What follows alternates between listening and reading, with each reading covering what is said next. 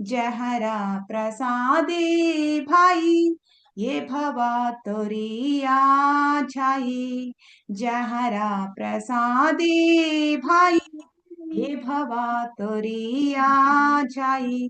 कृष्ण प्राप्ति हो जहाँ हाते। कृष्ण प्राप्ति हो जहाँ हाते। गुरुमुखा पद्मावाक्या चित्ते कोरिया ऐक्या। अरना कोरी हो माने आशा। अरना कोरी हो माने आशा। श्री गुरु चरणी रति ये से उत्तमा गति। श्री गुरु चरणी रति ये से उत्तमा गति। जे प्रसादे पूरे सर्व आशा। जे प्रसादे पूरे सर्व आशा। चकुदान दिलो जेई जन्मे जन्मे प्रभु से दिव्य ज्ञान हृदय प्रकाशितो। प्रेम भक्ति जहाँ होते अविद्या विनाशा जाते। वेद गाई जहाँ रचरितो। श्री गुरु करुणा सिंधु आधमा जनरा बंधु। श्री गुरु चरण श्री गुरु करुणा सिंधु अधमा जनरा बंधु। लोकनाथ लोकेरा जीवाना। लोकनाथ लोकेरा जीवाना। आहा प्रभु कोरे दया देह मोरे पद छाया। ये बेजाशु त्रिभुवाना। ये बेजाशु त्रिभुवाना। श्री गुरु चरणा पद्मा केवला बकाती सद्मा। बंद मुई जा सावधाना माते। बंद मुई सावधाना माते।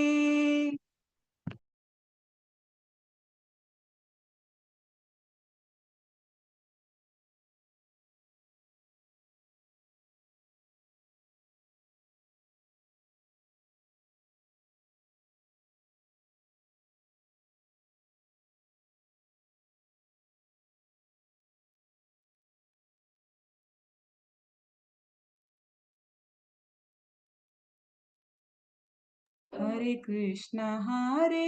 कृष्ण कृष्ण कृष्ण हरे हरे। हरे राम राम राम हरे हरे। हरे कृष्ण कृष्ण कृष्ण हरे हरे। हरे राम राम राम राम हरे हरे। हरे कृष्ण कृष्ण कृष्ण हरे हरे। हरे राम राम राम राम हरे हरे।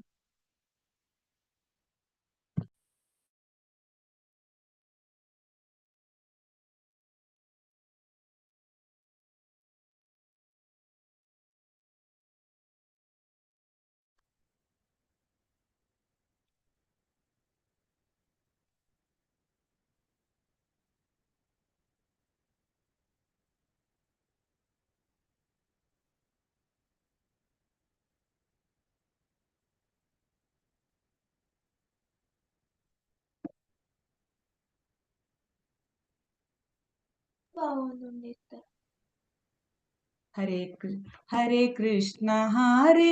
कृष्ण कृष्ण कृष्ण हरे हरे। हरे राम राम राम राम हरे हरे। हरे कृष्ण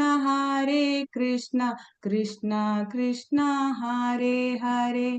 हरे राम राम राम राम हरे हरे।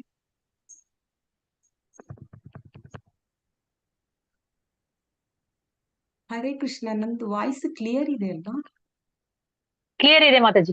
ಮತ್ತೆ ಕ್ಲಿಯರ್ ಸ್ಕ್ರೀನ್ ಕಾಣಿಸ್ತಲ್ವಾ? ಕಾಣಿಸುತ್ತೆ ಮತ್ತೆ. ಕಾಣಿಸ್ತಿದೆ ಮಾತಾಜಿ. ಹರೇ ಕೃಷ್ಣ, ಧನ್ಯವಾದಗಳು. ಸ್ಟಾರ್ಟ್ ಮಾಡೋಣ. ಮಂಗಳಾಚರಣೆಯೊಂದಿಗೆ ಇವತ್ತಿನ ಒಂದು ತರಗತಿಯನ್ನು ಶುರು ಮಾಡೋಣ. ಓಂ ಅಜ್ಞಾನತಿಮಿರಾಂಧಸ್ಯ ಜ್ಞಾನಾಂಜನಶಲಾಕಯ ಚಕ್ಷುರುನ್ಮೀಲಿತಂ ಯೇನ ತಸ್ಮೈ ಶ್ರೀ ಗುರುವೇ ನಮಃ.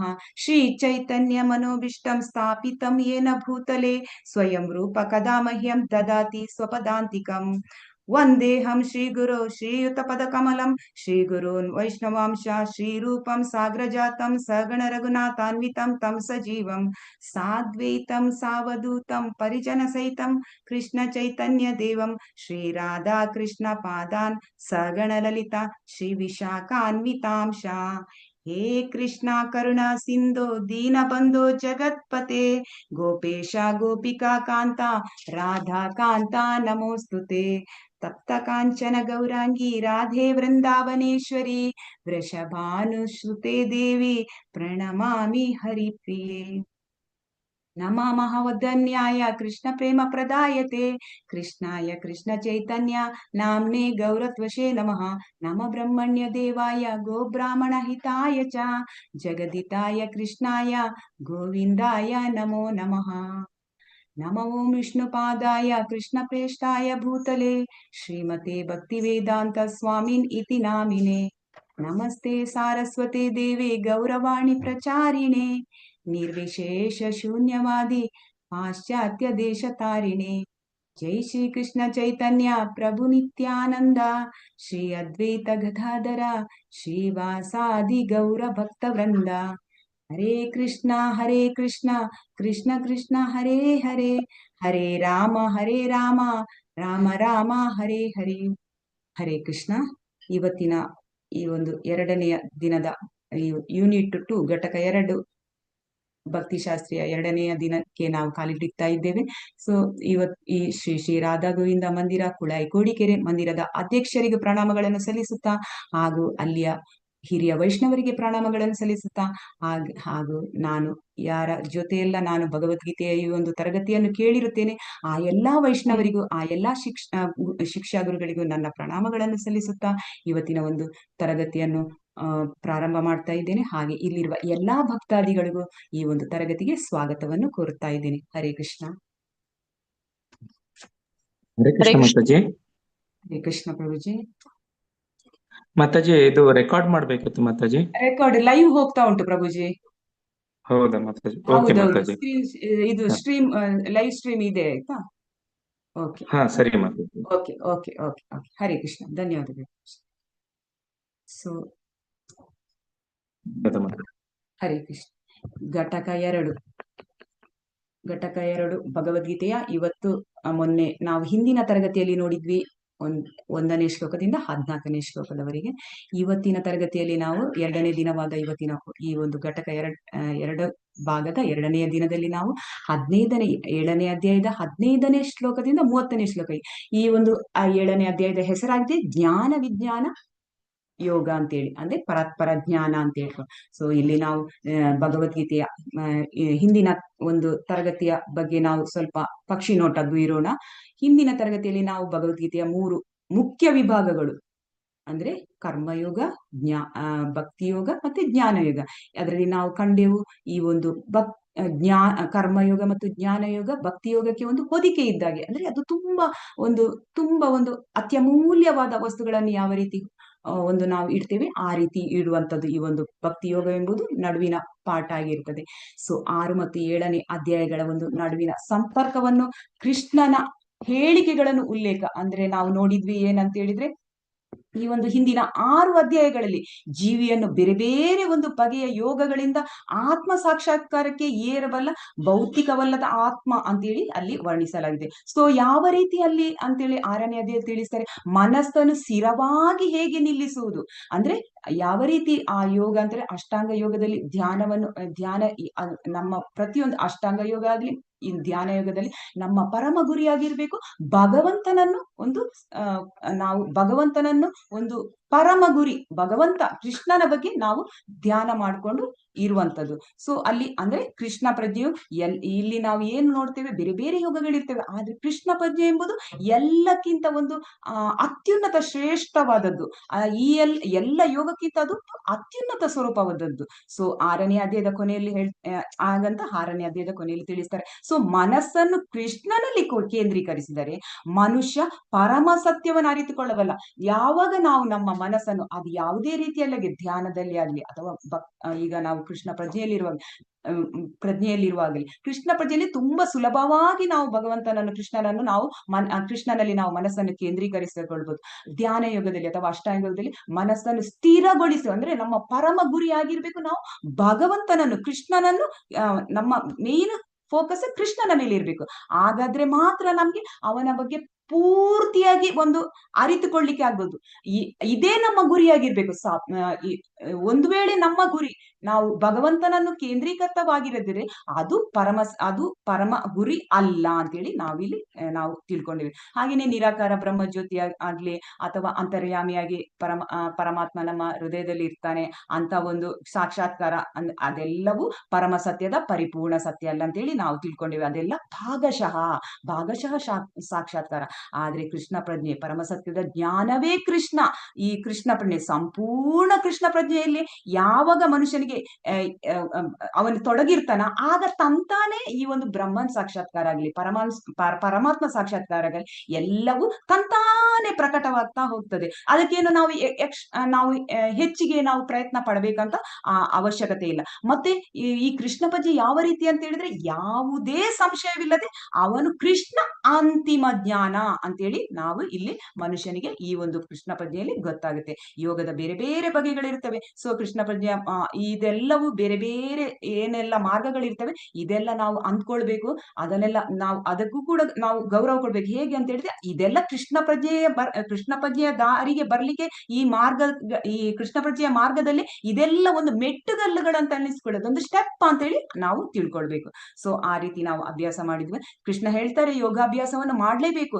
ಇದು ಯಾವ ರೀತಿ ಯೋಗಾಭ್ಯಾಸ? 9 ಬಗೆಯ ಭಕ್ತಿ ಸೇವೆಯನ್ನು ನೋಡಿದ್ದೇವೆ. ಸೊ ಅಲ್ಲಿ ಭಗವಂತ ಹೇಳುವಂತದ್ದು ಇಂದಿನ ತರಗತಿಯಲ್ಲಿ ಏನು 9 ಬಗೆಯ ಭಕ್ತಿ ಸೇವೆಗಳಲ್ಲಿ ಪ್ರಥಮವಾದದ್ದು ಅಂದ್ರೆ ಈ ಒಂದು ಶ್ರವಣಕ್ಕೆ ತುಂಬಾ ಮಹತ್ವತೆ ಕೊಡ್ತಾರೆ. ಸೊ ಎಲ್ಲವೂ ಎಲ್ಲಕ್ಕಿಂತ ಅತ್ಯಂತ ಮುಖ್ಯವಾದದ್ದು ಮತ್ತೆ ಎಲ್ಲಕ್ಕಿಂತ ಮೊದಲನೆಯದು ಶ್ರವಣ.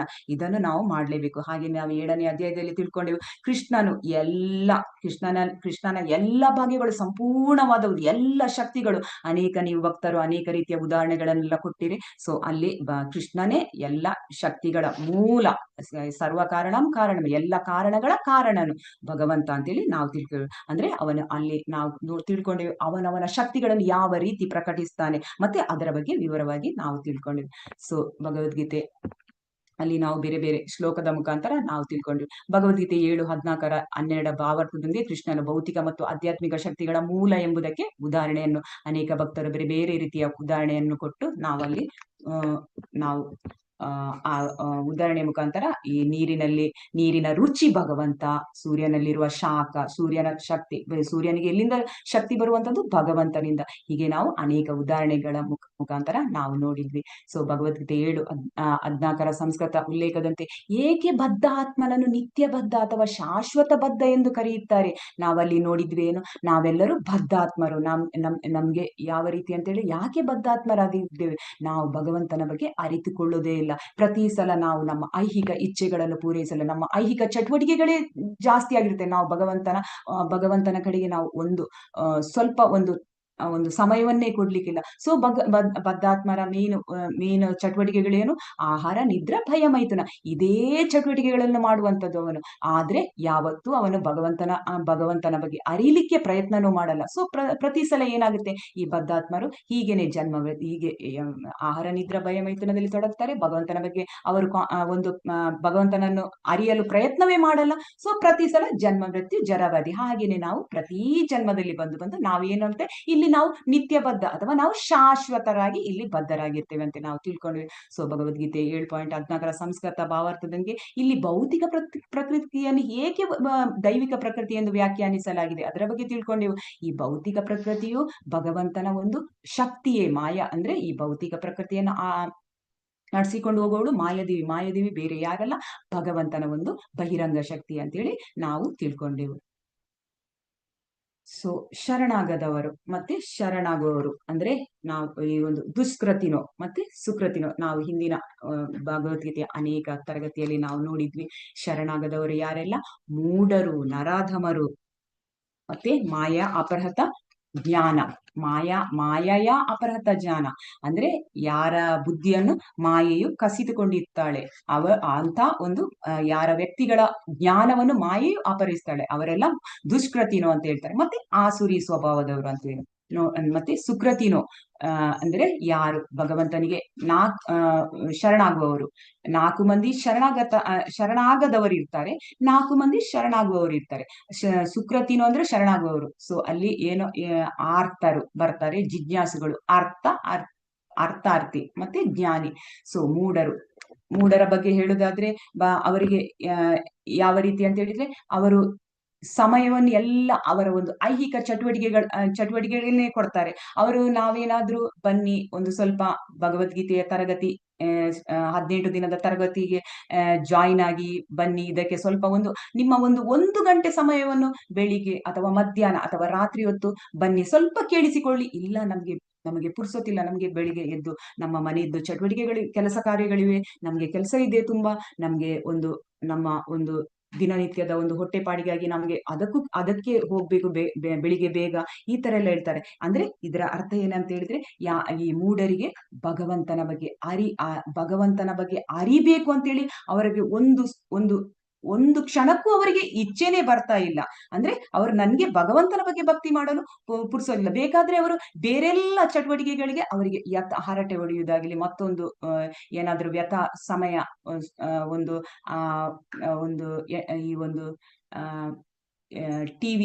ಟಿವಿಯಲ್ಲಿ ಒಂದು ಪ್ರೋಗ್ರಾಮ್ ನೋಡೋದಕ್ಕಾಗಲಿ, ಇದಕ್ಕೆಲ್ಲ ಸಮಯ ಇರ್ತದೆ. ಆದ್ರೆ ಬನ್ನಿ ತರಗತಿಗೆ ಭಗವಂತನ ಬಗ್ಗೆ ಸ್ವಲ್ಪ ಕೇಳೋಣ ಅಂತ ಹೇಳಿದ್ರೆ ಅವರಿಗೆ ಸಮಯ ಇಲ್ಲ ಅಂತ ಹೇಳ್ತಾರೆ. ಅಂದ್ರೆ ಅವರಿಗೆ ಸಮಯ ಇಲ್ಲ ಅಂತ ಹೇಳಿದ್ರೆ ಅರ್ಥ ಏನು? ಅದ್ರದ್ದು ಭಗವಂತನ ಬಗ್ಗೆ ತಿಳಿಯಲು ಅವರಿಗೆ ಆಸಕ್ತಿಯೇ ಇಲ್ಲ ಅಂತ ಹೇಳಿ ನಾವು ತಿಳ್ಕೊಳ್ಬೇಕು. ಅವರ ಉದ್ದೇಶ ಏನು? ಖಾಲಿ ನಾವು ಕೆಲಸ ಮಾಡ್ಬೇಕು, ಬೆಳಿಗ್ಗೆ ಎದ್ದು ನಾವು ದುಡಿಬೇಕು, ಹೆಚ್ಚು ನಾವು ದುಡಿದು ಸಂಪಾದನೆ ಮಾಡ್ಬೇಕು. ಮತ್ತೆ ನಮ್ಮದು ಎಷ್ಟು ಟೈಮ್ ಉಂಟು ಬೆಳಿಗ್ಗಿಂದ ಸಂಜೆ, ಅದರಲ್ಲಿ ಫುಲ್ಲು ನಾವು ಕೆಲಸ ಮಾಡ್ಬೇಕು, ಸಂಪಾದನೆ ಮಾಡ್ಬೇಕು. ಆದ್ರೆ ನಿಜವಾಗಿ ನಮ್ಮ ಈ ಒಂದು ಭೌತಿಕ ಲೋಕದಲ್ಲಿ ನಮ್ಮದು ನಿಜವಾದ ಉದ್ದೇಶ ಏನು? ನಾವು ಭಗವಂತನನ್ನು ಅರಿಯುವಂಥದ್ದು. ನಮ್ಮ ಉದ್ದೇಶ ಯಜ್ಞ ಯಾವ ರೀತಿಯ ಯಜ್ಞ ಆಗ್ಬೇಕು? ನಮ್ಗೆ ಭಗವಂತನ ಬಗ್ಗೆ ಕೇಳುವಂತಹ ಯಜ್ಞ ಆಗ್ಬೇಕು. ಆದ್ರೆ ನಮ್ಗೆ ಇಲ್ಲಿ ಈ ಒಂದು ಮೂಢರಿಗೆ ಏನು ಅದ್ರ ಬಗ್ಗೆ ಆಸಕ್ತಿ ಇಲ್ಲ, ಅದ್ರ ಬಗ್ಗೆ ತಿಳ್ಕೊಳ್ಳಿಕ್ಕೆ ಒಂದು ಅವಶ್ಯಕತೆನೂ ಬರಲ್ಲ. ಅದ್ರ ಬಗ್ಗೆ ಕಿವಿ ಕೊಡೋಣ, ಇನ್ನೊಬ್ರು ಹೇಳ್ತಾ ಇದ್ದಾರೆ ಈ ಒಂದು ಭಗವಂತನ ಬಗ್ಗೆ ಕೇಳೋಣ, ಅದನ್ನು ಅವರು ಇದು ತಿಳ್ಕೊಳ್ಳಿಕ್ಕೆ ಅವರು ಇಚ್ಛೆ ಪಡೋದಿಲ್ಲ. ಇದರ ಅರ್ಥ ಏನಂತ ಹೇಳಿದ್ರೆ, ಅವರು ರಜೋಗುಣದ ಹಿಂದೆನೆ ಓಡ್ತಾರೆ. ಕೆಲಸ ಅಂತೇಳಿ ಹೇಳ್ತಾರೆ ಪ್ರಭುಪಾದರು ಅನೇಕ, ಮನಿ ಸ್ವೀಟರ್ ದ್ಯಾನ್ ಹನಿ ಅಂತ ಹೇಳಿ. ಅಂದ್ರೆ ಈಗ ಏನ್ ಮಾಡ್ತಾರೆ, ನಿಜವಾಗಿ ದಿನಕ್ಕೆ 8 ಗಂಟೆ ದುಡಿಯುವಲ್ಲಿ ಇಂಥವರನ್ನ ಹೇಳ್ತಾರೆ ಕತ್ತೆಗಳಾಗಿ ದುಡಿತಾರೆ. ಅವರು ಇನ್ನೂ ಎಕ್ಸ್ಟ್ರಾ ಹೇಳ್ತಾರೆ, ಕೆಲವು IT ಕಂಪನಿಯಲ್ಲಿ ಎಕ್ಸ್ಟ್ರಾ ಡ್ಯೂಟಿ ಮಾಡಿದ್ರೆ ಎಷ್ಟು ಸಂಬಳ ಸಿಗುತ್ತೆ, ಅಥವಾ ದೊಡ್ಡ ಕಂಪನಿಗಳಲ್ಲಿ ಈ ರೀತಿ ಅವರು ಎಕ್ಸ್ಟ್ರಾ ಡ್ಯೂಟಿ ಮಾಡ್ಲಿಕ್ಕೆ. ಆದ್ರೆ ಆ ಎಕ್ಸ್ಟ್ರಾ ಏನಿದೆ 2 ಗಂಟೆ ಹೊತ್ತನ್ನು ಅಥವಾ 1 ಗಂಟೆ ಹೊತ್ತನ್ನು ಅವರು ಭಗವಂತನದ್ದು ಕೇಳೋಣ ಅಂತೇಳಿ ಅವರಿಗೆ ಅನಿಸಲ್ಲ. ಸೊ ಅವರು ಕತ್ತೆ ತರ ದುಡಿತಾರೆ. ತುಂಬಾ ಸುಸ್ತಾದ್ರೆ ಏನ್ ಮಾಡ್ತಾರೆ, ಅವರು ಎಂಟರ್ಟೈನ್ಮೆಂಟ್ ಏನಾದ್ರೂ ಚಲನಚಿತ್ರ ನೋಡೋದಾ ಅಥವಾ ಹರಟೆ ಹೊಡೋದು, ಇಂಥ ಕೆಲಸದಲ್ಲಿದ್ದಾರೆ. ಸೊ ಇದು ಎಲ್ಲ ಅವರೊಂದು ಭಗವಂತನ ಕತೆ ಕೇಳಲಿಕ್ಕೂ ಬರಲ್ಲ. ಸೊ ಇಂಥವರನ್ನು ಮೂಢರು, ಅವರಿಗೆ ಭಗವಂತನ ಬಗ್ಗೆ ಆಸಕ್ತಿಯೇ ಇಲ್ಲ ಅಂತೇಳಿ ನಾವು ತಿಳ್ಕೊಳ್ಬೇಕು. ನರಾಧಮರು, ಇನ್ನೊಬ್ರು ಶರಣಾಗದವರು ಯಾರು? ನರಾಧಮರು ಅಂದ್ರೆ ನರರಲ್ಲಿ ಅಧಮರು ಅಂತ ಹೇಳಿದ್ರೆ ಈ ಒಂದು ಮನುಷ್ಯರಲ್ಲಿ ಅತ್ಯಂತ ಕೆಳಗಿನ ವರ್ಗದವರು ಅಂತೇಳಿ ನಾವಿಲ್ಲಿ ತಿಳ್ಕೊಳ್ಬಹುದು. ಅಂದ್ರೆ ನರಾಧಮರಂದ್ರೆ 4 ನಿಯಂತ್ರಕ ತತ್ವಗಳನ್ನು ಅವರು ಪಾಲಿಸುವುದಿಲ್ಲ. ಈ ತರ ಅಂದ್ರೆ 4 ನಿಯಂತ್ರಕ ತತ್ವಗಳಂದ್ರೆ ಈ ಒಂದು ಮಾಂಸ ಭಕ್ಷಣೆ ಆಗ್ಲಿ, ಅಥವಾ 2ನೇದು ಜೂಜಾಟ, 3ನೇದು ಮಾದಕ ವಸ್ತು ದ್ರವ್ಯಗಳನ್ನು ಸೇವಿಸುವಂಥದ್ದು, ಮತ್ತೆ ಒಂದು ಅನೈತಿಕ ಸ್ತ್ರೀ ಅಥವಾ ಪುರುಷರ ಸಂಬಂಧವನ್ನು ಇಟ್ಟುಕೊಳ್ಳುವಂಥದ್ದು. ಈ 4 ಬೇಕಾದ್ರೆ ನರಾಧಮರು ಸರಿಯಾದ ರೀತಿಯಲ್ಲಿ ಅವರು ಮಾಡ್ಕೊಳ್ತಾರೆ. ಆದ್ರೆ ಅವರಿಗೆ ಇಂಥವರನ್ನು ಏನ್ ಹೇಳ್ತಾರೆ? ನರಾಧಮರು. ಅಂದ್ರೆ ಇವರೂ ಅಷ್ಟೇ ಭಗವಂತನ ಭಕ್ತಿ ಮಾಡಲು ಬರಲ್ಲ. ಇದಕ್ಕೆ ಉದಾಹರಣೆ ನಾವು ಚೈತನ್ಯ ಚರಿತಾಮೃತದಲ್ಲಿ ನಾವು ಚೈತನ್ಯ ಪ್ರಭುಗಳ ಕಾಲದಲ್ಲಿ, ನಿತ್ಯಾನಂದ ಪ್ರಭುಗಳ ಆ ಟೈಮಲ್ಲಿ ನಾವು ನೋಡ್ತೇವೆ, ಜಗಾಯಿ ಮದೈ ಅವರು ಹೇಗೆ ಅಂತ ಹೇಳಿದ್ರೆ, ಅವರು ಹುಟ್ಟಿನಲ್ಲಿ ತುಂಬಾ ಉತ್ತಮ ಕುಲದಲ್ಲಿ ಹುಟ್ಟಿರುವಂತಾಗಿರ್ತಾರೆ, ಬ್ರಾಹ್ಮಣರ ಕುಲದಲ್ಲಿ. ಆದ್ರೆ ಅವರು ಮಾಡುವಂತದ್ದು ಈ 4 ಕಾರ್ಯಗಳನ್ನೇ. ದುಷ್ಕೃತರು ಈ ನರದಮರು ಏನೆಲ್ಲ ಒಂದು ನಿಯಂತ್ರಕ ತತ್ವಗಳನ್ನು ಪಾಲಿಸುವುದಿಲ್ಲ, ಆ ನಿಯಂತ್ರಕ ತತ್ವಗಳನ್ನು ಈ ಒಂದು ಮಾಂಸ ಭಕ್ಷಣೆ ಮಾಡುವಂತದ್ದು, ಜೂಜಾಟ, ಮಾದಕ ವಸ್ತು, ಅನೈತಿಕ ಇಂಥದ್ದೇ ಕೆಲಸವನ್ನು ಮಾಡಿರ್ತಾರೆ. ಸೊ ಆ ನಂತರ ಅವರನ್ನು ಉದ್ಧಾರ ಮಾಡ್ಬೇಕಂತ ಈ ಒಂದು ನಿತ್ಯಾನಂದ ಪ್ರಭುಗಳು ಏನ್ ಮಾಡ್ತಾರೆ, ಅವರನ್ನು ಉದ್ಧಾರ ಮಾಡ್ತಾರೆ. ಸೊ ಇವರನ್ನು ನಾವು ಉದಾಹರಣೆ ಕೊಡ್ಬೋದು, ಜಗೈ ಮತ್ತು ಮದಯಿಯವರಿಗೆ. ಸೊ ಇವರು 4 ನಿಯಮದ ಉಲ್ಲಂಘನೆ ಮಾಡ್ತಾ ಇರ್ತಾರೆ. ಇವರು ಭಗವಂತನ ಭಕ್ತಿ ಮಾಡಲು ಬರುವುದಿಲ್ಲ, ಮತ್ತೆ ಭಗವಂತನಿಗೆ ಶರಣಾಗತರಾಗುವುದಿಲ್ಲ. ಈ ರೀತಿ ಇರ್ತದೆ. ಅವರು ಯಾವ ರೀತಿ, ಈ ನರದಮರು ಯಾವ ರೀತಿ ಅಂತ ಹೇಳಿದ್ರೆ, ಅವರು ಸಾಮಾಜಿಕವಾಗಿ ಮತ್ತು ರಾಜಕೀಯವಾಗಿ ಅವರು ತುಂಬಾ ಬೆಳೆದಿರ್ತಾರೆ. ಆದ್ರೆ ಅವರಿಗೆ ಧಾರ್ಮಿಕತೆಯ ಬಗ್ಗೆ ಒಂದು ಸ್ವಲ್ಪನೂ ಒಂದು ತಿಳಿಬೇಕು ಅಂತೇಳಿ ಅವರು ಇಷ್ಟವೇ ಪಡಲ್ಲ. ಅಂದ್ರೆ ಅವರ ಆಲೋಚನೆ ಯಾವ ರೀತಿ ಇರ್ತದೆ ಅಂತೇಳಿ, ದೇವರಿಲ್ಲ, ಅಂದ್ರೆ ಇದು ನಮ್ಗೆ ಒಂದು ದೇವರೇ ಇಲ್ಲ. ಮತ್ತೆ ಇವರದ್ದು ಯಾವ ಪಾಲಿಸಿ ಅಂತ ಹೇಳಿದ್ರೆ, ಇದು ದೇವರೇ ಇಲ್ಲ ಎಂಬ ಒಂದು ಪಾಲಿಸಿ ಇವರದು. ಅಂದ್ರೆ ದೇವರಿಲ್ಲದ ಧರ್ಮ ಅಂತ ಹೇಳ್ತಾರಲ್ಲ, ಆ ರೀತಿಯ ಧರ್ಮವನ್ನು ಪಾಲಿಸುವಂತವರು ಅವರು.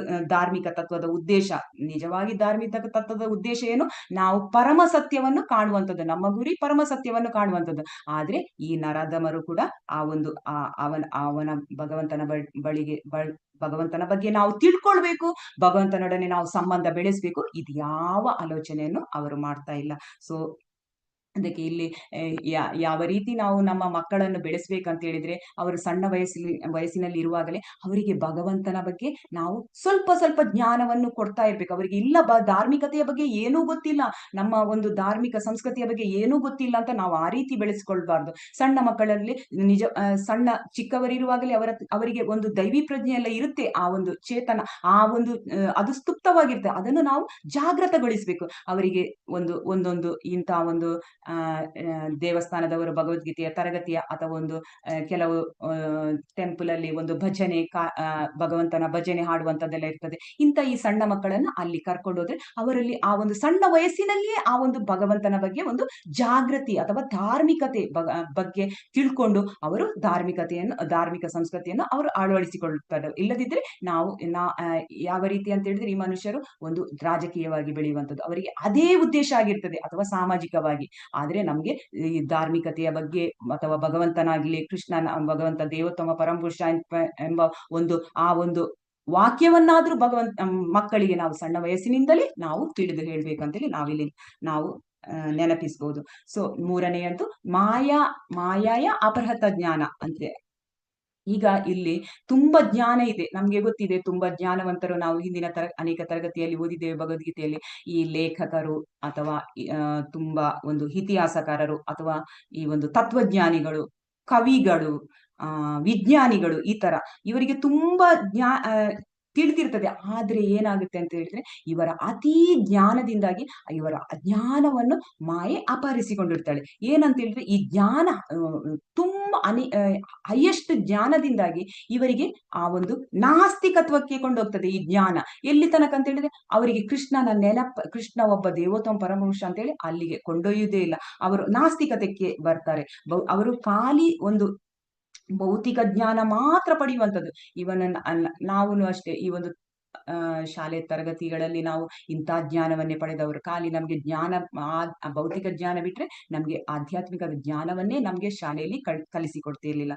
ಸೊ ಇವರು ಏನ್ ಹೇಳ್ತಾರೆ, ಭಗವಂತನೇ ಇಲ್ಲ ಎಂಬ ಪೊಸಿಷನ್ಗೆ ಬರ್ತಾರೆ ಈ ಜ್ಞಾನಿಗಳು. ಸೊ ಜ್ಞಾನದಲ್ಲಿ ನಿಜವಾಗಿ ಜ್ಞಾನವನ್ನು ಕೊಟ್ಟವನು ಯಾರು?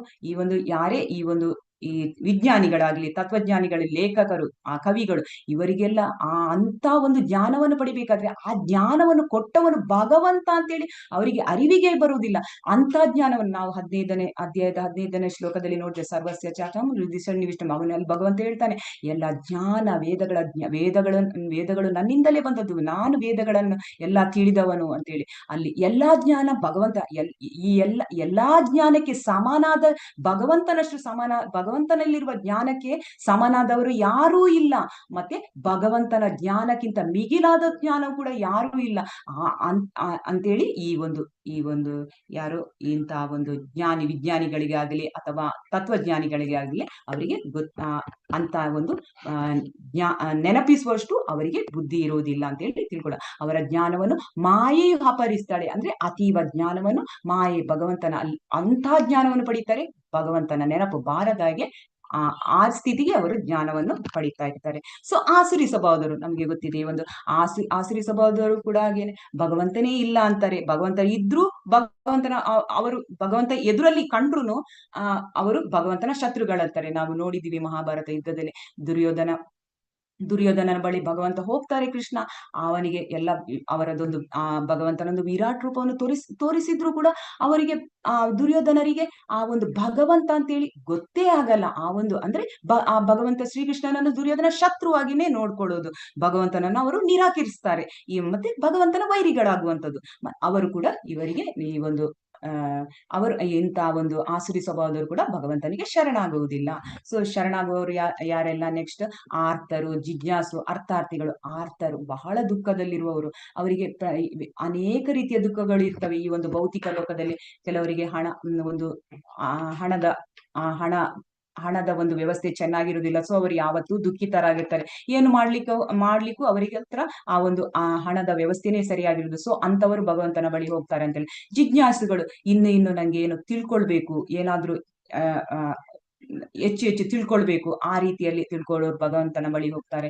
ಮತ್ತೆ ಅರ್ಥಾರ್ಥಿ ಅಂದ್ರೆ ಕೆಲವರು ಈ ಒಂದು ಐಶ್ವರ್ಯವನ್ನು ಬಯಸುವವರು ಅಥವಾ ಹಣದ ಅವಶ್ಯಕತೆ ಇರುವವರು, ಇವರೆಲ್ಲ ಭಗವಂತನ ಬಳಿ ಹೋಗ್ತಾರೆ. ಜ್ಞಾನಿಗಳು ಕೂಡ ಹಾಗೇನೆ. ಅವರು ಪರಾತ್ಮರ ಜ್ಞಾನದ ಅನ್ವೇಷಣೆ ಮಾಡ್ಲಿಕ್ಕೆ ಭಗವಂತ ಯಾವ ರೀತಿ, ಭಗವಂತ ಹೇಗಿರ್ತಾನೆ ಆ ತರ ಅನ್ವೇಷಣೆ ಮಾಡ್ಕೊಂಡು ಹೋಗುವವರು ಭಗವಂತನಿಗೆ ಶರಣಾಗ್ತಾರೆ ಅಂತೇಳಿ ಇಲ್ಲಿ ಹೇಳುವಂಥದ್ದು. ಸುಕೃತಿನ ಅಂತ ಹೇಳಿದ್ರೆ ಈ ಒಂದು ಶಾಸ್ತ್ರಗಳ ನಿಯಂತ್ರಕ ತತ್ವಗಳನ್ನು ಅಥವಾ ನೈತಿಕ ನಿಯಮಗಳನ್ನು ಅನುಸರಿಸ್ತಾರೆ. ಅವರಿಗೆ ಸುಕೃತಿನ. ದುಷ್ಕೃತಿನ ಅಂತ ಹೇಳಿದ್ರೆ ಶಾಸ್ತ್ರಕ್ಕೆ ವಿರುದ್ಧವಾಗಿ ನಡೆಯುವಂತವರು ಇವರು ದುಷ್ಕೃತಿನ ಅಂತೇಳಿ ಇಲ್ಲಿ ಹೇಳ್ಬೋದು. ಈ ಭಗವಂತನ ಭಕ್ತಿ ಸೇವೆಗೆ ಅನೇಕ ಜನರು ಬೇರೆ ಬೇರೆ ಸ್ಥಿತಿಗಳಲ್ಲಿ ಈ ರೀತಿ ಬೇರೆ ಬೇರೆ ಸ್ಥಿತಿಗಳಲ್ಲಿ ಬರ್ತಾರೆ. ಈ ಒಂದು ನಾವೀಗ ಏನು ಆರ್ತರು, ಜಿಜ್ಞಾಸರು, ಅರ್ಥಾರ್ಥಿ, ಜ್ಞಾನಿಗಳು. ಆದರೆ ಇವರೆಲ್ಲ ನಾವು ತಿಳ್ಕೊಳ್ಬೇಕು, ಇವರೆಲ್ಲ ಪರಿಶುದ್ಧ ಭಕ್ತರು ಅಲ್ಲ ಅಂತೇಳಿ ನಾವು ತಿಳ್ಕೊಳ್ಬೇಕು. ಸೊ 4 ಬಗೆಯ ಜನರು ಭಕ್ತಿ ಸೇವೆ ಮಾಡಲೆಂದು ಭಗವಂತನ ಬಳಿಗೆ ಬಂದು ಪರಿಶುದ್ಧ ಭಕ್ತನೊಬ್ಬನ ಸಹಾಯದಿಂದ ಸಂಪೂರ್ಣವಾಗಿ ಪರಿಶುದ್ಧರಾದಾಗ ತಾವು ಪರಿಶುದ್ಧ ಭಕ್ತರಾಗುತ್ತಾರೆ. ಈ 4 ಬಗೆಯ ಜನರು ಏನ್ ಮಾಡ್ತಾರೆ, ಭಗವಂತನ ಭಕ್ತಿ ಸೇವೆ ಮಾಡಲೆಂದು ಭಗವಂತನ ಬೆಳೆಯುತ್ತಾರೆ. ಆಗ ಅವರು ಅವರಾಗಿಯೇ ಬಂದ್ರೆ ನಮ್ಗೆ ಭಗವಂತನ ಬಗ್ಗೆ ತಿಳ್ಕೊಳ್ಳಿಕ್ಕೆ ಸಾಧ್ಯ ಇಲ್ಲ. ಸೊ ಇಂಥ ಜನರಿಗೆ ಯಾರ ಸಂಪರ್ಕ, ಪರಂಪರೆಯಿಂದ ಬಂದ ಗುರುಗಳ ಅಥವಾ ಪರಂಪರೆಯಿಂದ ಬಂದ ಒಂದು ಪರಿಶುದ್ಧ ಭಕ್ತರು, ಅಂದ್ರೆ ಈ ಒಂದು ಪರಂಪರೆಯಿಂದ ಬಂದ ಗುರುಗಳು ಅವರ ಒಂದು ಸಹಯೋಗದಲ್ಲಿ ಅಥವಾ ಭಕ್ತರ ಸಮೂಹದಲ್ಲಿ ಇದ್ದಾಗ ಅವರು ಕೂಡ ಪರಿಶುದ್ಧರಾಗ್ತಾರೆ. ಅಂದ್ರೆ ನಮ್ಮ ಹತ್ರ ತುಂಬಾ ಐಹಿಕ ಇಚ್ಛೆಗಳು ಮತ್ತೆ ತುಂಬಾ ಒಂದು ಭೌತಿಕ ಕಲ್ಮಶಗಳು ಎಲ್ಲವಿರ್ತವೆ. ನಾವು ಪರಿಶುದ್ಧ ಭಕ್ತರ ಒಂದು ಸಂಘದಲ್ಲಿದ್ದಾಗ ಮಾತ್ರ ಈ ಎಲ್ಲ ಒಂದು ಕೆಟ್ಟದು ಎಲ್ಲ ಈ ಒಂದು ನಮ್ಮದು ಹೋಗಿ ಅದು ಪರಿಶುದ್ಧರಾದಾಗ ಮಾತ್ರ ನಾವು ಪರಿಶುದ್ಧ ಭಕ್ತರಾಗ್ಲಿಕ್ಕೆ ಸಾಧ್ಯ ಅಂತೇಳಿ ನೋಡಿ. ಯಾರಾದ್ರೂ ಓದ್ಬೋದಾ? ಹರೇ ಕೃಷ್ಣ ಮಾತಾಜಿ. ಹರೇ ಕೃಷ್ಣ, ಓದಿ ಮಾತಾಜಿ. ದುಷ್ಕರ್ಮಿಗಳ ವಿಷಯ ಹೇಳುವುದಾದರೆ ಅವರಿಗೆ ಭಕ್ತಿ ಸೇವೆಯನ್ನು ಮಾಡುವುದು ಬಹಳ ಕಷ್ಟ. ಏಕೆಂದರೆ ಅವರ ಬದುಕು ಸ್ವಾರ್ಥಪರ, ಅದರಲ್ಲಿ ನಿಯಮವಿಲ್ಲ ಮತ್ತು ಆಧ್ಯಾತ್ಮಿಕ ಗುರಿಗಳು ಇಲ್ಲ. ಆದರೆ ಅವರಲ್ಲಿಯೂ ಸಹ ಕೆಲವರು ಅಕಸ್ಮಾತ್ತಾಗಿ ಪರಿಶುದ್ಧ ಭಕ್ತನ ಸಂಪರ್ಕಕ್ಕೆ ಬಂದಾಗ ಪರಿಶುದ್ಧ ಭಕ್ತರಾಗುತ್ತಾರೆ. ಪರ್ಪಟ್ 7.16. ಧನ್ಯವಾದ ಮಾತಾಜಿ. ಹರೇ ಕೃಷ್ಣ. ಹರೇ ಕೃಷ್ಣ ಮಾತಾಜಿ, ಧನ್ಯವಾದಗಳು. ಇಲ್ಲಿ ದುಷ್ಕರ್ಮಿಗಳ ವಿಷಯದ ಬಗ್ಗೆ ಹೇಳ್ತಾರೆ. ಏನಂತೇಳಿ ಅವರಿಗೆ ಭಕ್ತಿ ಸೇವೆ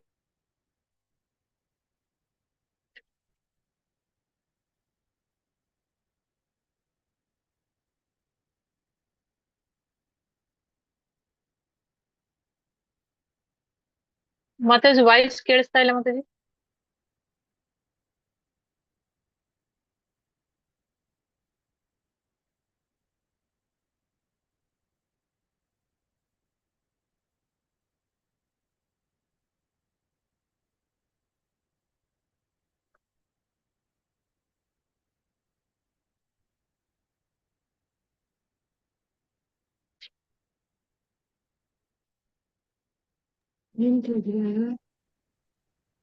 ಕರೆಂಟ್ ಐತೆ.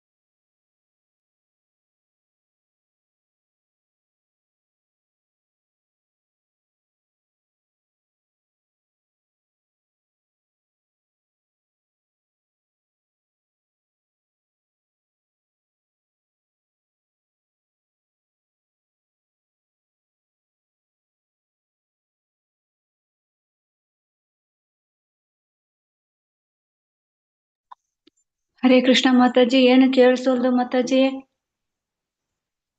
ಅವರು ಡಿಸ್ಕನೆಕ್ಟ್ ಆಗಿದ್ದಾರೆ ಮಾತಾಜಿ. ಅವರಿಗೆ ಪವರ್ ಕಟ್ ಆಗಿರ್ಬೋದು, ನೆಟ್ವರ್ಕ್ ಇಶ್ಯೂ ಇರ್ಬೋದು. ಇನ್ನು ಕರೆಂಟ್ ಹೋಯ್ತು ಅಂತ ಹೇಳ್ತಾ ಮಾತಾಡಿದ್ರಲ್ಲ. ಓಕೆ ಪ್ರಭುಜಿ.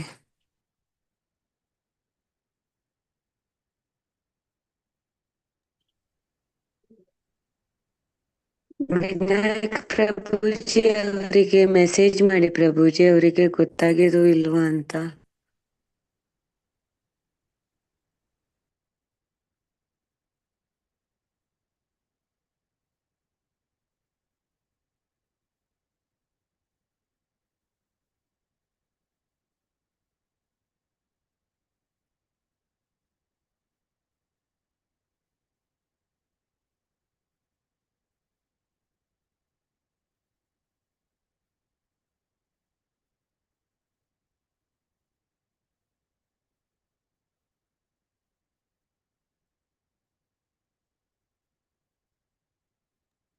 ಹರೇ ಕೃಷ್ಣ ಅಶ್ವಿನಿ ಮಾತಾಜಿ. ಹಾ ಪ್ರಭುಜಿ, ಅವರಿಗೆ ಮೆಸೇಜ್ ಮಾಡಿ ಪ್ರಭುಜಿ. ಸೊ ಅವರಿಗೆ ಗೊತ್ತಿಲ್ಲ ಅಲ್ವಾ, ಡಿಸ್ಕನೆಕ್ಟ್ ಆಗಿದೆ. ಹಾ ಮಾತಾಜಿ, ಫೋನ್ ಮಾಡ್ತೀನಿ ಮಾತಾಜಿ. ಓಕೆ ಪ್ರಭುಜಿ. ಅಶ್ವಿನಿ ಮಾತಾಜಿ. ಹಾ ಮಾತಾಜಿ, ಅಶ್ವಿನಿ ಹೇಳಿ ಮಾತಾಜಿ, ಮಾತಾಜಿ. ಅದು ಹೇಳಿ ಲೈವ್ ಮಾತಾಜಿ. ಲಿಂಕ್ ಹೇಗ್ ತಗೊಳುದು ಅಂತ ಹೇಳ್ತೀರಾ ವಿನಾಯಕ್ ಪ್ರಭುಜಿ ಅವರಿಗೆ?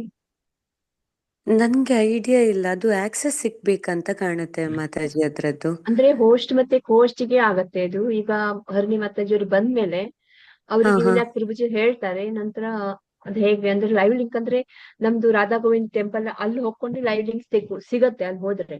ಆದ್ರೆ ಅವ್ರಿಗೆ ಕೋಸ್ಟ್ ಆಗ್ಬೇಕು. ಯಾರು? ಹೌದು, ಅಲ್ಲಿ ಆಕ್ಸೆಸ್ ಯಾರಿಗಿದೆ ಅವರಿಗೆ ಸಿಗುತ್ತೆ ಮಾತಾಜಿ ಅದು. ಇದು ಆಕ್ಸೆಸ್ ನನಗೂ ಕೊಟ್ಟಿಲ್ಲ ಮಾತಾಜಿ, ನನಗೆ ಬರೀ ಲಿಂಕ್ ಮಾತ್ರ ಮೆಸೇಜ್ ಮಾಡಿದ್ರು ಮಾತಾಜಿ ಅವರು. ಆದ್ರೆ ಅವ್ರಿಗೆ ಬಂದ್ಮೇಲೆ ಹೇಳಿ ಪ್ರಭುಜಿ, ನನಗೆ ಕೋಸ್ಟ್ ಮಾಡಿ ಅಂತ ನೀವು ರಿಕ್ವೆಸ್ಟ್ ಮಾಡ್ಕೊಳ್ಳಿ ಪ್ರಭುಜಿ. ನೀವು ಇದು ಅಟೆಂಡೆನ್ಸ್ ಹಾಕ್ತಿರಲ್ಲ ಪ್ರಭುಜಿ, ಹಾ ನೀವ್ ಹೇಳಿ ಆಯ್ತಾ ಮಾತಾಜಿ. ಸರಿ. ಹರೇ ಕೃಷ್ಣ ಮಾತಾಜಿ, ಅದು ರೀನಾ ಮಾತಾಜಿ ಕೇಳಿದ್ರೆ ಗೊತ್ತಾಗತ್ತೆ. ರೀನಾ ಮಾತಾಜಿ ಯೂಟ್ಯೂಬ್ ಇದ್ ಮಾಡ್ತಾ ಇರೋದು. ಮತ್ತೆ ಶಂಕರ್ ಪ್ರಭುಜಿಗೆ ಸಹ ಗೊತ್ತಿರುತ್ತೆ ಮಾತಾಜಿ. ಶಂಕರ್ ಅಲ್ಲ ಅವರು, ನಾನು ಜ್ಯೋತಿಲಕ್ಷ್ಮಿ ಮಾತಾಜಿಗೆ ನಾನು ರಿಕ್ವೆಸ್ಟ್ ಮಾಡಿದ್ದೆ ಮಾತಾಜಿ. ಅವ್ರು ಹೇಳಿದ್ರು ನಾನ್ ಪ್ರಭುಜಿಗೆ ಹೇಳ್ತೇನೆ ಅಂತ ಹೇಳಿದ್ರು. ಪ್ರಭುಜಿಗೆ ಏನು ಹೇಳಲೇ ಇಲ್ಲ ಅವರು. ಮಾತಾಜಿ ಹಾಕಿದ್ರು ಆಲ್ರೆಡಿ ಗ್ರೂಪ್ ಅಲ್ಲಿ ಹಾಕಿದಾರೆ ನೋಡಿ. ಹರೇ ಕೃಷ್ಣ. ಹರೇ ಕೃಷ್ಣ. ಹರೇ ಕೃಷ್ಣ. ಹರೇ ಕೃಷ್ಣ ಆಯ್ತು ಮಾತಾಜಿ. ಓಕೆ, ಒಂದ್ ನಿಮಿಷ, ಈಗ ಆಗತ್ತೆ. ಹರೇ ಕೃಷ್ಣ. ಹರಿಣಿ ಮಾತಾಜಿ, ಇವರಿಗೆ ವಿನಾಯಕ್ ಪ್ರಭುಜಿಗೆ ಕೋಸ್ಟ್ ಮಾಡಿ ಮಾತಾಜಿ. ಅದೇ ಮಾಡ್ತೀವಿ, ಒಂದ್ ನಿಮಿಷ. ಅವರು ಕೋಸ್ಟ್ ಇದ್ದಾರೆ.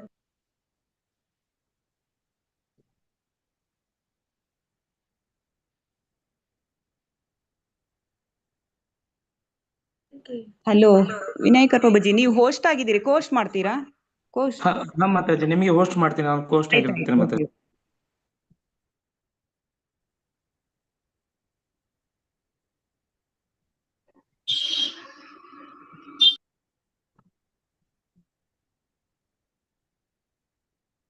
ಮಾತಾಜಿ ನಿಮ್ದು ಬರೀ ಹರಿಣಿ ಮಾತಾಜಿ, ಹರಿಣಿ ಅಷ್ಟೇ ಬರ್ತಾ ಇದೆಯಲ್ಲ ಮಾತಾಜಿ?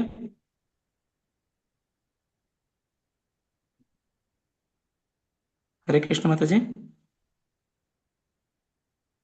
ಹರೇ ಕೃಷ್ಣ ಪ್ರಭುಜಿ, ಅವರಿಗೆ ಹಾಕಿ ಪ್ರಭುಜಿ.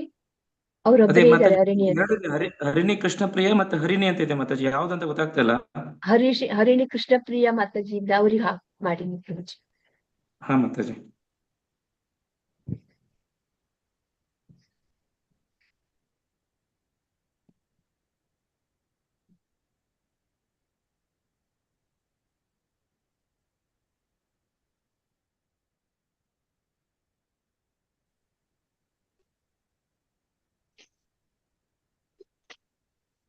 ಹರೇ ಕೃಷ್ಣ ಮಾತಾಜಿ. ಇವರು ಜ್ಯೋತಿಲಕ್ಷ್ಮಿ ಮಾತಾಜಿ ಇದು ಯೂಟ್ಯೂಬ್ ಲೈವ್ ಮಾಡಿದಾರೆ ಮಾತಾಜಿ. ಹೌದು ಗ್ರೂಪ್ ಹಾಕಿದ್ದಾರೆ. ಹರೇ ಕೃಷ್ಣ ಮಾತಾಜಿ. ಅದು ನೋಡಿದ್ದೀನಿ. ಲೈವ್ ಹೋಗ್ತಾ ಇದೆ, ನಾನು ಫಸ್ಟ್ ಗೆ ಹೇಳಿದ್ದೆ ಅಲ್ವಾ? ಓಕೆ, ಸರಿ ಸರಿ ಫಸ್ಟ್ ಹಾಕಿದ್ದಾರೆ ಇಂದಲೇ ಪ್ರಭು. ಉಂಟು, ಧನ್ಯವಾದ. ಫಸ್ಟ್ ಇಂದಲೇ ಉಂಟು ಆಯ್ತಾ? 6:45 ಇಂದ ಲೈವ್ ಸರಿ ಹೋಗ್ತಾ ಉಂಟು. ಓಕೆ, ಸರಿ ಹರೇ ಸರಿ ಕೃಷ್ಣ. ಓಕೆ, ಅದು ಸ್ವಲ್ಪ ಇಂಟರ್ನೆಟ್ ಡಿಸ್ಟರ್ಬೆನ್ಸ್ ಆಯ್ತು. ಓಕೆ, ಎಲ್ಲಿ ಬಂತು? ಒಂದು ನಿಮಿಷ, ಯಾವ ಸ್ಲೈಡ್? ಓಕೆ, ದುಷ್ಕರ್ಮಿಗಳ ವಿಷಯ ಹೇಳುವುದಾದ್ರೆ ಅವರಿಗೆ ಭಕ್ತಿ ಸೇವೆಯನ್ನು ಮಾಡುವುದು ಬಹಳ ಕಷ್ಟ. ಏಕೆಂದ್ರೆ ಅವರ ಬದುಕು ಸ್ವಾರ್ಥಪರ, ಅವರಲ್ಲಿ ನಿಯಮವಿಲ್ಲ, ಮತ್ತೆ ಆಧ್ಯಾತ್ಮಿಕ ಗುರಿಗಳು ಇಲ್ಲ. ಅವರಲ್ಲಿ ನಿಯಮವಿಲ್ಲ, ಅವರ ಹತ್ರ ಶ್ರದ್ಧೆ ಇರುವುದಿಲ್ಲ, ಅವರ ಹತ್ರ ಒಂದು ಆಧ್ಯಾತ್ಮಿಕ ಗುರಿ. ನಾವು ನೋಡಿದ್ವಿ ಈಗ 4 ಮಂದಿ ಹತ್ರ ಅವರವರ ಆಧ್ಯಾತ್ಮಿಕ ಬಗ್ಗೆ ಅವರ ಹತ್ರ ರಾಜಕೀಯವಾಗಿ ಇರ್ಬೋದು ಗುರಿಗಳು, ಅಥವಾ ಸಾಮಾಜಿಕವಾಗಿ ಇರ್ಬೋದು, ಅಥವಾ ನಾನು ಜ್ಞಾನ ತುಂಬಾ ಇನ್ನು ಜ್ಞಾನ ಅರ್ಜಿಸ್ಬೇಕೆಂಬ ಗುರಿ ಇರ್ತದೆ, ಮತ್ತೆ ನಾವು ದುಡಿಬೇಕು, ಹೆಚ್ಚು ಹೆಚ್ಚು ಸಂಪಾದನೆ ಮಾಡ್ಬೇಕೆಂಬ ಗುರಿ ಇರ್ತದೆ. ಆದ್ರೆ ಅವರ ಹತ್ರ ಆಧ್ಯಾತ್ಮಿಕ ಗುರಿ ಇರುವುದಿಲ್ಲ. ಸೊ ಅದನ್ನೇ ಇಲ್ಲಿ ಹೇಳ್ತಾ ಇದ್ದಾರೆ. ಆದರೆ ಅವರಲ್ಲಿಯೂ ಸಹ ಕೆಲವರು ಅಕಸ್ಮಾತ್ ಆಗಿ ಪರಿಶುದ್ಧ ಭಕ್ತನ ಸಂಪರ್ಕಕ್ಕೆ ಬಂದಾಗ ಪರಿಶುದ್ಧ ಭಕ್ತರಾಗ್ತಾರೆ. ಯಾವಾಗ ಅಂತ ಹೇಳಿದ್ರೆ ಈ ಜ್ಞಾನಿಗಳೆಲ್ಲ ಏನ್ ಹೇಳ್ತಾರೆ, ಅವರು ಒಂದು ಈ ಜ್ಞಾನವನ್ನು ಬೆಳೆಸಿ ಅವರಿಗೆ ಆಗುತ್ತೆ, ನಮಗೆ ಒಂದು ಭಗವಂತನ ಒಂದು ಭಗವಂತನ ಭಕ್ತರ ಸಂಪರ್ಕ ಯಾವಾಗ ಅವರಿಗೆ ಅಕಸ್ಮಾತ್ ಆಗಿ ಏನಾದ್ರೂ ಆಯ್ತು ಅಂತ ಹೇಳಿದ್ರೆ ಅವರು ಈ ಒಂದು ಭಕ್ತಿ ಸೇವೆಗೆ ಬಂದು ಭಗವಂತನ ಪರಿಶುದ್ಧ ಭಕ್ತರ ಸಂಘದಲ್ಲಿದ್ದುಕೊಂಡು ಅವರು ಭಗವಂತನ ಒಂದು ಪ್ರೇಮವನ್ನು ಗಳಿಸ್ಲಿಕ್ಕೆ ಅವರಿಗೆ ಸಾಧ್ಯ ಆಗುತ್ತೆ ಅಂತೇಳಿ ಇಲ್ಲಿ ತಿಳಿಸ್ತಾ ಇದ್ದಾರೆ. ಒಂದು ನಿಮಿಷ, ಓದ್ತೀರಾ ಯಾರಾದ್ರೂ? ಓದಿ ಆಯ್ತಾ? ಹರೇ ಕೃಷ್ಣ ಮಾತಾಜಿ. ಓದ್ಲಾ ಮಾತಾಜಿ? ಓದಿ ಮಾತಾಜಿ. ಭಗವಂತನ ಅವತಾರವಾದ ಶ್ರೀ ನಿತ್ಯಾನಂದ ಪ್ರಭುಗಳು ಆಚಾರ್ಯರ ರೂಪದಲ್ಲಿ ನಾರದಮರ ಮಾಧವ, ಇದು ಲೈವ್ ಅಂತೇಳಿ ಬಂದಿದೆ ಮತ್ತೆ ಸ್ಕ್ರೀನ್ ಮೇಲೆ. ಒಂದ್ ನಿಮಿಷ, ನಾರದಮರ ಈಗ ಹೀಗೆ ಹೋಗಿದೆ ಮತ್ತೆ. ಓಕೆ, ಭಗವಂತನ ಅವತಾರವಾದ ಶ್ರೀ ನಿತ್ಯಾನಂದ ಪ್ರಭುಗಳು ಆಚಾರ್ಯರ ರೂಪದಲ್ಲಿ ನಾರದಮರ ಮಾದರಿ ಎನಿಸಿದ ಜಗಾಯಿ ಮತ್ತು ಮದಾಯಿ ಸಹೋದರರನ್ನು ಉದ್ಧರಿಸಿದರು. ಮನುಷ್ಯ ಕುಲದಲ್ಲಿ ಅತ್ಯಂತ ಕೀಳಾದವರಿಗೂ ನಿಜವಾದ ಭಕ್ತನು ತನ್ನ ಕೃಪೆಯನ್ನು ಹೇಗೆ ಅನುಗ್ರಹಿಸುತ್ತಾನೆ ಎನ್ನುವುದನ್ನು ತೋರಿಸಿಕೊಟ್ಟರು. ಆದುದರಿಂದ ದೇವೋತ್ತಮ ಪರಮಪುರುಷ ದೋಷಪೂರಿತನೆಂದು ತೀರ್ಮಾನಿಸಿದ ನಾರದಮನು ಭಕ್ತನೊಬ್ಬನ ಕೃಪೆಯಿಂದ ಮಾತ್ರವೇ ತನ್ನ ಆಧ್ಯಾತ್ಮಿಕ ಪ್ರಜ್ಞೆಯನ್ನು ಪುನಶ್ಚೇತನಗೊಳಿಸಿಕೊಳ್ಳಲು ಸಾಧ್ಯ. ಹರೇ ಕೃಷ್ಣ.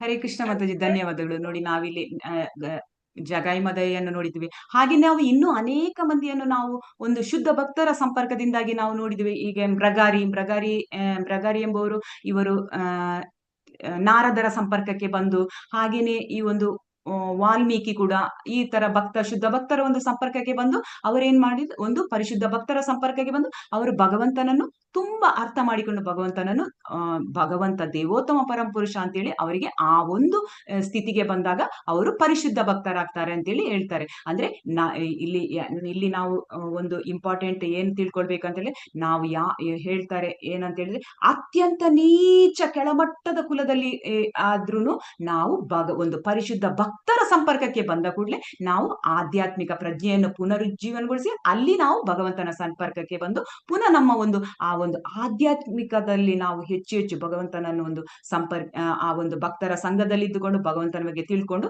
ನಾವು ಈ ಒಂದು ಭಕ್ತಿ ಸೇವೆಯನ್ನು ಮಾಡಬಹುದಂತೇಳಿ ಇಲ್ಲಿ ತಿಳಿಸ್ತಾರೆ.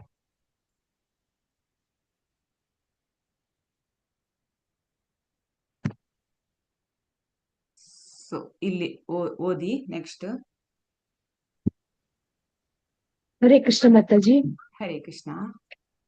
ಪ್ರಿಯೋ ಹಿ ಜ್ಞಾನಿನೋ 7.17-18 7ನೇ ಅಧ್ಯಾಯದ 17 ಮತ್ತು 18ನೇ ಶ್ಲೋಕ. ಈ 4 ವರ್ಗಗಳಲ್ಲಿ ಸಂಪೂರ್ಣ ಜ್ಞಾನವುಳ್ಳವನು ಮತ್ತು ಅದೇ ಕಾಲದಲ್ಲಿ ಭಕ್ತಿ ಸೇವೆಯಲ್ಲಿ ವಾದವನ್ನು ಅತ್ಯಂತ ಶ್ರೇಷ್ಠನಾದವನು ಎಂದು ಭಗವಂತನು ಹೇಳುತ್ತಾನೆ. ಜ್ಞಾನಾನ್ವೇಷಣೆಯಲ್ಲಿ ಮನುಷ್ಯನಿಗೆ ತಾನು ತನ್ನ ಐಹಿಕ ದೇಹದಿಂದ ಬೇರೆ ಎನ್ನುವುದು ಅರ್ಥವಾಗುತ್ತದೆ. ಹರೇ ಕೃಷ್ಣ ಮಾತಾಜಿ, ಧನ್ಯವಾದಗಳು. ಹರೇ ಕೃಷ್ಣ ಮತ್ತೆ ಧನ್ಯವಾದಗಳು. ಪ್ರಿಯೋ ಹಿ ಜ್ಞಾನಿ ನಾವು ಅಲ್ಲಿ ಏನ್ ಹೇಳ್ತಾರೆ ಅಂತ ಹೇಳಿದ್ರೆ, ತೇಷಾಂ ಜ್ಞಾನಿ ನಿತ್ಯಯುಕ್ತ ಏಕಭಕ್ತಿ ಭವಿಷ್ಯತೆ ಪ್ರಿಯೋ ಹಿ ಜ್ಞಾನಿನ ಅತ್ಯರ್ಥ ಇಹಂ ಸಾಚ ಮಾಮ ಪ್ರಿಯ ಅಂತ ಹೇಳಿದ್ರೆ, ಇಲ್ಲಿ ಇವರಲ್ಲಿ ಪೂರ್ಣ ಜ್ಞಾನವಿರುವವರು ಮತ್ತು ಸದಾ ಶುದ್ಧ ಭಕ್ತಿ ಸೇವೆಯಲ್ಲಿ ಯಾರು ನಿರತರಾಗಿರ್ತಾರೋ ಅವನು ಶ್ರೇಷ್ಠನು, ಮತ್ತೆ ಅವನಿಗೆ ನಾನು ಬಹಳ ಪ್ರಿಯನಾದವನು, ಮತ್ತೆ ನನಗೂ ಕೂಡ ಅವನು ಪ್ರಿಯನಾದವನು ಅಂತೇಳಿ ಭಗವಂತಲ್ಲಿ ಹೇಳುವಂಥದ್ದು. ಅಂದ್ರೆ ಪರಮ ಸತ್ಯದ ಜ್ಞಾನವುಳ್ಳವನು, ಎಲ್ಲ ಐಹಿಕ ಅಪೇಕ್ಷೆಯನ್ನು ಮುಕ್ತ ಯಾರಾಗ್ತಾರೆ ಅವರು ಪರಿಶುದ್ಧ ಒಂದು ನಿಜವಾಗಿಯೂ ಭಗವಂತನ ಪರಿಶುದ್ಧ ಭಕ್ತರಾಗ್ತಾರೆ ಅಂತೇಳಿ ಹೇಳುವಂಥದ್ದು. ಹಾಗೇನೆ ಈ ಎಲ್ಲಾ ಭಕ್ತರು ನಿಸ್ಸಂದೇಹವಾಗಿ ಈ ಎಲ್ಲವೂ ನಿಸ್ಸಂದೇಹವಾಗಿ ನನ್ನಲ್ಲಿಗೆ ಬರುವವರೇ, ಆದರೆ ನನ್ನ ಅರಿವಿನಲ್ಲಿ ನೆಲೆಸಲು ಸದಾ ನನ್ನನ್ನು ಯಾರು ಒಂದು ಚಿಂತನೆ ಮಾಡ್ತಾರೋ, ನನ್ನ ಅಲೌಕಿಕ ಸೇವೆಯಲ್ಲಿ ಯಾರು ನಿರತನಾಗಿರ್ತಾರ ಅವರು ಅತ್ಯಂತ ಮತ್ತು ಅತ್ಯುನ್ನತ ಪರಿಪೂರ್ಣ ಭಕ್ತ ಅಂತೇಳಿ ಇಲ್ಲಿ ಹೇಳ್ತಾರೆ ಭಗವಂತ. ಸೊ ನೆಕ್ಸ್ಟ್ ಓದಿ, ಇದು ಎರಡು ಒಂದೇ ಆಗಿರ್ತದೆ. ಹರೇ ಕೃಷ್ಣ. ಹರೇ ಕೃಷ್ಣ ಮಾತಾಜಿ. ಪ್ರಿಯೋ ಹಿ ಜ್ಞಾನಿನೋ, ಆದರೆ ಪರಿಪೂರ್ಣ ಜ್ಞಾನದಲ್ಲಿರುವ ಭಕ್ತನು ಭಗವಂತನಿಗೆ ಬಹಳ ಪ್ರಿಯನಾದವನು, ಏಕೆಂದರೆ ಪರಮ ಪ್ರಭುವನ್ನು ಪ್ರೀತಿ ಮತ್ತು ಭಕ್ತಿಗಳಿಂದ ಸೇವಿಸುವುದನ್ನೇ ಅವನ ಉದ್ದೇಶ. ಹರೇ ಕೃಷ್ಣ ಮಾತಾಜಿ, ಹರೇ ಕೃಷ್ಣ ಮಾತಾಜಿ, ಧನ್ಯವಾದಗಳು.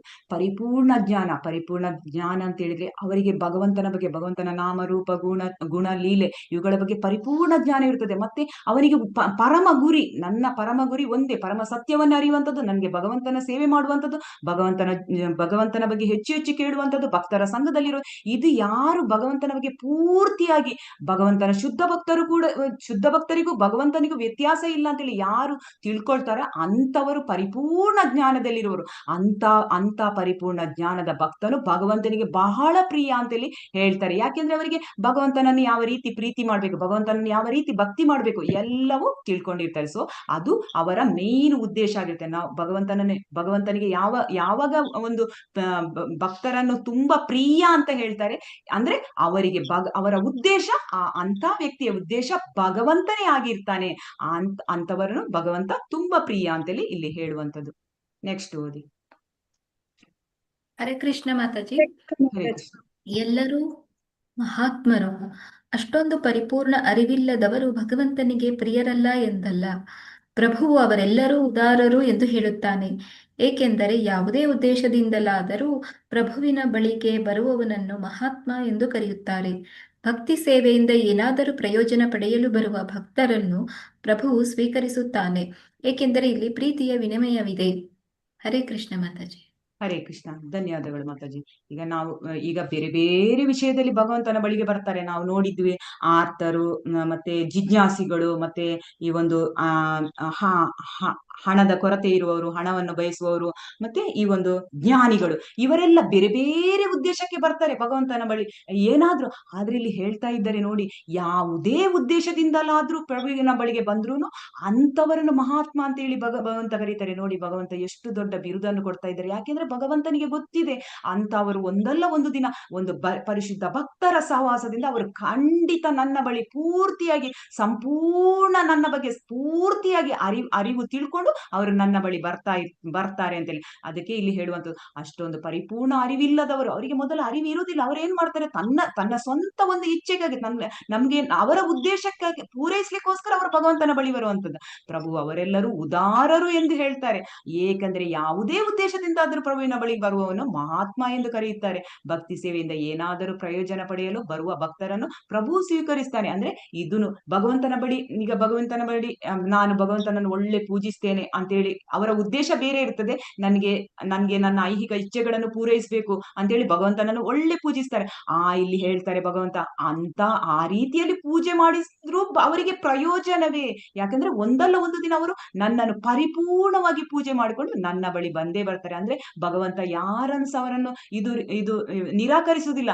ಅದಕ್ಕೆ ಹೇಳುವಂಥದ್ದು ಭಗವಂತ, ನಾವು ಭಗವಂತನ ಬಳಿ ಒಂದು ಹೆಜ್ಜೆ ಇಟ್ರೆ ಭಗವಂತ 100 ಹೆಜ್ಜೆ ಇಡ್ತಾನೆ ಅಂತೇಳಿ ಹೇಳುವಂಥದ್ದು. ನಾವೊಂದು ಭಗವಂತನಿಗೆ ಒಂದು ತುಳಸಿ ದಳ ಇಡುವಂಥದ್ದು, ನಾವು ಮನೆಯಲ್ಲಿ ಏನು ನಮ್ಮ ಅನುಕೂಲಕ್ಕೆ ತಕ್ಕಾಗಿ ನಾವು ಭಗವಂತನಿಗೆ ಒಂದು ನೈವೇದ್ಯ ಇಡುವಂಥದ್ದು. ಆದ್ರೆ ಭಗವಂತ ನಮ್ಗೆ ಅಷ್ಟನ್ನೇ ಕೊಡಲ್ಲ. ಭಗವಂತ ನಮ್ಗೆ ಅದಕ್ಕಿಂತ ಹೆಚ್ಚು ಇನ್ನು ಜಾಸ್ತಿಯಾಗಿ ಕೊಡ್ತಾನೆ. ಯಾಕೆ ಇನ್ನು ಜಾಸ್ತಿಯಾಗಿ ಕೊಡ್ತಾನೆ ಅಂತ ಹೇಳಿದ್ರೆ, ಭಗವಂತನಿಗೆ ಗೊತ್ತಿದೆ, ನಾನು ಇವರಿಗೆ ಏನಾದ್ರೂ ಇನ್ನು ಜಾಸ್ತಿಯಾಗಿ ಏನಾದ್ರೂ ಕೊಟ್ಟೆ ಅವರು ಇನ್ನೂ ನನ್ನನ್ನು ಜಾಸ್ತಿ ಪ್ರೀತಿಸ್ತಾರೆ ಅಂತೇಳಿ. ಅದಕ್ಕೆ ಇಲ್ಲಿ ಹೇಳುವಂಥದ್ದು, ಭಗವಂತ ನೀನ್ ಸ್ವಲ್ಪ ಕೊಟ್ರು ನನ್ಗೆ ಸ್ವೀಕರಿಸ್ತೇನೆ ಅಂದ್ರೆ ಇಲ್ಲಿ ಏನ್ ಹೇಳ್ತಾರೆ, ಪ್ರೀತಿಯ ವಿನಿಮಯ ಇದೆ ಅಂತೇಳಿ ಇಲ್ಲಿ ತಿಳಿಸುವಂಥದ್ದು. ಆದ ಕಾರಣ ಈ 4 ವ್ಯಕ್ತಿಗಳು ಏನ್ ಮಾಡ್ತಾರೆ, ಒಂದಲ್ಲ ಒಂದು ದಿನ ನನ್ನ ಬಳಿ ಬಂದೇ ಬರ್ತಾರೆ. ಅದಕ್ಕೆ ಭಗವಂತ ಇವರು ಉದಾರರು ಮತ್ತೆ ಮಹಾತ್ಮರು ಅಂತೇಳಿ ಇಲ್ಲಿ ತಿಳಿಸುವಂಥದ್ದು. ಓದಿ ಮಾತಾಜಿ. ಹರೇ ಕೃಷ್ಣ ಮಾತಾಜಿ. ಜ್ಞಾನವಾನ್ ಮಾಂ ಪ್ರಪದ್ಯತೆ ಬಹುನಾಂ ಜನ್ಮನಾಮಂತೆ ಜ್ಞಾನವಾನ್ ಮಾಂ ಪ್ರಪದ್ಯತೆ ವಸುದೇವ ಸರ್ವಮಿತಿ ಸ ಮಹಾತ್ಮ ಸುದುರ್ಲಭ. ಅನೇಕ ಬಾರಿ ಹುಟ್ಟಿ ಸತ್ತ ನಂತರ ವಾಸ್ತವವಾಗಿ ಜ್ಞಾನದಲ್ಲಿರುವವನಿಗೆ ನಾನು ಎಲ್ಲಾ ಕಾರಣಗಳ ಕಾರಣ ಮತ್ತು ಅಸ್ತಿತ್ವದಲ್ಲಿರುವ ಎಲ್ಲದರ ಕಾರಣ ಎನ್ನುವುದು ತಿಳಿಯುತ್ತದೆ. ಆದುದರಿಂದ ಅವನು ನನಗೆ ಶರಣಾಗುತ್ತಾನೆ. ಅಂತಹ ಮಹಾತ್ಮನು ದುರ್ಲಭ. ಭಗವದ್ಗೀತೆ 7:19. ಹರೇ ಕೃಷ್ಣ ಮಾತಾಜಿ, ಧನ್ಯವಾದಗಳು ಮಾತಾಜಿ. ಇಲ್ಲಿ ಹೇಳ್ತಾರೆ, ಅನೇಕ ಬಾರಿ ಹುಟ್ಟಿ ಸತ್ತ ನಂತರ ವಾಸ್ತವವಾಗಿ ಜ್ಞಾನದಲ್ಲಿರುವವನಿಗೆ ನಾನು ಎಲ್ಲ ಕಾರಣ ಅಂದ್ರೆ ಈ ಜ್ಞಾನಿಗಳು ಏನ್ ಮಾಡ್ತಾರೆ, ಜ್ಞಾನವನ್ನು ಪಡ್ಕೊಂಡು ಅನೇಕ ಬಾರಿ ಅವರು ಇದೇ ಜ್ಞಾನವನ್ನು ಪಡ್ಕೊಳ್ತಾರೆ. ಭಗವಂತನ ಬಗ್ಗೆ ಹೆಚ್ಚು ಅವರು ಹೋಗಲ್ಲ ತಿಳ್ಕೊಳ್ಳಿಕ್ಕೆ. ಆದ್ರೆ ಅವರಿಗೆ ಪದೇ ಪದೇ ಈ ಜ್ಞಾನವನ್ನು ಉಪಯೋಗಿಸ್ತಾರೆ. ಮತ್ತೆ ಈ ಭೌತಿಕ ಲೋಕಕ್ಕೆ ಬಂದಾಗ ಅವರಿಗೆ ಮತ್ತೆ ಗೊತ್ತಾಗ್ತದೆ, ನಾನಿಷ್ಟು ಜ್ಞಾನ ಪಡೆದಿದ್ದೇನೆ, ಇದರ ಮೂಲ ಕಾರಣ ಯಾರು, ಭಗವಂತ ಹೇಳಿ. ಅವರಿಗೆ ಅನೇಕ ಜನ್ಮಗಳ ನಂತರ ಮತ್ತೆ ಹುಟ್ಟಿ ಸತ್ತ ನಂತರ ವಾಸ್ತವವಾಗಿ ಅವರು ಮತ್ತೆ ಪುನಃ ಈ ಭೌತಿಕ ಲೋಕಕ್ಕೆ ಬರುವಾಗ ಅವರಿಗೆ ಮತ್ತೆ ಗೊತ್ತಾಗುತ್ತೆ, ಈ ಎಲ್ಲಾ ಕಾರಣಗಳ ಕಾರಣ ಭಗವಂತ. ಇಲ್ಲಿ ಏನೆಲ್ಲ ಈ ಭೌತಿಕ ಪ್ರಪಂಚದಲ್ಲಿ ಏನೆಲ್ಲ ಇದೆ, ಈ ಎಲ್ಲ ಅಸ್ತಿತ್ವಕ್ಕೆ ಕಾರಣಗಳು ಕೂಡ ಭಗವಂತನೇ ಅಂತೇಳಿ ಅವರಿಗೆ ಗೊತ್ತಾಗ್ತದೆ. ಅಂತವರು ನನಗೆ ಶರಣಾಗುತ್ತಾರೆ. ಇಂಥ ಒಂದು ಯಾರು ನನ್ನ ಬಗ್ಗೆ ಇಂಥ ಜ್ಞಾನವನ್ನು ಅತಿಯಾದ ಜ್ಞಾನವನ್ನು ಪಡ್ಕೊಂಡು ನನ್ನ ಬಗ್ಗೆ ತಿಳ್ಕೊಳ್ಳಿಕ್ಕೆ ಮತ್ತೆ ಅನೇಕ ಜನ್ಮಗಳ ನಂತರ ಪ್ರಯತ್ನ ಮಾಡ್ತಾರ, ಇಂಥ ಮಹಾತ್ಮರು ಕೂಡ ಸಿಗುವುದು ತುಂಬಾ ವಿರಳ ಅಂತೇಳಿ ಭಗವಂತ ಹೇಳುವಂಥದ್ದು. ಓದಿ ಮಾತಾಜಿ. ಹರೇ ಕೃಷ್ಣ ಮಾತಾಜಿ. ಜ್ಞಾನವಾನ್ ಮಾಂ ಪ್ರಪದ್ಯತೆ. ಐಹಿಕ ಜಗತ್ತು ಆಧ್ಯಾತ್ಮಿಕ ವೈವಿಧ್ಯದ ವಕ್ರ ಪ್ರತಿಬಿಂಬ ಎಂದು ಪ್ರತಿಯೊಂದಕ್ಕೂ ಪರಮಪ್ರಭು ಕೃಷ್ಣನೊಂದಿಗೆ ಸಂಬಂಧವಿದೆ ಎಂದು ಅವನಿಗೆ ಅರ್ಥವಾಗುತ್ತದೆ. ಹೀಗೆ ಅವನು ಪ್ರತಿಯೊಂದನ್ನು ವಾಸುದೇವ ಅಥವಾ ಶ್ರೀ ಕೃಷ್ಣನಿಗೆ ಸಂಬಂಧಿಸಿದಂತೆಯೇ ಯೋಚಿಸುತ್ತಾನೆ. ವಾಸುದೇವನನ್ನು ಕುರಿತ ಇಂತಹ ವಿಶ್ವದೃಷ್ಟಿಯಿಂದ ವ್ಯಕ್ತಿಯು ಪರಮಪ್ರಭು ಶ್ರೀ ಕೃಷ್ಣನನ್ನೇ ಅತ್ಯುನ್ನತ ಗುರಿ ಎಂದು ತಿಳಿದು ಅವನಿಗೆ ಕೂಡಲೇ ಶರಣಾಗುತ್ತಾನೆ. 7:19. ಹರೇ ಕೃಷ್ಣ ಮಾತಾಜಿ, ಧನ್ಯವಾದಗಳು ಮಾತಾಜಿ. ಇಲ್ಲಿ ಹೇಳ್ತಾರೆ, ಐಹಿಕ ಜಗತ್ತು ಆಧ್ಯಾತ್ಮಿಕ, ನಮ್ಗೆ ಗೊತ್ತಿದೆ ಈ ಒಂದು ಭೌತಿಕ ಲೋಕವು ಆಧ್ಯಾತ್ಮಿಕ ಲೋಕದ ಪ್ರತಿಬಿಂಬ. ಹೇಗೆ ಒಂದು ನದಿಯ ದಂಡೆಯ ಬದಿಯಲ್ಲಿ ಒಂದು ಮರ ಇರುತ್ತೆ, ಅದರ ಒಂದು ಪ್ರತಿಬಿಂಬ ನೀರಿನಲ್ಲಿ ನೋಡ್ತೇವೆ. ನಾವು ಹಿಂದಿನ ಒಂದು ಭಗವದ್ಗೀತೆ ತರಗತಿಯಲ್ಲಿ ನಾವು ಕೇಳಿ ತಿಳ್ಕೊಂಡಿದ್ದೇವೆ. ಯಾವುದು 15ನೇ ಅಧ್ಯಾಯದಲ್ಲಿ ಬರುತ್ತೆ ಈ ಒಂದು. ಅದನ್ನೇ ಇಲ್ಲಿ ಹೇಳ್ತಾ ಇದ್ದಾರೆ, ಇದು ಐಹಿಕ ಜಗತ್ತು ಅಥವಾ ಈ ಭೌತಿಕ ಜಗತ್ತು ಆಧ್ಯಾತ್ಮಿಕ ಜಗತ್ತಿನ ಒಂದು ಪ್ರತಿಬಿಂಬ, ವಕ್ರ ಪ್ರತಿಬಿಂಬ ಅಂತ ಹೇಳ್ತಾರೆ. ಪ್ರತಿಯೊಂದಕ್ಕೂ ಪರಮಪ್ರಭು ಕೃಷ್ಣನೊಂದಿಗೆ ಸಂಬಂಧ ಇದೆ. ಇಲ್ಲಿ ಭೌತಿಕ ಜಗತ್ತು ಹೌದು, ಆದ್ರೆ ಈ ಭೌತಿಕ ಜಗತ್ತನ್ನು ಕೂಡ ಯಾವುದು ನಾವು ನೋಡಿದ್ದೇವೆ ಅನೇಕ ಕಡೆ, ಈ ಭೌತಿಕ ಜಗತ್ತು ಕೂಡ ಭಗವಂತನ ಒಂದು ಶಕ್ತಿ ಅಂತೇಳಿ ನಾವು ತಿಳ್ಕೊಂಡಿದ್ದೇವೆ. ಸೊ ಇದಕ್ಕೆಲ್ಲ ಪ್ರತಿಯೊಂದು ವಸ್ತು ಎಲ್ಲ ಈ ಭೌತಿಕ ಲೋಕದಲ್ಲಿ ಪ್ರತಿಯೊಂದು ಚರಾಚರ, ಎಲ್ಲ ಪ್ರಕೃತಿಗಳು, ಎಲ್ಲ ಇದು ಅಭಿವ್ಯಕ್ತಿಗಳು ಎಲ್ಲವೂ ಭಗವಂತನೊಂದಿಗೆ ಪೂರ್ತಿಯಾಗಿ ಇದಕ್ಕೆ ಸಂಬಂಧ ಇದೆ ಅಂತೇಳಿ ನಾವು ತಿಳ್ಕೊಂಡಿದ್ದೇವೆ. ಹೀಗೆ ಆತನು ಪ್ರತಿಯೊಂದನ್ನು ವಾಸುದೇವ ಅಥವಾ ಶ್ರೀಕೃಷ್ಣನಿಗೆ ಸಂಬಂಧಿಸಿದ ಪ್ರತಿಯೊಂದು ವಸ್ತುಗಳು ಈ ಭೌತಿಕ ಲೋಕದಲ್ಲಿ ಏನೆಲ್ಲ ಇದೆ, ಇದು ಆಧ್ಯಾತ್ಮಿಕ ಇದೆ. ಈ ಭೌತಿಕ ಲೋಕ ಏನು ಶಾಶ್ವತ ಅಲ್ಲ, ಆದ್ರೂನು ಅವನಿಗೆ ಗೊತ್ತಾಗ್ತದೆ ಈ ಒಂದು ಭೌತಿಕ ಲೋಕ ಆಧ್ಯಾತ್ಮಿಕ ಲೋಕದ ಪ್ರತಿಬಿಂಬ, ಅದು ಇದೆಲ್ಲವೂ ಭಗವಂತನಿಗೆ ಸಂಬಂಧಿಸಿದೆ ಅಂತೇಳಿ ಅವನು ಯೋಚಿಸುವಂಥದ್ದು. ವಾಸುದೇವನನ್ನು ಕುರಿತ ಇಂಥ ವಿಶ್ವದೃಷ್ಟಿಯಿಂದ ವ್ಯಕ್ತಿಯು ಪರಮಪ್ರಭು ಶ್ರೀಕೃಷ್ಣನನ್ನೇ ಅತ್ಯುನ್ನತ ಗುರಿ ಎಂದು ತಿಳಿದು ಅವನಿಗೆ ಶರಣಾಗುತ್ತಾನೆ. ಯಾವಾಗ ಅವನು ಇದೆಲ್ಲವೂ ಭೌತಿಕ ಪ್ರಕೃತಿಯ ಎಲ್ಲ ಅಭಿವ್ಯಕ್ತಿಯು ಎಲ್ಲವೂ ಭಗವಂತನಿಗೆ ಸಂಬಂಧಪಟ್ಟಿದ್ದು, ಭಗವಂತನೇ ಈ ಒಂದು ಭೌತಿಕ ಲೋಕದ ಪ್ರತಿಯೊಬ್ಬರಿಗೆ ಇರುವಂತ ಪರಮ ಗುರಿ ಭಗವಂತನೇ ಅಂತೇಳಿ ಯಾವಾಗ ತಿಳ್ಕೊಳ್ತೇವೆ, ತಿಳ್ಕೊಳ್ಳಿಕ್ಕೆ ಬರ್ತಾರ ವ್ಯಕ್ತಿಗಳು, ಆ ಮನುಷ್ಯರು, ಅಂತವರು ಭಗವಂತನಿಗೆ ಶರಣಾಗ್ತಾರೆ ಅಂತೇಳಿ ಇಲ್ಲಿ ತಿಳಿಸುವಂತದ್ದು. ಓದಿ ಮಾತಾಜಿ. ಜ್ಞಾನವಾನ್ ಪ್ರಪದ್ಯತೆ. ಅಂತಿಮವಾಗಿ ಅನೇಕ ಜನ್ಮಗಳ ನಂತರ ನಾನು ಈ ಹಂತಕ್ಕೆ ಬರಬೇಕಾದರೆ, ಶರಣಾಗತಿಯಾಗಬೇಕಾದರೆ ನಾನು ಅನೇಕ ಜನ್ಮಗಳಿಗೆ ಏಕೆ ಕಷ್ಟಪಡಬೇಕು, ತಕ್ಷಣ ಏಕೆ ಮಾಡಬಾರದು? ಆದ್ದರಿಂದ ನಾವು ಈ ತತ್ವವನ್ನು, ಈ ಬುದ್ಧಿವಂತಿಕೆಯನ್ನು ತೆಗೆದುಕೊಂಡರೆ ನಂತರ 1 ಸೆಕೆಂಡಿನಲ್ಲಿ ದೇವರು ಸಾಕ್ಷಾತ್ಕಾರಗೊಳ್ಳುತ್ತಾನೆ. ಆದರೆ ನೀವು ಮಾಡದಿದ್ದರೆ ಅನೇಕ ಜನ್ಮಗಳಿಗೆ ಸಂಶೋಧನಾ ಕಾರ್ಯವನ್ನು ಮುಂದುವರಿಸಿ. ಭಗವದ್ಗೀತೆ 7:18. ಹರೇ ಹರೇ ಕೃಷ್ಣ ಕೃಷ್ಣ. ಮಾತಾಜಿ, ಧನ್ಯವಾದಗಳು ಮಾತಾಜಿ. ಇಲ್ಲಿ ಹೇಳುವಂತದ್ದು ಕೆಲವರು ಈ ಒಂದು ಭೌತಿಕ ಲೋಕದಲ್ಲಿ ಅನೇಕ ಒಂದು ಭಗವಂತನ ಒಂದು ಅನೇಕ ಸೃಷ್ಟಿ ಸಿದ್ಧೇ ಆಗಿರ್ತದೆ, ಆದ್ರೆ ಕೆಲವರು ಅದನ್ನು ಸಂಶೋಧನೆ ಮಾಡ್ಲಿಕ್ಕೆ ಹೋಗ್ತಾರೆ. ಸೊ ಇಲ್ಲಿ ಯಾವ ರೀತಿ ಅಂತ ಹೇಳಿದ್ರೆ, ಅಂದ್ರೆ ಹಾಗೆ ವಿಜ್ಞಾನಿಗಳು ಸಂಶೋಧನೆ ಮಾಡ್ಕೊಂಡು ಹೋಗುದು ಅಂತ ಹೇಳಿದ್ರೆ, ಅವರು ಅನೇಕ ಜನ್ಮಗಳನ್ನು ಈ ಒಂದು ಭೌತಿಕ ಲೋಕದಲ್ಲಿ ಮತ್ತೆ ಹುಟ್ಟಿ ಬರ್ಬೇಕಾಗ್ತದೆ ಈ ಒಂದು ಇದಕ್ಕೆ ಭೌತಿಕ ಲೋಕಕ್ಕೆ. ಸೊ ಇಲ್ಲಿ ಏನು ಹೇಳ್ತಾರೆ ಅಂದ್ರೆ, ಇಲ್ಲಿ ಹೇಳ್ತಾರೆ ಆಚಾರ್ಯರು, ನೀವು ಅನೇಕ ಜನ್ಮಗಳ ನಂತರ ಈ ಹಂತಕ್ಕೆ ಬರ್ಬೇಕು. ಅಂದ್ರೆ ಹೇಳ್ತಾರೆ ಬಹುನಾಮ್ ಜನ್ಮನಾಮಂ, ನೀವು ಅನೇಕ ಜನ್ಮಗಳ ನಂತರ ಈ ಒಂದು ಭಗವಂತನ ಅರಿಲಿಕ್ಕೆ ನನ್ನ ಬಳಿ ಬರ್ತಾರೆ ಅಂತ ಹೇಳಿ ಹೇಳುದಾದ್ರೆ, ನೀವು ಯಾಕೆ ಅನೇಕ ಜನ್ಮಗಳ ಕಾಲ ನೀವು ಕಾಯ್ಬೇಕು? ಯಾಕೆ ಈ ಜನ್ಮದಲ್ಲೇ ಬರ್ಲಿಕ್ಕೆ ಆಗೋದಿಲ್ವಾ ಅಂತ ಅಲ್ಲಿ ಆಚಾರ್ಯರು ಕೆಲವು ಕಡೆ ಹೇಳ್ತಾರೆ. ಏನಂತ ಹೇಳಿದ್ರೆ, ನಮ್ಗೆ ಪ್ರಶ್ನೆ ಕೇಳ್ತಾರೆ, ಭಗವಂತನನ್ನು ಕಾಣ್ಲಿಕ್ಕೆ ಎಷ್ಟು ಟೈಮ್ ಬೇಕು ಅಂತೇಳಿ. ನಮ್ಗೂನು ಅನಿಸ್ತದೆ, ಹೌದಪ್ಪ, ಭಗವಂತನನ್ನು ಕಾಣ್ಬೇಕಾದ್ರೆ ಎಷ್ಟು ಟೈಮ್ ಬೇಕು, ಎಷ್ಟು ಹೊತ್ತಾಗ್ಬೋದು, ಎಷ್ಟು ವರ್ಷಗಳು ಕಲಿವು, ಅಥವಾ ಈ ಜನ್ಮ ನಮ್ಗೆ ಸಾಕಾಗುತ್ತಾ ಈ ಜನ್ಮದಲ್ಲಿ ಭಗವಂತನ ನೋಡ್ಲಿಕ್ಕೆ ಅಂತೇಳಿ ನಮ್ಗೆ ಒಂದೊಂದ್ಸಲ ಅನಿಸ್ತದೆ. ಆದ್ರೆ ಇಲ್ಲಿ ಆಚಾರ್ಯರು ಹೇಳುವಂತ, ಯಾಕೆ ಅನೇಕ ಜನ್ಮಗಳ ತನಕ ನಾವು ಕಾಯ್ಬೇಕು? ಇದೇ ಜನ್ಮದಲ್ಲಿ ಒಂದೇ ಒಂದು ಸೆಕೆಂಡ್ ಅಂತ ಇಲ್ಲಿ ಹೇಳ್ತಾರೆ ನೋಡಿ ಆಚಾರ್ಯ. ನಾನು ಅನೇಕ ಜನ್ಮಗಳಿಗೆ ಏಕೆ ಕಷ್ಟಪಡಬೇಕು? ತಕ್ಷಣ ಏಕೆ ಮಾಡಬಾರದು? ಯಾಕೆ ಅನೇಕ ಜನ್ಮಗಳ ತನಕ ನಾನು ಕಾಯ್ಬೇಕು? ಯಾಕೆ ಈ ಜನ್ಮದಲ್ಲೇ ನಾನು ಭಗವಂತನ ಭಕ್ತರ ಸಂಪರ್ಕದಲ್ಲಿ ಇದ್ದುಕೊಂಡು ಯಾಕೆ ಭಗವಂತನ ಬಳಿ ಹೋಗ್ಬಾರ್ದು ಅಂತೇಳಿ ಇಲ್ಲಿ ಹೇಳುವಂಥದ್ದು. ಆದ್ದರಿಂದ ನಾವು ಈ ತತ್ವವನ್ನು, ಈ ಬುದ್ಧಿವಂತಿಕೆಯನ್ನು ತೆಗೆದುಕೊಂಡರೆ ನಂತರ 1 ಸೆಕೆಂಡ್ ನಲ್ಲಿ ದೇವರು ಸಾಕ್ಷಾತ್ಕಾರಗೊಳ್ಳುತ್ತಾನೆ ಅಂತ ಇಲ್ಲಿ ತಿಳಿಸ್ತಾ ಇದ್ದಾರೆ. ಆದರೆ ನೀವು ಮಾಡದಿದ್ರೆ, ಯಾವಾಗ ನೀವು ಇದಕ್ಕೆ ಪ್ರಯತ್ನ ಮಾಡದಿದ್ರೆ, ಮತ್ತೆ ನೀವು ಅನೇಕ ಜನ್ಮಗಳಿಗೆ ಸಂಶೋಧನಾ ಕಾರ್ಯವನ್ನು ಮುಂದುವರಿಸ್ತಾ ಮತ್ತೆ ನಾನು ಇಲ್ಲಿ ಹೇಳ್ತಾರೆ, ಭಗವಂತ ಎದುರು ಬಂದ್ರೆ ಮಾತ್ರ ನಾನು ಅವರಿಗೆ ಶರಣಾಗತರಾಗೋದು ಆತೆಲ್ಲ, ಅಥವಾ ಅವನ್ ನನ್ಗೆ ಹೇಳಿದ್ರೆ ಮಾತ್ರ ನಾನು ಅಂತೇಳಿ ಕೆಲವರು ಹೇಳ್ತಾರೆ. ಭಗವಂತ ಇದ್ದಾರ ನೋಡ ತೋರಿಸಿ ಅಂತೇಳಿ ಹೇಳುವಂತ ನಾವು ಅನೇಕ ಉದಾಹರಣೆಗಳನ್ನೆಲ್ಲ ನೋಡಿದ್ದೇವೆ. ಸೊ ಇಲ್ಲಿ ಹೇಳುವಂಥದ್ದು, ಯಾಕೆ ಅನೇಕ ಜನ್ಮಗಳಿಗೆ ಕಾಯುವಂಥದ್ದು, ಯಾಕೆ ಸಂಶೋಧನೆ? ಯಾಕೆಂದ್ರೆ ಈ ಆಧ್ಯಾತ್ಮಿಕ ಈ ಒಂದು ತಿಳುವಳಿಕೆ ಅದನ್ನು ಸಂಶೋಧನೆ, ಭಗವಂತನ ಒಂದು ತಿಳುವಳಿಕೆಯನ್ನು ಸಂಶೋಧನೆ ಮಾಡುವ ಅವಶ್ಯಕತೆ ಇಲ್ಲ. ಎಲ್ಲವೂ ಆಲ್ರೆಡಿ ಅದು ಈ ಪೂರ್ವದ ಆಚಾರ್ಯರುಗಳಲ್ಲಿ ಸಂಶೋಧನೆ ಮಾಡಿಯೇ ನಮ್ಗೆ ಕೊಟ್ಟಿರುವಂತದ್ದು. ಸೊ ನಾವು ಯಾಕೆ ಸಂಶೋಧನಾ ಕಾರ್ಯವನ್ನು ಮುಂದುವರಿಸಬೇಕು? ಯಾಕೆ ಇದೇ ಜನ್ಮದಲ್ಲಿ ಯಾಕೆ ನಾವು ಭಗವಂತನನ್ನು ಅವನ ಬಗ್ಗೆ ತಿಳ್ಕೊಳ್ಳಿಕ್ಕೆ ಪ್ರಯತ್ನ ಮಾಡಬಾರ್ದು ಅಂತೇಳಿ ಇಲ್ಲಿ ತಿಳಿಸುವಂತದ್ದು.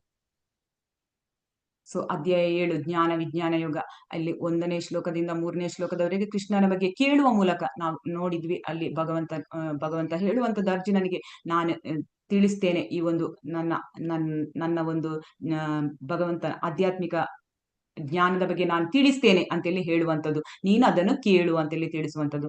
ಭೌತಿಕ ಮತ್ತು ಆಧ್ಯಾತ್ಮಿಕ ಶಕ್ತಿಗಳಿಂದ ಮೂಲನಾದ ಕೃಷ್ಣನನ್ನು ತಿಳಿದುಕೊಳ್ಳುವುದು.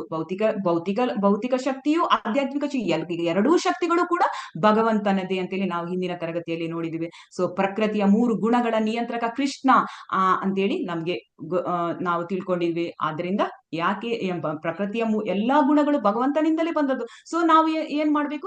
ಭಗವಂತನಿಗೆ ಶರಣಾಗತೆ ಆದ್ರೆ ಮಾತ್ರ ನಮ್ಗೆ ಭಗವಂತನ ಬಗ್ಗೆ ತಿಳ್ಕೊಳ್ಳಿಕ್ಕೆ, ಅವನ ಬಗ್ಗೆ ಪ್ರೇಮ ಸಂಬಂಧವನ್ನು ಬೆಳೆಸಲಿಕ್ಕೆ ಸಾಧ್ಯವಾಗುವಂತದ್ದು.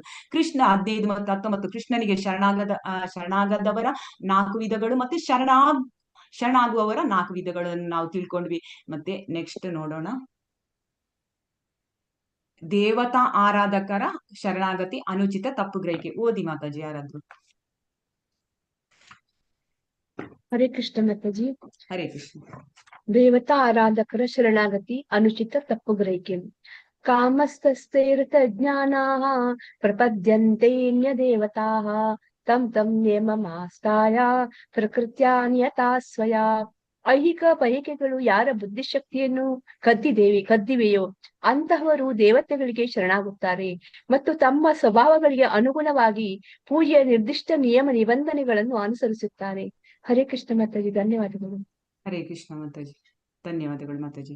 ಇಲ್ಲಿ ಹೇಳ್ತಾರೆ, ಯಾರ ಐಹಿಕ ಬಯಕೆಗಳು, ಯಾರ ಬುದ್ಧಿಶಕ್ತಿ, ಐಹಿಕ ಬಯಕೆಗಳು, ಯಾರ ಒಂದು ಇಚ್ಛೆಗಳು ಯಾರ ಬುದ್ಧಿಶಕ್ತಿಯನ್ನು ಕದ್ದಿವೆಯೋ ಅಂತ ಹೇಳಿದ್ರೆ, ಇಲ್ಲಿ ಹೇಗೆ ಅಂತ ಹೇಳಿದ್ರೆ, ಅವರಿಗೆ ಭಗವಂತನ ಬಗ್ಗೆ ಏನು ತಿಳಿದಿರುವುದಿಲ್ಲ. ಅವರ ಅವರ ನಿಜವಾದ ಜ್ಞಾನ ಏನಿರ್ಬೇಕಂತ ಹೇಳಿದ್ರೆ, ನಮ್ಮ ಉದ್ದೇಶ ಏನಿರ್ಬೇಕಂದ್ರೆ ನಾವು ಭಗವಂತನ ಬಗ್ಗೆ ತಿಳ್ಕೊಳ್ಳುವುದೇ ನಮ್ಮ ಉದ್ದೇಶ ಆಗಿರ್ತದೆ. ಆದ್ರೆ ಅಂತ ಉದ್ದೇಶವನ್ನು ಏನ್ ಮಾಡ್ತಾರೆ, ಆ ಐಹಿಕ ಬಯಕೆಗಳು ಆ ಬುದ್ಧಿಶಕ್ತಿಯಿಂದ ದೂರ ಮಾಡಿರ್ತವೆ. ಸೊ ಅಂತವರು ಏನ್ ಮಾಡ್ತಾರೆ, ದೇವತೆಗಳಿಗೆ ಶರಣಾಗ್ತಾರೆ ಮತ್ತು ತಮ್ಮ ಸ್ವಭಾವಗಳಿಗೆ ಅನುಗುಣವಾಗಿ ಈಗ ದೇವತೆಗಳಿಗೆ ಅವರು ಏನ್ ಮಾಡ್ತಾರೆ, ನನಗೆ ದೇವತೆಗಳಿಗೆ ನಾನು ದೇವತೆಗಳನ್ನು ಪೂಜೆ ಮಾಡಿದ್ರೆ ನನಗೆ ಬೇಗ ನನ್ನ ಇಚ್ಛೆಗಳು ಪೂರೈಸುತ್ತದೆ. ನಿಜವಾದ ಆ ಒಂದು ಉದ್ದೇಶ, ನಿಜವಾದ ಒಂದು ಮನುಷ್ಯ ಈ ಒಂದು ಭೌತಿಕ ಲೋಕದಲ್ಲಿ ಇರುವಂತದ್ದು, ಅವನ ನಿಜವಾದ ಉದ್ದೇಶ ತಾನು ಭಗವಂತನ ಸೇವಕ, ನಾನಿಲ್ಲಿ ಒಡೆತನದ ಭಾವ ಇರ್ಕೂಡ್ದು, ನಾನು ಭಗವಂತನ ಸೇವಕ, ಮತ್ತೆ ನಾನು ಏನೇ ನನ್ಗೆ ಇಚ್ಛೆ ಉಂಟು ಅದನ್ನು ನಾನು ಭಗವಂತನ ಬಳಿ ಕೇಳ್ಬೇಕು ಎಂಬುದು ಅವರಿಗೆ ಅದು ತಿಳಿಯಲ್ಲ. ಸೊ ಅವರು ಅಂತ ಒಂದು ಜ್ಞಾನವನ್ನು ಈ ಒಂದು ಅವರ ಬುದ್ಧಿಶಕ್ತಿಯನ್ನು ಇಲ್ಲಿ ಇದು ಕದ್ದಿವೆ ಅಂತೆಲ್ಲ ಹೇಳ್ತಾರೆ.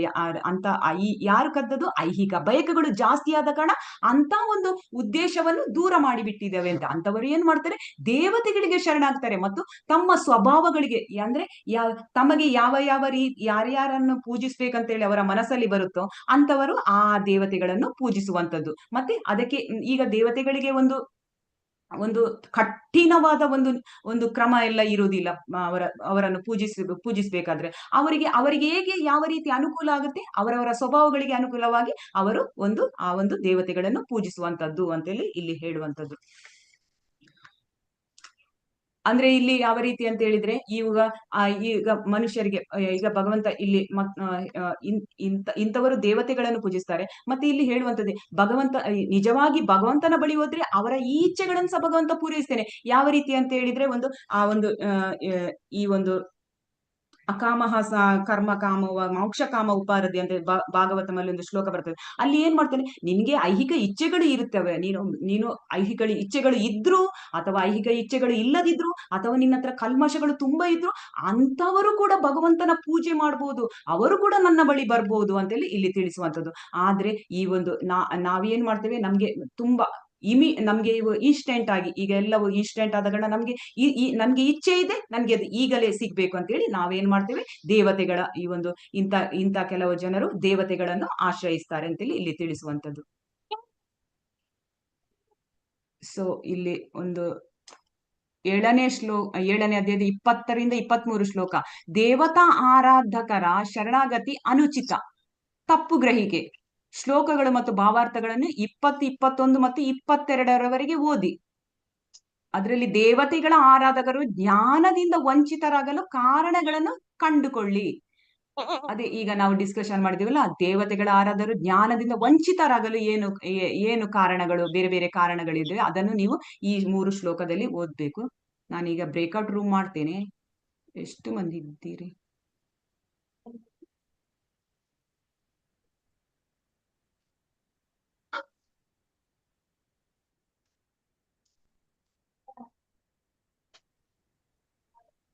ಬ್ರೇಕ್ಔಟ್ ರೂಮ್ 22 ಮಂದಿ ಇದ್ದೀರಿ.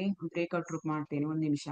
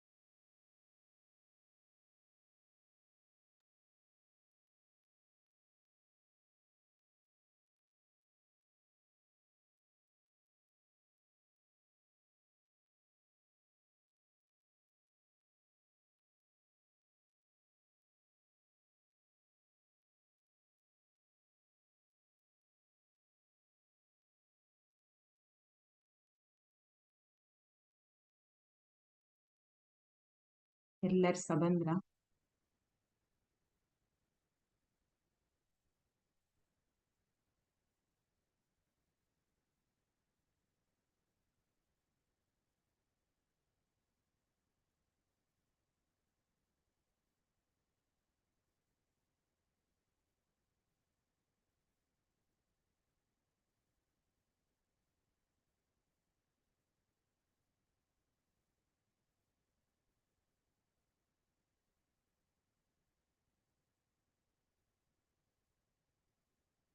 ಓಕೆ. ಹರೇ ಕೃಷ್ಣ.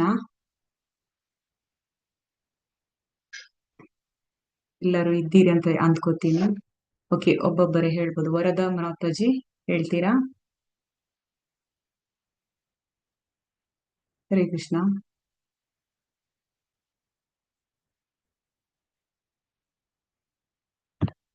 ಹರೇ ಕೃಷ್ಣ ಮಾತಾಜಿ. ಹಾ, ನಮ್ಗೆ ಹರೇ ಕೃಷ್ಣ ಮಾತಾಜಿ. ಎರಡು ಹೇಳಿ. ನಿಮಿಷ ಇದೆ ಮಾತಾಜಿ. ಹಾ, ಹೇಳಿ ಮಾತಾಜಿ. ಹರೇ ಕೃಷ್ಣ. ಹಾ, ಹರೇ ಕೃಷ್ಣ. ಕೇಳಿಸ್ತದಲ್ಲ? ಹರೇ ಕೃಷ್ಣ. ಹರೇ ಕೃಷ್ಣ. ಮಾತಾಜಿ ಕೇಳ್ತಾ ಹರೇ ಕೃಷ್ಣ. ಕೇಳ್ತಾ ಇದೆ ಮಾತಾಜಿ. ಕೇಳಿಸ್ತಿದೆ ಮಾತಾಜಿ, ಹಾ, ಕೇಳಿಸ್ತಿದೆ. ಕೇಳಿಸ್ತದೆ. ಹೇಳಿ ಕೇಳ್ತಾ ಮಾತಾಜಿ. ಇದೆ ಮಾತಾಜಿ. ಹಾ, ಕೇಳಿಸ್ತದೆ. ಹರೇ ಕೃಷ್ಣ. ಹಾ, ಇದ್ರೊಳಗೆ ಕೇಳಿಸ್ತದೆ ಮಾತಾಜಿ. ಹಾ, ಹೇಳಿ. ದೇವತೆಗಳ ಆರಾಧಕರು ಜ್ಞಾನದಿಂದ ವಂಚಿತರಾಗಲು ಕಾರಣಗಳನ್ನು ಕಂಡುಕೊಳ್ಳಿ ಅಂತ ಹೇಳಿದ್ದಾರೆ. ಅಂದ್ರೆ ದೇವತೆಗಳ ಆರಾಧಕರು ಹೇಗೆ ಜ್ಞಾನದಿಂದ ವಂಚಿತರಾಗ್ತಾರೆ ಅಂದ್ರೆ, ಅವರಿಗೆ ಆಧ್ಯಾತ್ಮದ ಅರಿವನ್ನು ಅವರು ಅರಿವು ಹೇಳುವಂತದ್ದು ಅವರಿಗೆ ಇರುವುದಿಲ್ಲ. ಒಂದನೇದಾಗಿ ಅವರು ಬುದ್ಧಿಶಾಲಿಗಳಿರುವುದಿಲ್ಲ. ಅಂದ್ರೆ ಐಹಿಕ ಬಯಕೆಗಳನ್ನು ಶೀಘ್ರ ಅದರೊಳಗೆ ಬೇಗ ಅದನ್ನ ಐಹಿಕ ಬಯಕೆ ಏನಿದೆ, ಐಹಿಕ ಇಚ್ಛೆ ಏನಿದೆ ಅದನ್ನ ಅವರಿಗೆ ಶೀಘ್ರವಾಗಿ ಬೇಕು. ಅದಕ್ಕಾಗಿ ಅವರು ದೇವತೆಗಳನ್ನು ಪೂಜಿಸ್ತಾರೆ, ಅದರಿಂದ ವಂಚಿತರಾಗ್ತಾರೆ. ಮತ್ತೆ ರಜಸ್ಸು ತಮಸ್ಸು ಗುಣಗಳು ಯಾರು ಒಳಗಾಗಿರ್ತಾರೋ ಅಂದ್ರೆ ಅವರು ಕೆಳಮಟ್ಟದ ಪ್ರಕೃತಿಯೊಳಗಿರ್ತಾರೆ. ಅಂತಹವರು ಸಣ್ಣ ಪುಟ್ಟ ಅಪೇಕ್ಷೆಗಳಿಂದ ಪ್ರೇರಿತರಾಗಿ ದೇವತೆಗಳನ್ನ ಪೂಜಿಸ್ತಾರೆ, ಅದರಿಂದ ವಂಚಿತರಾಗ್ತಾರೆ. ಹರೇ ಕೃಷ್ಣ ಮಾತಾಜಿ. ಹರೇ ಕೃಷ್ಣ ಮಾತಾಜಿ. ಧನ್ಯವಾದಗಳು ಮಾತಾಜಿ. ಮತ್ತೆ ಒಂದ್ ನಿಮಿಷ ಮಾತಾಜಿ. ಹೇಳಿ ಮತ್ತೆ ಮಾತಾಜಿ. ದೇವತೆಗಳನ್ನು ಪೂಜಿಸುವುದರಿಂದ, ಸೂರ್ಯನನ್ನು ಪೂಜಿಸುವುದರಿಂದ ರೋಗಗಳಂತ ನಿವಾರಣೆ ಆಗತ್ತೆ ಹೇಳುವುದ್ರಿಂದ, ಅದರಿಂದ ಅವರು ಸೂರ್ಯನ ಪೂಜಿಸ್ತಾರೆ. ಮತ್ತೆ ಪಾರ್ವತಿ ಸುಂದರಿ ಉಮಾದೇವಿಯನ್ನು ಪೂಜಿಸುವುದರಿಂದ ಸುಂದರಿಯಾದ ಹೆಂಡತಿ ಸಿಗತ್ತೆ ಹೇಳುವಂತದ್ದು. ಮತ್ತೆ ಮಕ್ಕಳಾಗ್ಬೇಕು ಅಂದ್ರೆ ಕಾರ್ತಿಕ ವೀರ್ಯಾರ್ಜುನ ಪೂಜಿಸಬೇಕು. ಹೀಗೆ ಎಲ್ಲ ದೇವತೆಗಳನ್ನು ಪೂಜಿಸುವಂತ ಆ ಮನಸ್ಸನ್ನು ಯಾರು ಕೊಡ್ತಾರೆ? ವೇದಗಳಲ್ಲಿದೆ. ಅದನ್ನು ಪರಮಾತ್ಮನೇ ಕೊಟ್ಟಿದ್ದಾನೆ. ಅಂದ್ರೆ ಎಲ್ಲರ ನಿಯಂತ್ರಕ ಪರಮಾತ್ಮ ಇದ್ದಾನೆ, ಅವನೇ ಕೊಡ್ತಾನೆ. ಅದರಿಂದ ಅಂದ್ರೆ ಆ ಭಗವಂತನಿಗೆ ಏನು ಅಂದ್ರೆ ಹೀಗೆ ಮಾಡ್ಕೊಂಡಾದ್ರೂ ಭಗವಂತನ ಹತ್ರ ನಾವು ಬರಬಹುದು, ಭಗವಂತನ ಸಂಪರ್ಕವನ್ನು ನಾವು ಪಡೆದುಕೊಳ್ಳಬಹುದು ಹೇಳ್ಕೊಂಡು ಭಗವಂತನೇ ಈ ಮಾರ್ಗವನ್ನು ಕೊಟ್ಟಿದ್ದಾನೆ. ಅದಕ್ಕಾಗಿ ಈ ಕರ್ಮಕಾಂಡ ಅಂದ್ರೆ ನಮಗೆ ಏನ್ ಬೇಕೋ ಅದನ್ನ ಆ ಬಯಕೆಯನ್ನು ಈಡೇರಿಸಿಕೊಳ್ಳುವುದಕ್ಕೆ ಎಂದು ಕರ್ಮಕಾಂಡ ಆಗತ್ತೆ. ಅಂದ್ರೆ ಕರ್ಮಕಾಂಡದಿಂದ ಕರ್ಮಯೋಗಕ್ಕೆ ಬರುವುದು, ಕರ್ಮಯೋಗದಿಂದ ಭಗವಂತನ ಹತ್ತಿರ ಬಂದ್ಕೊಂಡು ನಮ್ಮ ಅಂದ್ರೆ ಭಗವಂತ ಭಕ್ತಿಯನ್ನು ಹೆಚ್ಚಿಸಿಕೊಳ್ಳಬಹುದು ಹೇಳುವಂತ ದೃಷ್ಟಿಯಿಂದ ಭಗವಂತನೇ ಇದನ್ನ ಕೊಟ್ಟಿದ್ದಾನೆ. ಇದನ್ನ ಈ ಸಲಹೆಯನ್ನು ಅಂದ್ರೆ ಈ ಮಾರ್ಗವನ್ನು ತೋರಿಸಿದ್ದಾನೆ. ವೇದಗಳಲ್ಲಿ ಈ ಮಾರ್ಗವನ್ನು ತೋರಿಸಿದ್ದಾನೆ. ಮತ್ತೆ ಹರೇ ಹರೇ ಕೃಷ್ಣ ಕೃಷ್ಣ. ಮಾತಾಜಿ. ಹರೇ ಕೃಷ್ಣ ಮಾತಾಜಿ. ಧನ್ಯವಾದಗಳು ಮಾತಾಜಿ. ನೆಕ್ಸ್ಟ್ ಶ್ರುತಿ ಮಾತಾಜಿ. ಹರೇ ಕೃಷ್ಣ ಮಾತಾಜಿ. ಹೇಳಿ ಮಾತಾಜಿ. ಮಾತಾಜಿ ನಮ್ದು ಗ್ರೂಪ್ ನಂಬರ್ 3 ಮಾತಾಜಿ. ಓಕೆ. ನಮ್ಮ ಗ್ರೂಪ್ ಅಲ್ಲಿ ಅಶ್ವಿನಿ ಮಾತಾಜಿ, ಗೀತಾ ಮಾತಾಜಿ, ನಿತ್ಯ ಮಾತಾಜಿ ಮತ್ತೆ ಶಿವಪ್ರಾಣ ಮಾತಾಜಿ, ನಾನು ಇದ್ವಿ ಮಾತಾಜಿ. ಹರೇ ಕೃಷ್ಣ. ನಮ್ಮ ಅಂದ್ರೆ ಇವರು ಜ್ಞಾನದಿಂದ ಯಾತಕ್ಕೆ ವಂಚನೆ ಆಗ್ತಾರೆ ಅಂತಂದ್ರೆ, ದೇವತೆಗಳನ್ನ ಪೂಜಿಸೋರು ಒಂದು ಅಲ್ಪಮತಿಗಳು, ಅಂದ್ರೆ ಅವರಿಗೆ ಮಂದಮತಿ ಮತ್ತೆ ಐಹಿಕ ಬಯಕೆಗಳು ಹೆಚ್ಚಾಗೇ ಇರುತ್ತೆ ಮಾತಾಜಿ. ಹಾಗಾಗಿ ಆ ಒಂದು ಆಧ್ಯಾತ್ಮಿಕ ಅರಿವು, ಆ ಬುದ್ಧಿಶಕ್ತಿ ಅವರಲ್ಲಿ ಇರಲ್ಲ. ಆ ಬಯಕೆಗಳು ಹೆಚ್ಚಾಗಿರೋದ್ರಿಂದ ಅವ್ರು ಏನ್ ಮಾಡ್ತಾರೆ, ಶೀಘ್ರ ಫಲಕ್ಕೋಸ್ಕರ ದೇವತೆಗಳನ್ನ ಪೂಜೆ ಮಾಡ್ತಾರೆ ಮಾತಾಜಿ. ಮತ್ತೆ ಅವರಲ್ಲಿ ಈ ರಜೋಗುಣ ತಮೋಗುಣ ಅತಿ ಹೆಚ್ಚಾಗಿರೋದ್ರಿಂದ ಆ ಒಂದು ಬಯಕೆಗೋಸ್ಕರ ಮತ್ತೆ ಅಲ್ಪ ಬುದ್ಧಿಯಿಂದ ಅವರು ದೇವತೆಗಳನ್ನ ಪೂಜಿಸ್ತಾರೆ. ಮತ್ತೆ ಈಗ ಇನ್ನು ಕೆಲವರು ಸ್ವಲ್ಪ ಬುದ್ಧಿಶಕ್ತಿ ಬಳಸ್ಕೊಂಡ್ರೆ ರಜೋಗುಣದಲ್ಲಿರೋರು ಹೇಳ್ತಾರೆ, ವೈದಿಕ ಸಾಹಿತ್ಯದಲ್ಲೇನೆ ಹೇಳಿರುತ್ತೆ, ಹೌದು ದೇವತೆಗಳನ್ನ ಪೂಜೆ ಮಾಡಬೇಕು ಅಂತ ಹೇಳಿ ಒಂದು ನಿರ್ದಿಷ್ಟ ಉದ್ದೇಶಕ್ಕೋಸ್ಕರ ಅಂತ. ಆದ್ರೆ ಆ ಮೂಲಕ ಭಗವಂತನಿಗೆ ಶರಣಾಗ್ಬೇಕು ಅಂತ ಹೇಳಿ ಅದು ಉದ್ದೇಶದಿಂದ ಅದನ್ನ ಹೇಳಿರ್ತಾರೆ. ಅದು ಬಿಟ್ಟು ಇವರು ಕೇವಲ ಒಂದು ವೈದಿಕ ಸಾಹಿತ್ಯದಲ್ಲಿ ಹೇಳಿರೋ ಹಾಗೇನೆ ನಾವು ದೇವತೆಗಳನ್ನ ಪೂಜೆ ಮಾಡ್ತಾ ಹೋಗ್ತೀವಿ ಅಂತಂದ್ರೆ ಅದನ್ನು ಕೂಡ ಅಷ್ಟು ಸರಿ ಅನ್ಸಲ್ಲ. ಅಲ್ಲೂ ಕೂಡ ಜ್ಞಾನದಿಂದ ವಂಚಿತರಾಗ್ತಾರೆ. ಇನ್ನೊಂದು, ಪರಮಾತ್ಮ ಎಲ್ಲರ ಹೃದಯದಲ್ಲಿ ನೆಲೆಸಿದ್ದಾನೆ ಮಾತಾಜಿ. ಭಗವಂತ ಅವನು ಪ್ರತಿಯೊಂದು ಜೀವಿಗೂ ಕೂಡ ಒಂದು ಅಲ್ಪ ಸ್ವಾತಂತ್ರ್ಯವನ್ನ ಕೊಟ್ಟಿದ್ದಾರೆ. ಆ ಒಂದು ಅಲ್ಪ ಸ್ವಾತಂತ್ರ್ಯದಿಂದ ಜೀವಿಗೆ ಅದನ್ನ ಒಂದು ಏನಂತಾರೆ ದುರುಪಯೋಗ ಅಂದ್ರೆ ಜೀವಿಗೆ ನೀನು ಒಂದು ಪೂರ್ಣ ಸ್ವಾತಂತ್ರ್ಯ ಕೊಟ್ಟಿದ್ದಾರೆ.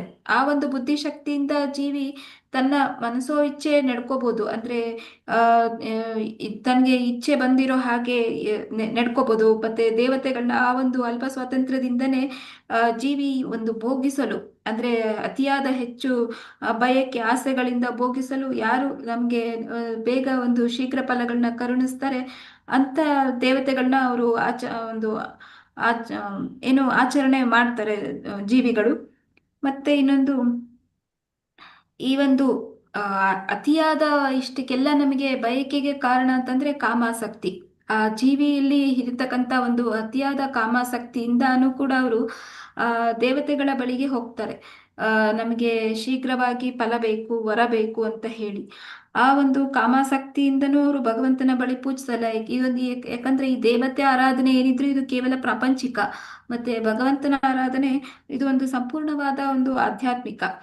ಈ ರೀತಿ ನಾವು ಭಗವದ್ಧಾಮಕ್ಕೆ ಮರಳಿ ಹೋಗ್ಬೇಕು ಅನ್ನೋ ಒಂದು ಉದ್ದೇಶ ಇರುವಂತ ಜೀವಿಗಳು ಈ ಐಹಿಕ ಬಯಕೆಗಳಿಂದ ಮುಕ್ತರಾಗಬೇಕು. ಇವರು ಈ ಒಂದು ಐಹಿಕ ಬಯಕೆಗಳೇ ನಮ್ಗೆ ಆಧ್ಯಾತ್ಮಿಕ ಜೀವನಕ್ಕೆ ಬರೋದಕ್ಕೆ ಒಂದು ಅಡೆತಡೆಗಳು. ಆದ್ರೆ ಈ ಒಂದು ಭಗವಂತನ ಒಂದು ಸನ್ನಿಧಿಗೆ ಬರೋದಕ್ಕೆ ನಮಗೆ ಈ ಕಾಮಾಸಕ್ತಿ, ಅಲ್ಪ ಸ್ವಾತಂತ್ರ್ಯ ಮತ್ತೆ ಮಂದ ಬುದ್ಧಿ ಇವೆಲ್ಲ ಅಡೆತಡೆಗಳು ಹೆಚ್ಚಾಗಿರೋದ್ರಿಂದ ಕೆಲವು ಸಲ ಜೀವಿಯ ಒಂದು ಕಲ್ಮಶಗಳು ಕಳೆದಂತೆನೆ ಭಗವಂತ ಏನಂತಂದ್ರೆ ಈ ವೈದಿಕ ಸಾಹಿತ್ಯದಲ್ಲಿ ಹೇಳಿರೋ ಹಾಗೇನೆ ಜೀವಿಗೆ ಪ್ರೇರೇಪಿಸ್ತಾರೆ. ಹೌದು, ಒಂದು ನಿರ್ದಿಷ್ಟ ದೇವತೆಯನ್ನ ನೀನು ಪೂಜಿಸ್ಬೇಕು ಅಂತ. ಇದರಲ್ಲಿ ಉದಾಹರಣೆ ಹೇಳಿದಿರೋ ಹಾಗೆ ಸೂರ್ಯನನ್ನ ಮತ್ತೆ ಪಾರ್ವತಿಯನ್ನ ನಾವು ಅತಿ ಹೆಚ್ಚು ವೈದಿಕದಲ್ಲಿ ಒತ್ತಿ ಹೇಳಿರೋ ಹಾಗೆ ಪೂಜಿಸ್ತೀವಿ. ಆ ಮೂಲಕ ಅಂದ್ರೆ ಅಲ್ಲಿ ಜೀವಿಯ ಒಂದು ಐಹಿಕ ಕಲ್ಮಶ ತೊಳೆದ ಹಾಗೇನೆ ಅದೇ ಒಂದು ದೇವತೆ ಆರಾಧನೆ ಮುಂದೆ ಭಗವಂತನ ಆರಾಧನೆಗೂ ಕೂಡ ತಿರುಗುತ್ತೆ. ಭಗವಂತ ಆ ರೀತಿ ಒಂದು ಕೃಪೆಯನ್ನು ತೋರಿಸ್ತಾರೆ. ಆ ಒಂದು ದೇವತೆ ಆರಾಧನೆ ಮೂಲಕನೇ, ಭಗವಂತನ ಒಂದು ಆರಾಧನೆಯ ಮೂಲಕ ಅದು ಒಂದು ಭಕ್ತಿ ಸೇವೆ. ಅಂದ್ರೆ ಜೀವಿಯ ಮೇಲೆ ಒಂದು ಭಗವಂತ ತೋರಿಸುವಂತ ಒಂದು ಅತಿಯಾದ ಒಂದು ಕೃಪೆ ಮಾತಾಜಿ ಅದು. ಹರೇ ಕೃಷ್ಣ ಮಾತಾಜಿ. ಹರೇ ಕೃಷ್ಣ ಮಾತಾಜಿ, ಧನ್ಯವಾದಗಳು. ನೆಕ್ಸ್ಟ್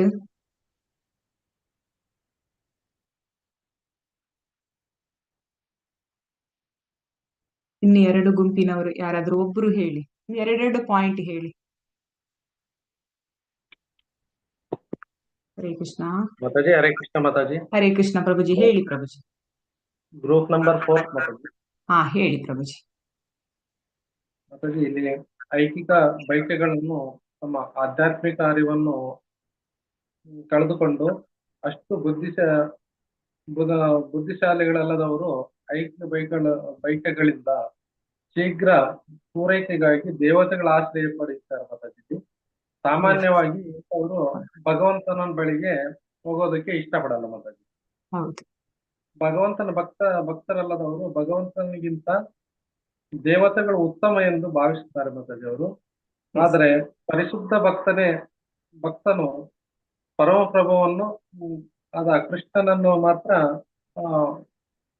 ಎಲ್ಲದಕ್ಕೂ ಹೆಚ್ಚ ಈ ಜಗತ್ತಿಗೆ ಒಡೆಯ ಅಂತಂದು ಹೇಳ್ಬಿಟ್ಟು ಇವರೆಲ್ಲ ಇದಕ್ಕೆಲ್ಲ ಅಧಿಪತಿ ಅವರೇ ಅಂತಂದು ಹೇಳ್ಬಿಟ್ಟು ನಂಬ್ತಾರೆ ಮಾತಾಜಿ. ಮತ್ತೆ ಉದಾಹರಣೆಗೆ ರೋಗಿ ಸೂರ್ಯನನ್ನು ಪೂಜಿಸೋದಕ್ಕೆ ಯಾವ ರೀತಿ ಹೇಳ್ತಾರೋ ಅದೇ ರೀತಿ ಇಲ್ಲಿ ಹೇಳ್ತಾರೆ. ಆದ್ರೆ ಈ ಇಂದ್ರಿಯ ಬಯಕೆಗಳು ತೃಪ್ತಿಪಡಿಸ್ಕೊಳ್ಳೋದಕ್ಕೆ ಈ ಭೌತಿಕ ಜಗತ್ತಿನಲ್ಲಿ ತ್ರಿಗುಣಗಳಿಂದ ನಾವು ಆಶೆಯನ್ನು ಪೂರೈಸೋದಕ್ಕೆ ಇಲ್ಲಿ ಮತ್ತೆ ಮತ್ತೆ ಅದನ್ನೇ ಪ್ರಯತ್ನ ಮಾಡ್ತಾ ಇದ್ವಿ. ಆದ್ರೆ ಈ ಪ್ರಯತ್ನವು ವ್ಯರ್ಥವಾಗಿ ಒಂದು ದಿವಸ ಯಾವಾಗೋ ಒಂದ್ಸಲ ಭಗವಂತನಿಗೆ ಶರಣಾಗತರಾಗಿ ಪೂರ್ಣ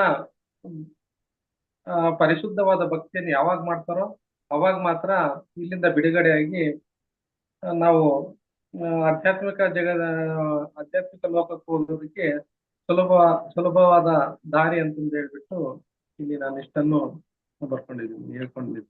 ಹರೇ ಕೃಷ್ಣ ಪ್ರಭುಜಿ, ಧನ್ಯವಾದಗಳು. ಇನ್ನು ಯಾರಾದ್ರೂ ಹೇಳಲಿಕ್ಕೆ ಇಚ್ಛೆ ಪಡ್ತೀರಾ? ಹರೇ ಕೃಷ್ಣ.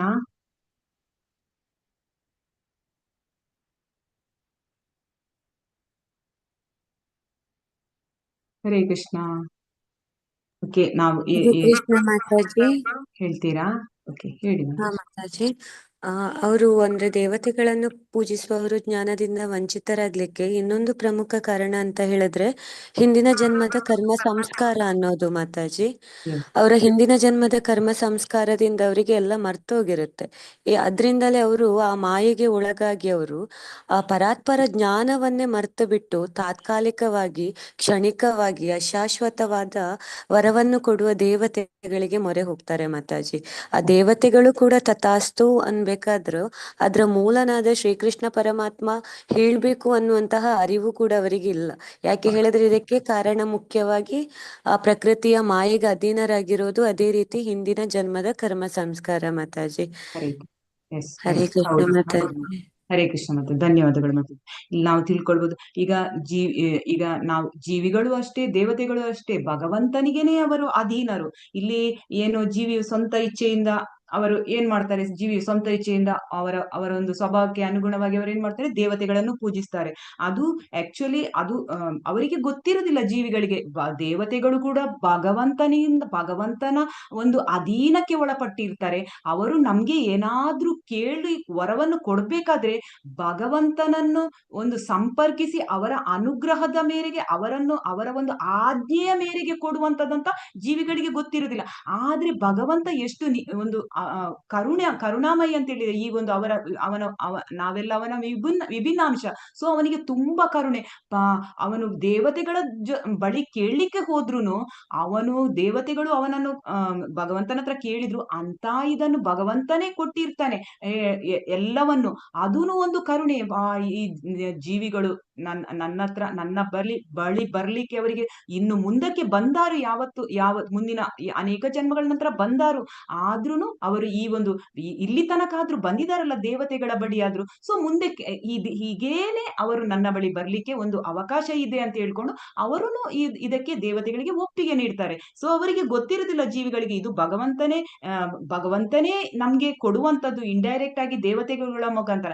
ಆದ್ರೆ ಇಲ್ಲಿ ನಾವು ಕೃಷ್ಣ ಪ್ರಜ್ಞೆಯಲ್ಲಿ ಯಾವ ರೀತಿ ಅಂತ ಹೇಳಿದ್ರೆ, ನಾವು ಡೈರೆಕ್ಟ್ ಭಗವಂತನನ್ನೇ ಕೇಳಿದ್ರೆ ಅವನು ಎಲ್ಲವನ್ನು ಕೊಡ್ತಾನೆ. ಆದ್ರೆ ಇದಕ್ಕೆ ಒಂದು ಉದಾಹರಣೆ ಹೇಗೆ ಅಂತ ಹೇಳಿದ್ರೆ, ದೇವತೆಗಳು ಯಾವ ರೀತಿ ಜೀವಿಗಳಿಗೆ ಈ ಒಂದು ಎಲ್ಲ ಫಲಗಳನ್ನು ಕೊಡ್ತಾರೆ ಅಂತ ಹೇಳಿದ್ರೆ, ಒಂದು ಮಗು ಇರುತ್ತೆ. ಆ ಮಗು ತಂದೆಯ ಬಳಿ ಅದು ಒಂದು ಏನಾದ್ರೂ ಒಂದು ಸ್ವೀಟ್ ಏನಾದ್ರೂ ಕೇಳಲಿಕ್ಕೆ ಹೋದ್ರೆ ತಂದೆ ಆಲೋಚನೆ ಮಾಡ್ತಾನೆ, ಮಗುವಿಗೆ ಕೊಡ್ಬೇಕಾ ಬೇಡವಾ ಅಂತ ಹೇಳಿದ್ರೆ ಇದು ಮಗು ಕೇಳಿತು ಸ್ವೀಟ್ ಅಂತ ತಟ್ಟನೆ ಕೊಡುದಿಲ್ಲ. ಯಾಕಂದ್ರೆ ತಂದೆಗೆ ಗೊತ್ತಿರ್ತದೆ ಮಗುವಿಗೆ ಇದು ಆರೋಗ್ಯಕ್ಕೆ ಹಿತಕರ ಅಲ್ಲ ಅಂತ ಹೇಳಿ.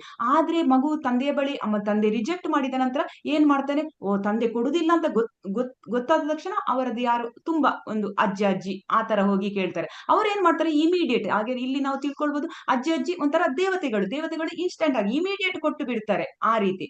ಆದ್ರೆ ಈ ಒಂದು ಅಜ್ಜಿನೂ ಅವರಿಗೆ ಎಲ್ಲಿಂದ ಸಿಕ್ಕುತ್ತೆ, ಅವರಿಗೆ ಈ ಒಂದು ಮಗುವಿನ ತಂದೆನೇ ಏನಾದ್ರೂ ವ್ಯವಸ್ಥೆ ಮಾಡಿದ್ರೆ ಮಾತ್ರ ಸಿಕ್ಕುತ್ತೆ. ಅದು ಮಗುವಿಗೆ ಗೊತ್ತಿರುದಿಲ್ಲ. ಅಜ್ಜಿ ಹತ್ರ ಕೇಳಿದ ತಕ್ಷಣವೇ ಕೊಡ್ತಾರೆ ಅಂತೇಳಿ ಆ ಭಾವನೆ. ಅಂದ್ರೆ ಎಲ್ಲವನ್ನೂ ಇಲ್ಲಿ ಏನೇ ದೇವತೆಗಳಿಗೂ ಅವರು ಭಗವಂತನ ಆಜ್ಞೆಯ ಒಂದು ಆದೇಶದ ಮೇಲೆನೆ ಕೊಡುವಂತದ್ದು. ಈಗ ನಾವು ನೋಡ್ತೀವಿ, ಈ ಒಂದು ಹಿರಣ್ಯಕಶಿಪು ಹೇಗೆ ಬ್ರಹ್ಮನನ್ನು ತಪಸ್ ಮಾಡಿ ಅಷ್ಟಕ್ಕೊಂದು ವರವನ್ನೆಲ್ಲ ಕೇಳಿದ್ರು ಅಂತ ಹೇಳಿ. ಸೊ ಅದೇ ರೀತಿ. ಆದ್ರೆ ಇಲ್ಲಿ ನಾವು ಏನ್ ತಿಳ್ಕೊಳ್ಬಹುದು ಅಂತ ಹೇಳಿದ್ರೆ, ಎಲ್ಲ ಒಂದು ಈ ಒಂದು ದೇವತೆಗಳಿಗೂ ಕೂಡ ಎಲ್ಲವನ್ನು ಕೊಡುವಂತದ್ದು ಭಗವಂತನೇ. ಆದ್ರೆ ಇಲ್ಲಿ ಭಗವಂತ ಆದ್ರೆ ಆಲೋಚನೆ ಮಾಡಿ ಕೊಡುವಂತದ್ದು. ಈ ರೀತಿಯ ನಾನು ಏನಾದ್ರೂ ಫಲವನ್ನು ಕೊಟ್ಟು ಬಿಟ್ರೆ ಇವಳು ಭಕ್ತಿ ಈ ಒಂದು ಜೀವಿ ಭಗವಂತನ ಬಳಿ ಬೇಗನೆ ಬರ್ತಾರೋ ಅಥವಾ ನಿಧಾನವಾಗಿ ಬರ್ತಾರೋ ಅಥವಾ ನನ್ನ ಭಕ್ತಿ ಸೇವೆಯನ್ನು ನಿಧಾನವಾಗಿ ಮಾಡ್ತಾರೋ ಅಂತವರಿಗೆ ಯಾವಾಗ ಭಗವಂತನಿಗೆ ಗೊತ್ತಿರ್ತದೆ, ಅವನು ಎಲ್ಲರ ಹೃದಯದಲ್ಲಿ ಪರಮಾತ್ಮನಾಗಿರ್ತಾನೆ. ಸೊ ಅವನಿಗೆ ಗೊತ್ತಿರ್ತದೆ, ಈ ಒಂದು ಜೀವಿ ನಾನೇನಾದ್ರೂ ಕೊಟ್ಟು ಬಿಟ್ಟೆ ಅಂತ ಹೇಳಿ ಖಂಡಿತ ನನ್ನ ಒಂದು ಭಕ್ತಿಯನ್ನು ಇನ್ನೂ ಜಾಸ್ತಿ ಮಾಡ್ತಾನೆ. ಅಂತವರಿಗೆ ಅವನು ಕೊಟ್ಟೇ ಕೊಡ್ತಾನೆ, ಕೊಡುದಿಲ್ಲ ಅಂತೇಳಿ ನಾವು ಅನೇಕ ಉದಾಹರಣೆಗಳನ್ನೆಲ್ಲ ತಿಳ್ಕೊಂಡಿದ್ದೇವೆ. ಸೊ ಖಂಡಿತ ಕೊಡ್ತಾನೆ. ಆದ್ರೆ ದೇವತೆಗಳ ಫಲಗಳೆಲ್ಲ ಶಾಶ್ವತ ಆಗಿರುವುದಿಲ್ಲ, ಅದಂದ್ರೆ ಟೆಂಪರರಿ ಆಗ್ತದೆ. ಮತ್ತೆ ಅದರಲ್ಲಿ ಏನಾದ್ರೂ ತೊಂದರೆ ಬಂದ್ರೆ ಕೂಡ ಕೂಡ ಆ ಭಗವಂತ ಅದಕ್ಕೆ ಜವಾಬ್ದಾರಿ ಇಲ್ಲ. ಯಾಕೆಂದ್ರೆ ಭಗವಂತನ ಬಳಿ ಜೀವಿ ಬಂದಿಲ್ಲ, ದೇವತೆಗಳನ್ನೇ ಇದು ಮಾಡ, ಮತ್ತೆ ಪುನಃ ಅವರಿಗೆ ತೊಂದರೆ ಬಂದ್ರೆ ಸಹ ಮತ್ತೇನೋ ಹೋಗ್ತಾರೆ ಅವರು, ದೇವತೆಗಳ ಬಳಿಯೇ ಹೋಗುವಂತದ್ದು. ಸೊ ಇದನ್ನ ನಾವಿಲ್ಲಿ ಅರ್ಥ ಮಾಡಿಕೊಳ್ಳು. ಸೊ ದೇವತೆಗಳ ಆರಾಧಕರು ಜ್ಞಾನದಿಂದ ವಂಚಿಸಿದ ಅನೇಕ ಕಾರಣಗಳಿರ್ತಾರೆ. ಮಾತಾಜಿ ಹೇಳಿದಾಗೆ ಪೂರ್ವ ಜನ್ಮದ ಒಂದು ಹಿಂದಿನ ಜನ್ಮದ ಕರ್ಮಗಳು ಇರುವಂತದ್ದು, ಅಥವಾ ನಮಗೆ ಒಂದು ಈ ಒಂದು ಇಚ್ಛೆಗಳು, ಈ ಒಂದು ಕಾಮದ ಒಂದು ಇಚ್ಛೆಗಳು ಏನು ಐಹಿಕ ಆಸೆಗಳು ಒಂದು ತಕ್ಷಣವಾಗಿ ಪೂರೈಸಬೇಕು ಎಂಬ ಉದ್ದೇಶದಿಂದ. ಆದ್ರೆ ನಿಧಾನವಾಗಿ ನಾವು ಭಗವಂತನ ಭಕ್ತಿ ಮಾಡಿಕೊಂಡು ಮತ್ತೆ ನಾವು ಒಂದು ಭಗವಂತನ ಶುದ್ಧ ಭಕ್ತರ ಸಂಪರ್ಕದಿಂದ, ಹಾಗೆ ಭಗವಂತನ ಶುದ್ಧ ಭಕ್ತರ ಸಂಪರ್ಕದಿಂದ ಇದ್ದುಕೊಂಡ್ರೆ ನಾವು ಕೃಷ್ಣನ ಆರಾಧಕರು ಯಾವುದೇ ಇಚ್ಛೆ ಇರುವುದಿಲ್ಲ. ಅವರು ಭಗವಂತನ ಬಳಿ ಹೋದಾಗ ಯಾವುದನ್ನು ಕೇಳಲಿಕ್ಕೆ ಬಿಡುದು, ಯಾಕಂದ್ರೆ ಅವ್ರು ಕೇಳದೇನೆ ಭಗವಂತ ಕೊಟ್ಟು ಬಿಡ್ತಾನೆ ಅಂತೇಳಿ ಯಾರಿಗೆ ಜ್ಞಾನವಂತರಿಗೆ ಗೊತ್ತೆ. ಯಾವುದು ಜ್ಞಾನ? ಆಧ್ಯಾತ್ಮಿಕ ಜ್ಞಾನ, ಭಗವಂತನ ಜ್ಞಾನ ಇದ್ದವರಿಗೆ ಮಾತ್ರ ಗೊತ್ತೆ. ಆದ್ರೆ ಜೀವಿಗಳಿಗೆ ಈ ಒಂದು ಭಗವಂತನ ಬಗ್ಗೆ ಹೆಚ್ಚು ತಿಳ್ಕೊಂಡಿರುವುದಿಲ್ಲ, ಅವರು ಅಜ್ಞಾನಿಗಳೇ ಆಗಿರ್ತಾರೆ. ಸೊ ನಾವು ಈ ಕಾರಣಗಳನ್ನು ಕೊಡಬಹುದು. ಮುಂದಿನ ಶ್ಲೋಕ ಓದ್ತೀರಾ ಯಾರಾದ್ರೂ? ಹರೇ ಕೃಷ್ಣ ಮಾತಾಜಿ. ಹರೇ ಕೃಷ್ಣ ಪ್ರಭುಜಿ, ಓದಿ ಪ್ರಭುಜಿ. ದೇವತಾ ಆರಾಧಕರ ಶರಣಾಗತಿ ಅನುಚಿತ, ತಪ್ಪು ಗ್ರಹಿಕೆ. ಅಂತವತ್ತು ಫಲಂ ತೇಷಾಂ ತದ್ಭವತ್ಯಲ್ಪ ಮೇಧಸಾಂ ದೇವಾನ್ ದೇವ ಯೋಜೋ ಯಾಂತಿ ಮದ್ಭಕ್ತ ಯಾಂತಿ ಮಾಮಪ್ಪಿ. ಅಲ್ಪ ಬುದ್ಧಿಯವರು ದೇವತೆಗಳನ್ನು ಪೂಜಿಸುತ್ತಾರೆ, ಅವರು ಪಡೆಯುವ ಫಲವು ಮಿತವಾದದ್ದು ಮತ್ತು ಅಲ್ಪ ಕಾಲದ್ದು. ದೇವತೆಗಳನ್ನು ಪೂಜಿಸುವವರು ದೇವತೆಗಳ ಲೋಕಕ್ಕೆ ಹೋಗುತ್ತಾರೆ, ಆದರೆ ನನ್ನ ಭಕ್ತರು ಕಡೆಗೆ ನನ್ನ ಪರಮ ಲೋಕವನ್ನು ಮುಟ್ಟುವನು. ಹರೇ ಕೃಷ್ಣ ಮಾತಾಜಿ. ಧನ್ಯವಾದ ಮಾತಾಜಿ. ಧನ್ಯವಾದಗಳು ಪ್ರಭುಜಿ. ನೋಡಿ ಇಲ್ಲಿ ಹೇಳ್ತಾರೆ, ದೇವತೆ ಕೊಡುವ ಫಲಗಳೆಲ್ಲ ಮಿತವಾದದ್ದು. ಅಂದ್ರೆ ಹೇಳಿದ್ರೆ ಅದು ಶಾಶ್ವತವಾಗಿ ಇರುವುದಿಲ್ಲ. ದೇವತೆಗಳು ಕೊಡುವ ಫಲಗಳು ಅದು ಒಂದು ಲಿಮಿಟೆಡ್. ಅಂದ್ರೆ ದೇವತೆಗಳಿಗೆ ಅವರು ಕೇಳಿ ಯಾರನ್ನು ಕೇಳಿ ಕೊಡುವಂತದ್ದು?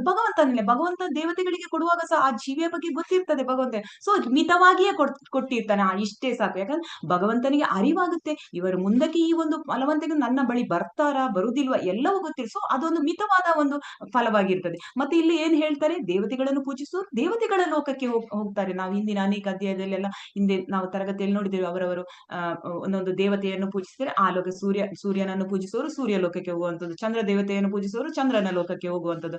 ಆದರೆ ಭಗವಂತ ಹೇಳುವಂಥದ್ದು, ನನ್ನ ಪರಿಶುದ್ಧ ಭಕ್ತರು ಯಾರನ್ನು ಪೂಜಿಸ್ತಾರೆ? ಅವರು ನನ್ನನ್ನು ಪೂಜಿಸ್ತಾರೆ. ಯಾಕೆಂದ್ರೆ ಅವರಿಗೆ ಗೊತ್ತಿರ್ತದೆ ಅವರ ಜೀವನದ ಪರಮ ಉದ್ದೇಶ ಏನು? ಭಗವಂತನ ಭಕ್ತಿ ಮಾಡುವಂಥದ್ದು, ಭಗವಂತನನ್ನು ಪ್ರೀತಿಸುವಂಥದ್ದು. ಸೊ ಅಂತವರು ನನ್ನ ಪರಮ ಲೋಕವನ್ನು, ಗೋಲೋಕ ವೃಂದಾವನವನ್ನು ಮುಟ್ಟುತ್ತಾರೆ ಅಂತೇಳಿ ಇಲ್ಲಿ ಹೇಳುವಂಥದ್ದು.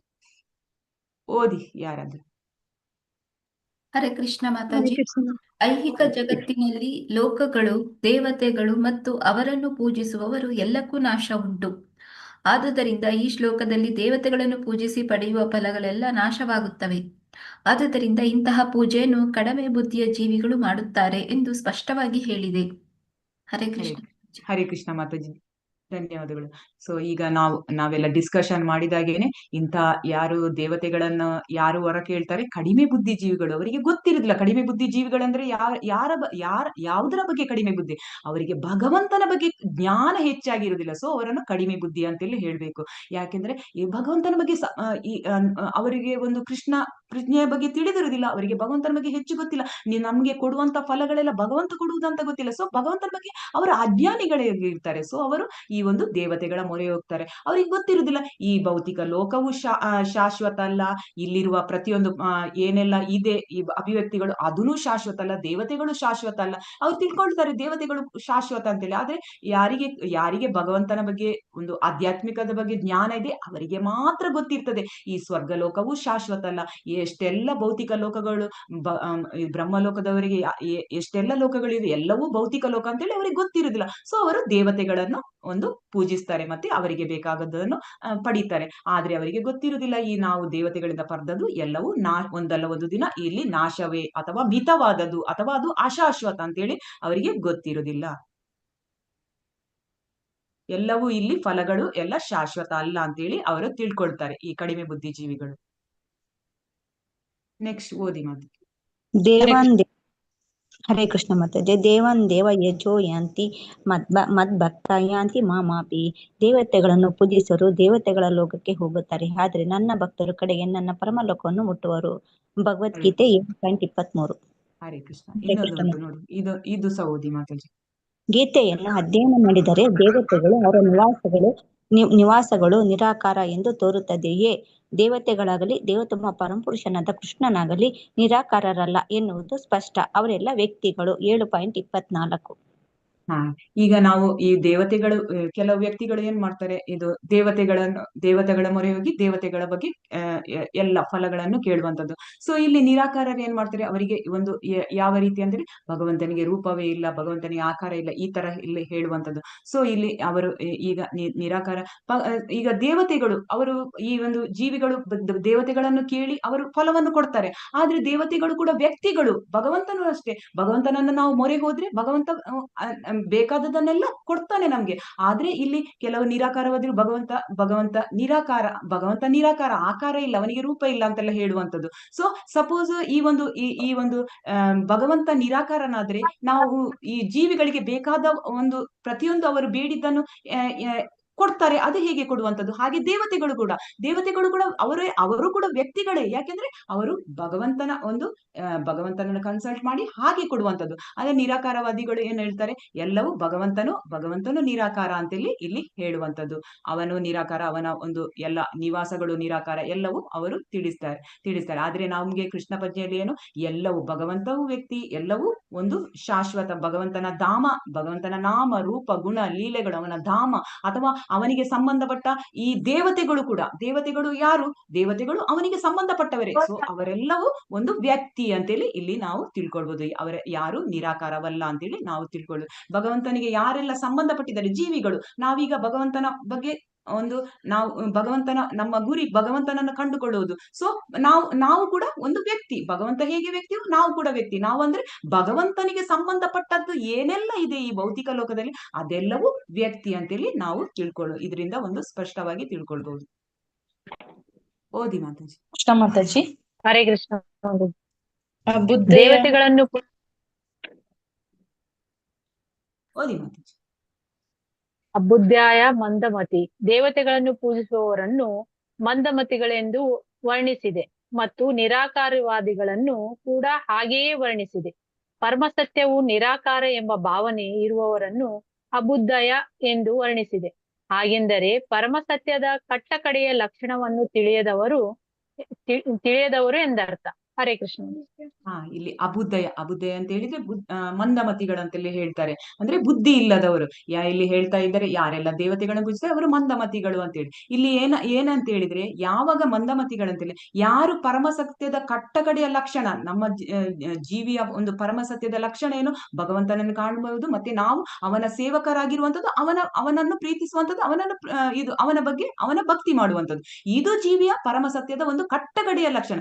ಇದನ್ನು ಯಾರು ತಿಳಿಯೋದಿಲ್ಲವೋ ಅವರೆಲ್ಲ ದೇವತೆಗಳನ್ನು ಪೂಜಿಸ್ತಾರೆ ಅಂತೇಳಿ ಇಲ್ಲಿ ಹೇಳುವಂತದ್ದು. ಅಂದ್ರೆ ನಾವು ಮಂದಮತಿಗಳು, ಯಾರೆಲ್ಲ ಭಗವಂತನ ಬಗ್ಗೆ ತಿಳಿಯುವುದಿಲ್ಲ ಅವರೆಲ್ಲ ಮಂದಮತಿಗಳು ಅಂತೇಳಿ ಇಲ್ಲಿ ಹೇಳುವಂತದ್ದು.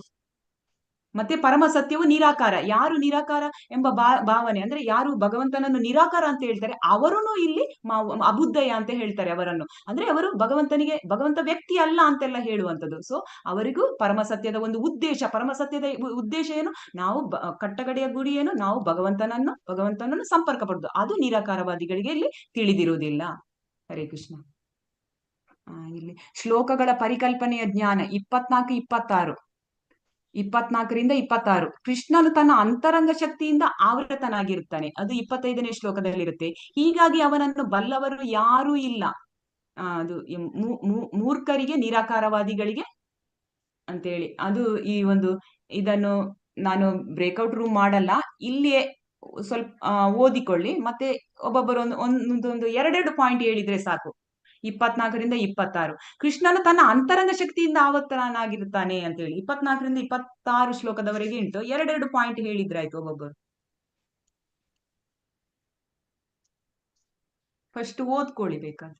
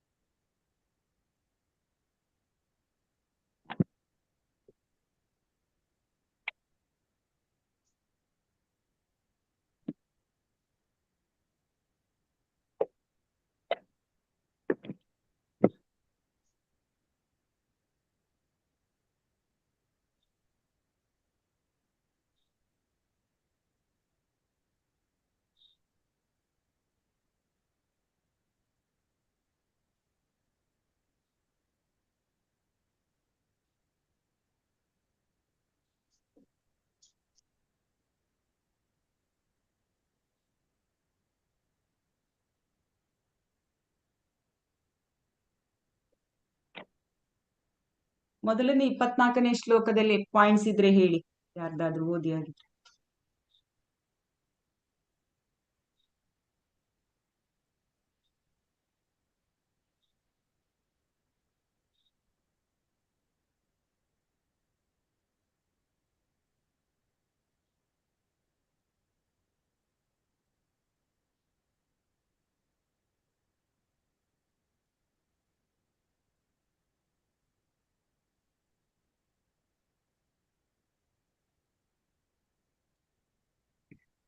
ಹರೇ ಕೃಷ್ಣ ಮಾತಾಜಿ. ಮಾತಾಜಿ ಯಾವುದಕ್ಕೆ ರಿಲೇಟೆಡ್ ಶ್ಲೋಕದ ಅದು ಮೀನಿಂಗ್ 24ರಿಂದ 26 ಅಂದ್ರೆ ಏನಂತ ಹೇಳಿದ್ರೆ, ಕೃಷ್ಣನು ಅಂತರಂಗ ಶಕ್ತಿಯಿಂದ ಆವೃತನಾಗಿರ್ತಾನೆ ಆ ಬಗ್ಗೆ. 24ರಿಂದ 26 ಶ್ಲೋಕದಲ್ಲಿ ಪಾಯಿಂಟ್ಸ್ ಇದ್ದದ ನೀವೇನು ಓದಿದ್ದೀರಿ ಅದನ್ನ ಹೇಳಿದ್ರೆ ಸಾಕು. ಓಕೆ ಮಾತಾಜಿ. ಅಂದ್ರೆ ಇಲ್ಲಿ ಕೃಷ್ಣನ ತನ್ನ ಅಂತರಂಗ ಶಕ್ತಿಯಿಂದ ಆವರ್ತನಾಗಿದೆ. ಯಾಕಂದ್ರೆ ಕೃಷ್ಣನ್ ಈಗ ಮೂರು ರೀತಿಯ ಶಕ್ತಿಗಳಿರ್ತವೆ: ಅಂತರಂಗ ಶಕ್ತಿ, ಬಹಿರಂಗ ಶಕ್ತಿ ಮತ್ತು ತಟಸ್ಥ ಶಕ್ತಿ. ಕೃಷ್ಣನನ್ನು ಯಾವ ರೀತಿ ಅಂತ ಹೇಳಿದ್ರೆ, ಕೃಷ್ಣನ ಶಕ್ತಿ ಯಾವ ರೀತಿ ಅಂತ ಹೇಳಿದ್ರೆ, ಅದು ಒಂದು ಎರಡು ಶಕ್ತಿಗಳಿರ್ತವೆ, ಯೋಗಮಾಯೆ ಮತ್ತು ಮಹಾಮಾಯೆ. ಈ ಎರಡು ಇದು ಕೂಡ ಕೃಷ್ಣನ ಆ ಒಂದು ಶಕ್ತಿಯನ್ನು ಕೃಷ್ಣನನ್ನ ಆಚ್ಛೇದನೆ ಮಾಡಿರ್ತವೆ. ಸೊ ನಾವು ಭಗವಂತನನ್ನು ಕಾಣ್ಬೇಕಾದ್ರೆ ನಾವು ಆ ಪರದೆಯನ್ನು ನಾವು ತೆಗೆದು ಆ ಪರದೆ ಆಚೆ ಹೋದ್ರೆ ಮಾತ್ರ ನಮ್ಗೆ ಈ ಭಗವಂತನ ಒಂದು ಅಂತರಂಗ ಶಕ್ತಿ, ಅಂದ್ರೆ ಭಗವಂತ ಇಲ್ಲಿ ಅವನ ಅಂತರಂಗ ಶಕ್ತಿಯಿಂದ ಆವೃತನಾಗಿರ್ತಾನೆ. ಸೊ ಅವರ ಆ ಒಂದು ಮಾಯಾ ಶಕ್ತಿಯಿಂದ ಮತ್ತೆ ಯೋಗ ಮಾಯಾ ಶಕ್ತಿಯ ಪರದೆಯನ್ನು ತೆಗೆದ್ರೆ ಮಾತ್ರ ಭಗವಂತನ ನಮ್ಗೆ ಅಂತರಂಗ ಶಕ್ತಿ ತಿಳಿಲಿಕ್ಕೆ ಬರುವಂತದ್ದು. ಸೊ ಇದನ್ನು ಯಾರು ಅವನನ್ನು ಬಲ್ಲವರು, ಅವನ ಬಗ್ಗೆ ತಿಳ್ಕೊಳ್ಳೋರು ಅಂತ ಈ ನಿರಾಕಾರವಾದಿಗಳಿಗಾಗ್ಲಿ, ಮಾಯಾವಾದಿಗಳಿಗೆ ಅಥವಾ ಯಾರಿಗೂ ಅವನನ್ನು ತಿಳ್ಕೊಳ್ಳಿಕ್ಕೆ ಆಗುದಿಲ್ಲ.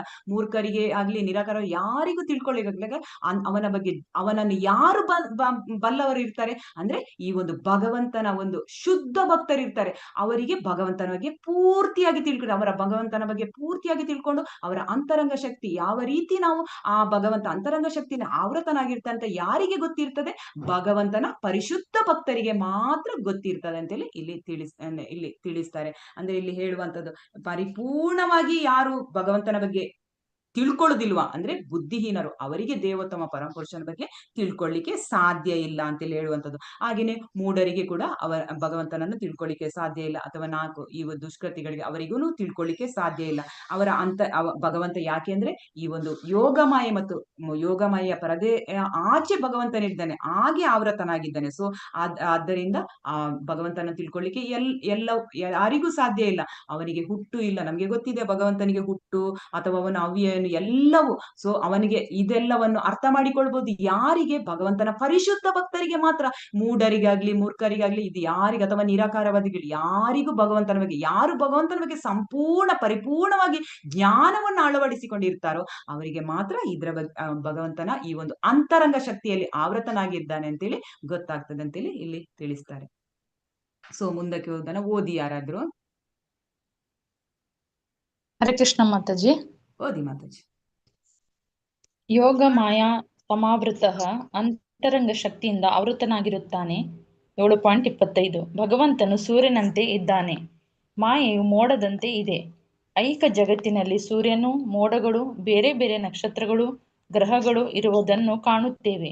ಆಕಾಶದಲ್ಲಿ ಇವುಗಳೆಲ್ಲವನ್ನು ಮೋಡಗಳು ಸ್ವಲ್ಪ ಕಾಲ ಮುಚ್ಚಬಹುದು, ಆದರೆ ನಮ್ಮ ಪರಿಮಿತವಾದ ದೃಷ್ಟಿಗೆ ಮಾತ್ರ ಹೀಗೆ ಮುಚ್ಚಿದ್ದು ಕಾಣುತ್ತದೆ.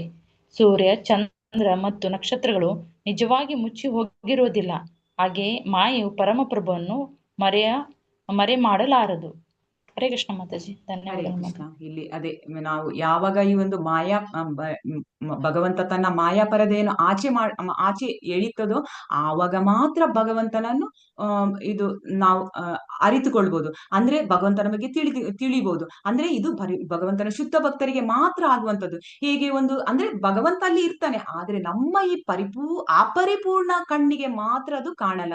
ಹೇಗೆ ಸೂರ್ಯ ಮಳೆಗಾಲದಲ್ಲಿ ಸೂರ್ಯ ಇರ್ತಾರೆ, ಆದ್ರೆ ಅವರು ಈ ಒಂದು ದಪ್ಪವಾದ ಗಾಢವಾದ ಮೋಡದಿಂದ ಅವರು ಮರೆಯಾಗ್ತಾರೆ, ಆದ್ರೆ ಸೂರ್ಯ ಅಲ್ಲಿ ಇದ್ದೇ ಇರ್ತಾರೆ. ಸೊ ಸೂರ್ಯನನ್ನು ಮತ್ತೆ ನಾವು ಈ ನಮ್ಮ ಕಣ್ಣಿನ ಈ ನಮ್ಮ ಭೌತಿಕ ಕಣ್ಣಿಗೆ ಕಾಣಿಸ್ಬೇಕಾದ್ರೆ ಮೋಡ ಆತ್ಲಗೆ ಹೋಗ್ಲೇಬೇಕು, ಅಲ್ಲದಿದ್ರೆ ನಮ್ಗೆ ಹಾಗೆ ಕೃಷ್ಣ ಸೂರ್ಯನಾಗೆ. ಸೊ ಅಲ್ಲಿ ಆ ಮಾಯಾ ಪರದೆ ಅಥವಾ ಈ ಒಂದು ಯೋಗಮಯ ಪರದೆ ಆಚೆ ಸರಿದ್ರೆ ಮಾತ್ರ ನಮ್ಗೆ ಭಗವಂತನನ್ನು ಕಾಣ್ಬೋದು ಅಂತೇಳಿ ಇಲ್ಲಿ ತಿಳಿಸ್ತಾರೆ.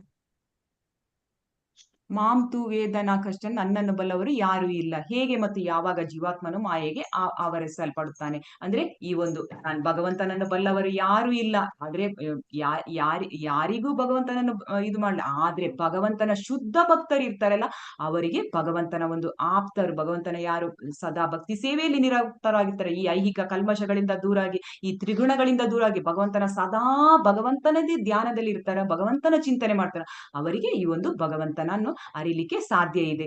ಯಾವಾಗ ಈ ಜೀವಾತ್ಮಗಳಿಗೆ ಯಾಕೆ ಕಾಣಿಸುವುದಿಲ್ಲ ಭಗವಂತ ಅಂತ ಹೇಳಿದ್ರೆ, ಅವರು ಈ ಒಂದು ಭೌತಿಕ ಲೋಕದ ಮಾಯ, ಈ ಒಂದು ದುರ್ಗಾದೇವಿಯ ಒಂದು ಕವಚಕ್ಕೆ ಅವರು ಒಳಪಟ್ಟಿರ್ತಾರೆ, ಬಂಧನಕ್ಕೆ ಒಳಪಟ್ಟಿರ್ತಾರೆ. ಸೊ ನಾವು ನಮ್ಮದು ಈ ಒಂದು ಪರಿಪೂರ್ಣವಾದ ಒಂದು ದಿವ್ಯ ದೃಷ್ಟಿ ನಮ್ಮ ಹತ್ರ ದೃಷ್ಟಿ ಇರುವುದಿಲ್ಲ.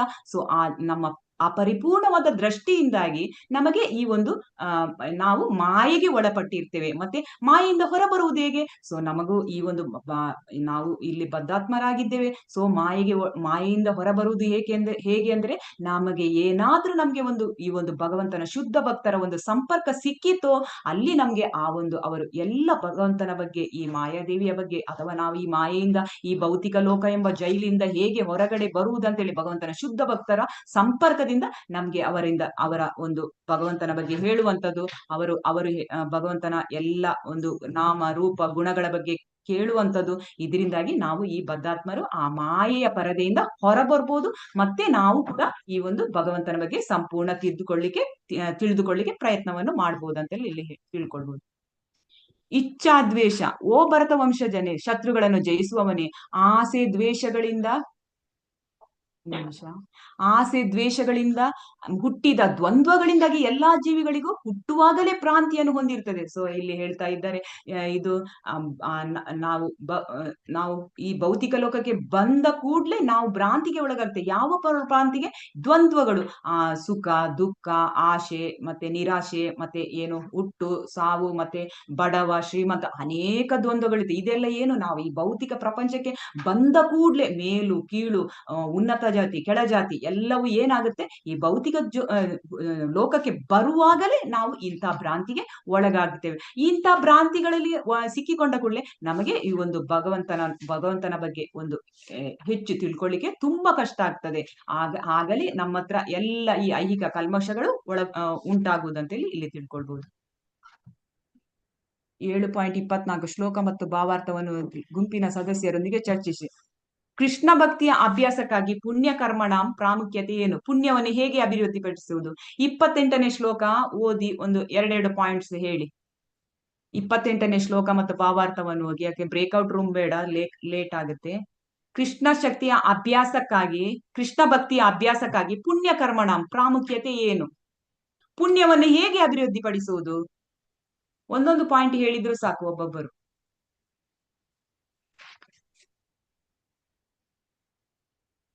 ಯೇಷಾಂ ತ್ವಂತಗತಂ ಪಾಪಂ ಜನನಾಂ ಪುಣ್ಯ ಕರ್ಮಣಾಂ ತೇ ದ್ವಂದ್ವ ಮೋಹ ನಿರ್ಮುಕ್ತ ಭಜಂತೆ ಮಾಂ ದೃಢವ್ರತ. ಭಕ್ತಿ ಸೇವೆಯಿಂದ ಮಾತಾಜಿ. ಹಾ,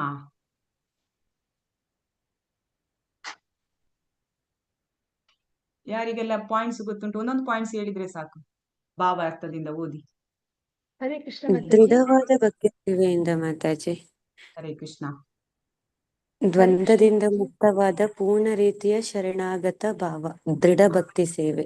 ಅಲ್ಲಿ ರೀಚ್ ಆದ್ಮೇಲೆ ಮತ್ತೆ ಆ ಕಡೆ ಈ ಕಡೆ ನೋಡೋದಿಲ್ಲ, ತಿರುಗಿ ಬ್ಯಾಕ್ ಬರೋದು ಇಲ್ಲ. ದೃಢ ವ್ರತರಾಗಿ ಭಕ್ತಿ ಸೇವೆಯಲ್ಲಿ ತೊಡಗಿಕೊಂಡು. S, correct. ದೃಢವ್ರತರಾಗಿರ್ಬೇಕಂದ್ರೆ ದೃಢ ನಿರ್ಧಾರ, ಇಲ್ಲ ನನ್ಗೆ ಭಗವಂತನೇ ಪರಮ ಗುರಿ, ಇಲ್ಲ ನನ್ಗೆ ಅವನನ್ನು ಕಾಣ್ಲೇಬೇಕು ಅಂತೇಳಿ, ಹಾಗೆ ಇದ್ರೆ ಮಾತ್ರ ಸಾಧ್ಯ ಆಗ್ತದೆ ಅಂತೇಳಿ. ಅದು ಅಭ್ಯಾಸ. ನಾನು ಭಗವಂತನನ್ನೇ ಬಿಟ್ಟು ನಾನು ಇಲ್ಲ, ನನ್ಗೆ ದೇವತೆಗಳು ಬೇಡ, ಪಿತೃಗಳನ್ನು ನಾನು ಪೂಜಿಸುದಿಲ್ಲ, ದೇವತೆಗಳನ್ನು ಪೂಜಿಸಿಲ್ಲ, ನಾನು ಕೃಷ್ಣನನ್ನೇ ಪೂಜಿಸ್ತೇನೆಂಬ ನಿರ್ಧಾರ ದೃಢವಾಗಿರ್ಬೇಕು. ಹರೇ ಕೃಷ್ಣ ಮಾತಾಜಿ. ಭೌತಿಕ ಪ್ರಕೃತಿ ಮತ್ತು ಅಜ್ಞಾನವನ್ನು ಮೀರಿದವರು, ಮಹತ್ ಸೇವಾಂ ದ್ವಾರಂ ಆಹುರ್ ವಿಮುಕ್ತಿ, ಭಕ್ತರ ಸೇವೆಯನ್ನು ಮಾಡುವವರು, ಮತ್ತೆ ಧರ್ಮದ ನಿಯಂತ್ರಕ ತತ್ವಗಳ ಅನುಷ್ಠಾನಕ್ಕೆ ತಂದಿದ್ದಾರೋ ಅವರು, ಮತ್ತೆ ಪಾಪ ಪ್ರತಿಕ್ರಿಯೆಗಳನ್ನು ಜಯಿಸಿದ್ದಾರೋ ಅವರು, ಇವರೆಲ್ಲ ಪುಣ್ಯ ಕರ್ಮನ ಪ್ರಾಮುಖ್ಯತೆ ಅಭಿವೃದ್ಧಿ ಮಾಡಲು ಅರ್ಹರಾಗ್ತಾರೆ. ಮತ್ತೆ ಪರಿಶುದ್ಧ ಕೃಷ್ಣ ಪ್ರಜ್ಞೆಯಲ್ಲಿ ಭಕ್ತರ ಸಹವಾಸದಲ್ಲಿ ಯಾರಿರ್ತಾರೋ ಅಂಥವ್ರು. ಭಕ್ತರ ಎಲ್ಲದಕ್ಕೂ ನಾವು ಏನೇ ಒಂದು ಕೃಷ್ಣ ಪುಣ್ಯ ಪಡಿಸ್ಬೇಕು. ಇಲ್ಲಿ ಪುಣ್ಯ ಅಂತ ಹೇಳಿದ್ರೆ ಬೇರೆ ಪುಣ್ಯ ಅಲ್ಲ, ಕೃಷ್ಣ ಪುಣ್ಯ, ಭಕ್ತಿ ಪುಣ್ಯ ಅಂತ ಹೇಳಿ ತಿಳ್ಕೊಡು. ಸೊ ಭಕ್ತಿ ಪುಣ್ಯ ಯಾವ ರೀತಿ ಅಂತ ಹೇಳಿ ನಮ್ಮ ಭಕ್ತರ ಸಂಘದಲ್ಲಿ ಈಗ ನಾವೆಷ್ಟು ಈಗ ಎಷ್ಟು ಒಂದು ಈ ಒಂದು ಇಷ್ಟು ಹೊತ್ತು ನಾವು ಭಕ್ತರ ಸಂಘದಲ್ಲಿ ಇದ್ದೇವೆ. ಇಲ್ಲಿ ನಾವು ಏನ್ ಮಾಡುದು, ಖಾಲಿ ಭಕ್ತಿಯ ಬಗ್ಗೆ ಮಾತ್ರ, ಕೃಷ್ಣನ ಭಕ್ತಿಯ ವಿಚಾರ ಬಿಟ್ಟು ಬೇರೆ ಚರ್ಚೆ ಇಲ್ಲ. ಸೊ ಇದರಿಂದ ಏನಾಗುತ್ತೆ, ನಮ್ಗೆ ನಮ್ಮ ಒಳಗಿನ ಒಂದು ಏನು ಒಳಗೆ ಇರುವಂತದ್ದು ಕೆಲವು ಕಲ್ಮಶಗಳು ಈಗ ಮೊನ್ನೆ ಕಳೆದ ತರಗತಿ ಆಯ್ತು, ಕಳೆದ ತರಗತಿ ಆದ ನಂತರ 6-7 ದಿನದ ನಂತರ ಇವತ್ತಿನ ತರಗತಿ. ಸೊ ನಮ್ಮ ಹತ್ರ ಅನೇಕ ಅನರ್ಥಗಳೆಲ್ಲ ಇರ್ತವೆ, ಇಲ್ಲ ಅಂತ ಹೇಳಿ ಅಲ್ಲ. ಸೊ ಅದೇನಾಗುತ್ತೆ, ಈ 1 ಗಂಟೆ ಒಂದೂವರೆ ಗಂಟೆಯ ತರಗತಿಯಲ್ಲಿ ಅದೆಲ್ಲವೂ ಕ್ಷೀಣಿಸ್ತಾ ಬರ್ತದೆ. ಕ್ಷೀಣಿಸಿ ಪೂರ್ತಿಯಾಗಿ ಅದು ಕ್ಷೀಣಿಸುದಿಲ್ಲ, ಆದ್ರೆ ಒಂದು ಕೆಲವು ಶತ ಆದ್ರೂ ಕಮ್ಮಿಯಾಗಿ ನಮ್ಗೆ ಒಂದು ಕೃಷ್ಣನ ಒಂದು ಪುಣ್ಯ, ಭಕ್ತಿ ಪುಣ್ಯ ಅಂತ ಸಿಗುವಂತದ್ದು. ಇದನ್ನು ನಾವು ಹೆಚ್ಚು ನಾವು ಭಕ್ತರ ಸಂಘದಲ್ಲಿದ್ರೆ, ಈಗ ನೀವು ಬಾಕಿಯ ದಿನ ಅನೇಕ ತರಗತಿಯನ್ನು ಕೇಳುವುದಾಗ್ಲಿ ಅಥವಾ ಭಕ್ತಿ ವೃಕ್ಷದಲ್ಲಿ ಇರುವಂತದ್ದು, ಇದೇನಾಗುತ್ತೆ, ನಮ್ಮ ಭಕ್ತಿ ಪುಣ್ಯವನ್ನು ಜಾಸ್ತಿ ಅಭಿವೃದ್ಧಿ ಪಡಿಸ್ತಾ ಇರ್ತದೆ ಅಂತೇಳಿ ಇಲ್ಲಿ ನಾವು ತಿಳ್ಕೊಳ್ಬೇಕು. ಸೊ ಇಲ್ಲಿ ಪುಣ್ಯ ಅಂತ ಹೇಳಿದ್ರೆ ಕೃಷ್ಣನ ಭಕ್ತಿ ಪುಣ್ಯ ಅಂತೇಳಿ ನಾವು ತಿಳ್ಕೊಳ್ಬೇಕು. ಸೊ ಇದನ್ನು ನಾವು ಹೆಚ್ಚು ಅಭಿವೃದ್ಧಿ ಪಡಿಸುವುದು ಯಾವ ರೀತಿ ಅಂತೇಳಿ ಈ ಶ್ಲೋಕದಲ್ಲಿ ಕೊಡುವಂತದ್ದು. ಇದಕ್ಕೆ ಒಂದು ದೃಢ ಸಂಕಲ್ಪನೂ ಬೇಕು, ಮತ್ತೆ ಭಗವಂತನ ಮೇಲೆ ಪ್ರೀತಿನೂ ಬೇಕು, ಮತ್ತೆ ನಮ್ಗೆ ಭಕ್ತರ ಸಂಘನೂ ಬೇಕು. ಭಕ್ತರ ಸಂಘ ಯಾವತ್ತು ಸಾಧು ಸಂಘ ತುಂಬಾ ಮುಖ್ಯವಾದದ್ದು ಈ ಒಂದು ಇದಕ್ಕೆ. ಓದಿ ಯಾರಾದ್ರೂ. ಹರೇ ಕೃಷ್ಣ ಮಾತಾಜಿ. ಓದಿ ಮಾತಾಜಿ, ಓದಿ. ಉಮಾ ಮಾತಾಜಿ ಓದಿ. ಮನುಷ್ಯನು ಸಂಪೂರ್ಣವಾಗಿ ಕೃಷ್ಣ ಪ್ರಜ್ಞೆಯನ್ನು ಪಡೆಯಲು ಹೇಗೆ ಸಾಧ್ಯ ಎನ್ನುವುದನ್ನು ಈ 7ನೇ ಅಧ್ಯಾಯವು ವಿಶೇಷವಾಗಿ ವಿವರಿಸುತ್ತದೆ. ಕೃಷ್ಣ ಪ್ರಜ್ಞೆಯ ಪ್ರಾರಂಭವೆಂದರೆ ಕೃಷ್ಣ ಪ್ರಜ್ಞೆ ಇರುವವರ ಸಹವಾಸ. ಇಂತಹ ಸತ್ಸಹವಾಸದಲ್ಲಿ ಕ್ರಮೇಣ ಕೃಷ್ಣ ಪ್ರಜ್ಞೆ ಬೆಳೆಸಿಕೊಂಡ ಜೀವಿಯು ಕೃಷ್ಣನನ್ನು ಮರೆತದ್ದರಿಂದ ತಾನು ಭೌತಿಕ ಪ್ರಕೃತಿಯ ನಿಯಮಗಳಿಂದ ಬಂಧಿತನಾದೆ ಎನ್ನುವುದನ್ನು ಅರ್ಥ ಮಾಡಿಕೊಳ್ಳಬಲ್ಲ. ಹರೇ ಕೃಷ್ಣ ಮಾತಾಜಿ. ಹರೇ ಕೃಷ್ಣ ಪ್ರಭುಜಿ. ಹರೇ ಕೃಷ್ಣ ಮಾತಾಜಿ, ಧನ್ಯವಾದಗಳು. ಇಲ್ಲಿ ಹೇಳುವಂತದ್ದು, ಯಾವಾಗ ನಾವು ಭಕ್ತರ ಸಂಘದಲ್ಲಿ ಇರ್ತೇವೆ ಆಗ ನಮ್ಗೆ ಯಾಕೆ ನಾವು ಈ ಭೌತಿಕ ಲೋಕದಲ್ಲಿ ಬಂದದರ ಅಂತ ಇಲ್ಲಿ ತಿಳಿಸ್ತಾರೆ ಅಂತ ಹೇಳಿದ್ರೆ, ನಾವು ಕೃಷ್ಣನನ್ನು ಮರೆತಿದ್ದೇವೆ. ಕೃಷ್ಣನನ್ನು ಮರೆತ ಕಾರಣ ನಾವು ಇಲ್ಲಿ ಭೌತಿಕದಲ್ಲಿ ಬಂದಿಗಳಾಗಿದ್ದೇವೆ. ಅಂದ್ರೆ ನಾವು ಯಾರ ಅಧೀನದಲ್ಲಿದ್ದೇವೆ, ನಾವು ಭೌತಿಕ ಪ್ರಕೃತಿಯ ಮಾಯೆ, ಈ ದುರ್ಗಾದೇವಿಯ ಅಂಡರಲ್ಲಿ ಅವಳು ನಮ್ಮನ್ನು ಬಂಧಿತ ಮಾಡಿದ್ದಾಳೆ. ಸೊ ಅವಳ ಒಂದು ಮುಷ್ಟಿಯಲ್ಲಿ ಬಂಧಿತ ಆದ ಕಾರಣ ನಮ್ಗೆ ಕೃಷ್ಣ ಪ್ರಜ್ಞೆಯ ಬಗ್ಗೆ, ನಮ್ಗೆ ಕೃಷ್ಣನ ಒಂದು ಅರಿವೇ ಇರುವುದಿಲ್ಲ. ಯಾಕೆಂದ್ರೆ ನಾವು ಈ ಒಂದು 3 ಗುಣಗಳಲ್ಲಿ ಬಂಧಿತರಾಗಿದೆ, ಈ ಒಂದು ಅನೇಕ ಭೌತಿಕ ಕಲ್ಮಶಗಳಲ್ಲಿ ಬಂಧಿತರಾಗಿದೆ, ಮತ್ತೆ ಐಹಿಕ ಇಚ್ಛೆಗಳೇ ನಮ್ಗೆ ಜಾಸ್ತಿ ಆಗಿದೆ. ಸೊ ಏನಂತ ಹೇಳಿದ್ರೆ, ನಾವು ಯಾವಾಗ ಈ ಒಂದು ನಮ್ಮ ಹೃದಯದಲ್ಲಿ ನಮ್ಗೆ ಒಂದು ಆಗುತ್ತೆ, ನಾನು ಕೂಡ ಒಂದು ಕೃಷ್ಣ ಪ್ರಜ್ಞೆಯಲ್ಲಿ ಬರ್ಬೇಕು, ನನ್ಗೆ ಭಕ್ತರ ಸಂಘ ಬೇಕು ಅಂತೇಳಿ ಸ್ವಲ್ಪ ಇಚ್ಛೆ ಬಂದ ಕೂಡ್ಲೆ ಅಲ್ಲಿ ನಮ್ಗೆ ಈ ಒಂದು ಬಂಧನವನ್ನು ಸ್ವಲ್ಪ ಸಡಿಲಿಸಿದಾಗ ಆಗುತ್ತೆ. ಮತ್ತೆ ನಾವು ಕೃಷ್ಣ ಪ್ರಜ್ಞೆಗೆ ಬರ್ತೇವೆ. ಆಗ ನಮ್ಗೆ ಭಕ್ತರ ಸಂಘದ ಜೊತೆಯಲ್ಲಿರುವಾಗ ನಮ್ಗೆ ಈ ಒಂದು ಸ್ವಲ್ಪವೇ ಎಲ್ಲ ಬಂಧನಗಳು ಬಿಡಿಸಿಕೊಂಡು ಬರ್ತದೆ ಅಂತೇಳಿ ಇಲ್ಲಿ ತಿಳ್ಕೊಳ್ಬಹುದು. ಓದಿ Mataji. Next Vinayaka Prabhuji attendance link ಹಾಕಿ, ಆಯ್ತಾ? ಹರೇ ಕೃಷ್ಣ. ಈ ಮನುಷ್ಯ ರೂಪದ ಜನ್ಮವು ಕೃಷ್ಣ ಪ್ರಜ್ಞೆಯನ್ನು ಮತ್ತೆ ಪಡೆಯಲು ಲಭಿಸಿದ ಒಂದು ಅವಕಾಶ. ಪರಮಪ್ರಭುವಿನ ಅವಾಜ್ಯ ಕರುಣೆಯನ್ನು ಪಡೆದುಕೊಳ್ಳಲು ಇದನ್ನು ಸಂಪೂರ್ಣವಾಗಿ ಬಳಸಿಕೊಳ್ಳಬೇಕು ಎಂದು ಜೀವಿಯು ಅರ್ಥ ಮಾಡಿಕೊಳ್ಳಬಲ್ಲ. ಹರೇ ಕೃಷ್ಣ.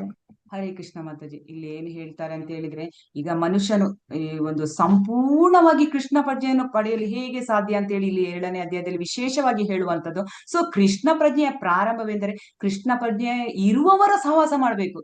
ಇಲ್ಲಿ ನಾವು ಯಾವ ರೀತಿ ಆದ್ರೂ ಪರವಾಗಿಲ್ಲ, ಆದ್ರೆ ನಮ್ಗೆ ಒಂದು ಇಲ್ಲಿ ಕೃಷ್ಣ ಪ್ರಜ್ಞೆ ಯಾರು ಕೃಷ್ಣ ಪ್ರಜ್ಞೆಯಲ್ಲಿ ಇದ್ದಾರಾ ಅವರ ಸಹವಾಸವನ್ನು ಮಾಡುವಂಥದ್ದು. ಕೃಷ್ಣ ಪ್ರಜ್ಞೆಯ ಒಂದು ಅವರ ಸಹವಾಸದಲ್ಲಿದ್ದರೆ ಅವರಲ್ಲಿ ಆ ಕೃಷ್ಣ ಪ್ರಜ್ಞೆ ಇರುವುದಿಲ್ಲ, ಆದ್ರೆ ಸಹವಾಸದಿಂದಾಗಿ ನಮ್ಮಲ್ಲಿ ಕೂಡ ಕ್ರಮೇಣ ಮೆಲ್ಲನೆ ನಾವು ಕೃಷ್ಣ ಪ್ರಜ್ಞೆಯನ್ನು ಬೆಳೆಸಿಕೊಂಡು ಈ ಒಂದು ಜೀವಿಯು ಮೊದಲಾಗಿ ಕೃಷ್ಣನನ್ನು ಮರೆತಿರ್ತಾರೆ. ಆ ನಂತರ ಭಕ್ತರ ಸಹವಾಸದಿಂದ ಎಲ್ಲವನಿಗೆ ಒಂದು ಭಗವಂತ, ನಾವು ಭೌತಿಕ ಪ್ರಕೃತಿಯ ನಿಯಮಗಳಿಗೆ ಬಂಧಿತರಾಗಿದ್ದೇವೆ, ನಮ್ಮ ಪರಮ ಗುರಿ ಏನು, ಭಗವಂತನ ಒಂದು ಸಂಪರ್ಕದಲ್ಲಿ ಇರುವಂತದ್ದು ಅಂತ ಹೇಳಿ ಎಲ್ಲ ಕ್ರಮೇಣವಾಗಿ ಜೀವಿಗೆ ಅರ್ಥ ಮಾಡಿಕೊಳ್ತಾನೆ. ಸೊ ಈ ಮನುಷ್ಯ ಜನ್ಮ ಯಾವ ರೀತಿ ಅಂತಂದ್ರೆ, ನಾವು 84 14 ಲಕ್ಷ ಯೋನಿಗಳನ್ನು ದಾಟಿ ಬಂದು ನಮ್ಗೆ ಈ ಮನುಷ್ಯ ಜನ್ಮ ಸಿಗ್ತದೆ.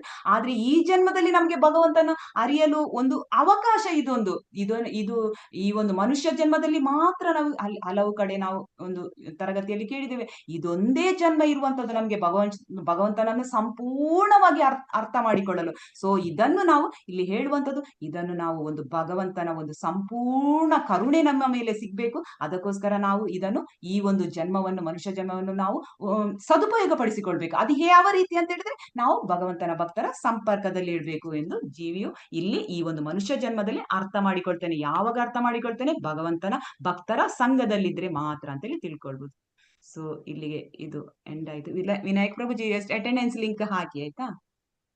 ಹಾಕಿದ್ದೇನೆ ಮಾತಾಜಿ. ಹಾಕಿದ್ದಾರೆ. ಹಾ, ಎಲ್ಲರೂ ಅಟೆಂಡೆನ್ಸ್ ಹಾಕಿ ಆಯ್ತಾ?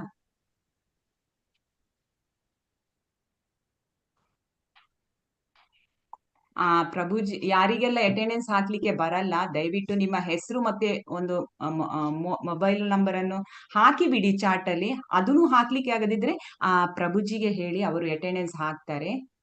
ಸೊ ಇಲ್ಲಿಗೆ ಇವತ್ತಿನ ತರಗತಿಯನ್ನು ನಾವು ಮುಕ್ತಾಯ ಮಾಡಲಿದ್ದೇವೆ. ಇದರಲ್ಲಿ ಇವತ್ತಿನ ನಾವು ತರಗತಿಯಲ್ಲಿ ಏನೆಲ್ಲ ತಿಳ್ಕೊಂಡೇವೆ ಅಂತ ಹೇಳಿದ್ರೆ, ಈ ಒಂದು 4 ದುಷ್ಕೃತಿಗಳ ಬಗ್ಗೆ, ಭಗವಂತನಿಗೆ 4 ಮಂದಿ ಶರಣಾಗದವರ ಬಗ್ಗೆ ತಿಳ್ಕೊಂಡ್ವಿ, ಶರಣಾಗುವವರ ಬಗ್ಗೆ ತಿಳ್ಕೊಂಡ್ವಿ. ಮತ್ತೆ ಎಲ್ಲರೂ ಯಾವಾಗ ಯಾರು ಭಗವಂತನ ಬಗ್ಗೆ ಪರಿಪೂರ್ಣ ಜ್ಞಾನ ಪಡಿತಾನೆ ಅಂತ ಹೇಳಿದ್ರೆ, ಇಂಥವರು ಕೂಡ ಭಗವಂತನ ಬಳಿ ಬರ್ತಾರೆ. ಯಾವಾಗ ಅಂತ ಹೇಳಿದ್ರೆ, ಅವರಿಗೆ ಒಂದು ಶುದ್ಧ ಪರಿಶುದ್ಧ ಭಕ್ತರ ಸಂಪರ್ಕದಿಂದಾಗಿ ಭಗವಂತನ ಬಗ್ಗೆ ಅವರು ಎಲ್ಲವನ್ನು ಅರಿತ ನಂತರ ಅವರು ಈ ಒಂದು ಭಗವಂತನ ಸಂಪರ್ಕಕ್ಕೆ ಬರ್ತಾರೆ. ಆದ ಕಾರಣ ಶುದ್ಧ ಭಕ್ತರ ಸಂಘ ಒಂದು ಮುಖ್ಯವಾದದಂತ ನಾವು ತಿಳ್ಕೊಳ್ಬಹುದು. ಮತ್ತೆ ಇವತ್ತಿನ ತರಗತಿಯಲ್ಲಿ ನಾವು ತಿಳ್ಕೊಂಡ್ವಿ, ಈ ಒಂದು ದೇವತಾರಾಧನೆ ಹೇಗೆ ಅಂದ್ರೆ, ದೇವತಾರಾಧನೆ ಜೀವಿಗಳು ಯಾಕೆ ಮಾಡ್ತಾರೆ? ಅವರ ಒಂದು ಐಹಿಕ ಇಚ್ಛೆಗಳನ್ನು ಪೂರೈಸಲು ಅವರು ಇಮಿಡಿಯೇಟ್ ಆಗಿ ಅವರ ಒಂದು ಐಹಿಕ ಇಚ್ಛೆಗಳನ್ನು ಪೂಜಿಸಲು ಅವರು ಬೇರೆ ಬೇರೆ ದೇವತೆಗಳನ್ನು ಅವರವರ ಸ್ವಭಾವಕ್ಕೆ ಅನುಗುಣವಾಗಿ ಅವರು ಪೂಜಿಸುವಂತದ್ದು. ಅವರಿಗೆ ಆಗ ಅವರ ಇಚ್ಛೆಗಳು ಪೂರೈಸಾಗ್ತದೆ. ಆದ್ರೆ ಇಲ್ಲಿ ಭಗವಂತ ಹೇಳುವಂತದ್ದು, ಯಾರು ದೇವತೆಗಳನ್ನು ಪೂಜಿಸ್ತಾರೆ ಅವರು ದೇವತೆಗಳ ಲೋಕಕ್ಕೆ ಹೋಗ್ತಾರೆ. ನನ್ನನ್ನು ಯಾರು ಪೂಜಿಸ್ತಾರೆ, ನನ್ನ ಪರಿಶುದ್ಧ ಭಕ್ತರು ನನ್ನ ಬಗ್ಗೆ ಚಿಂತಿಸ್ತಾರೆ, ಸೊ ಅವರು ನನ್ನ ಪರಮ ಲೋಕಕ್ಕೆ ಬರ್ತಾರೆ ಅಂತೇಳಿ ಇಲ್ಲಿ ತಿಳಿಸುವಂತದ್ದು.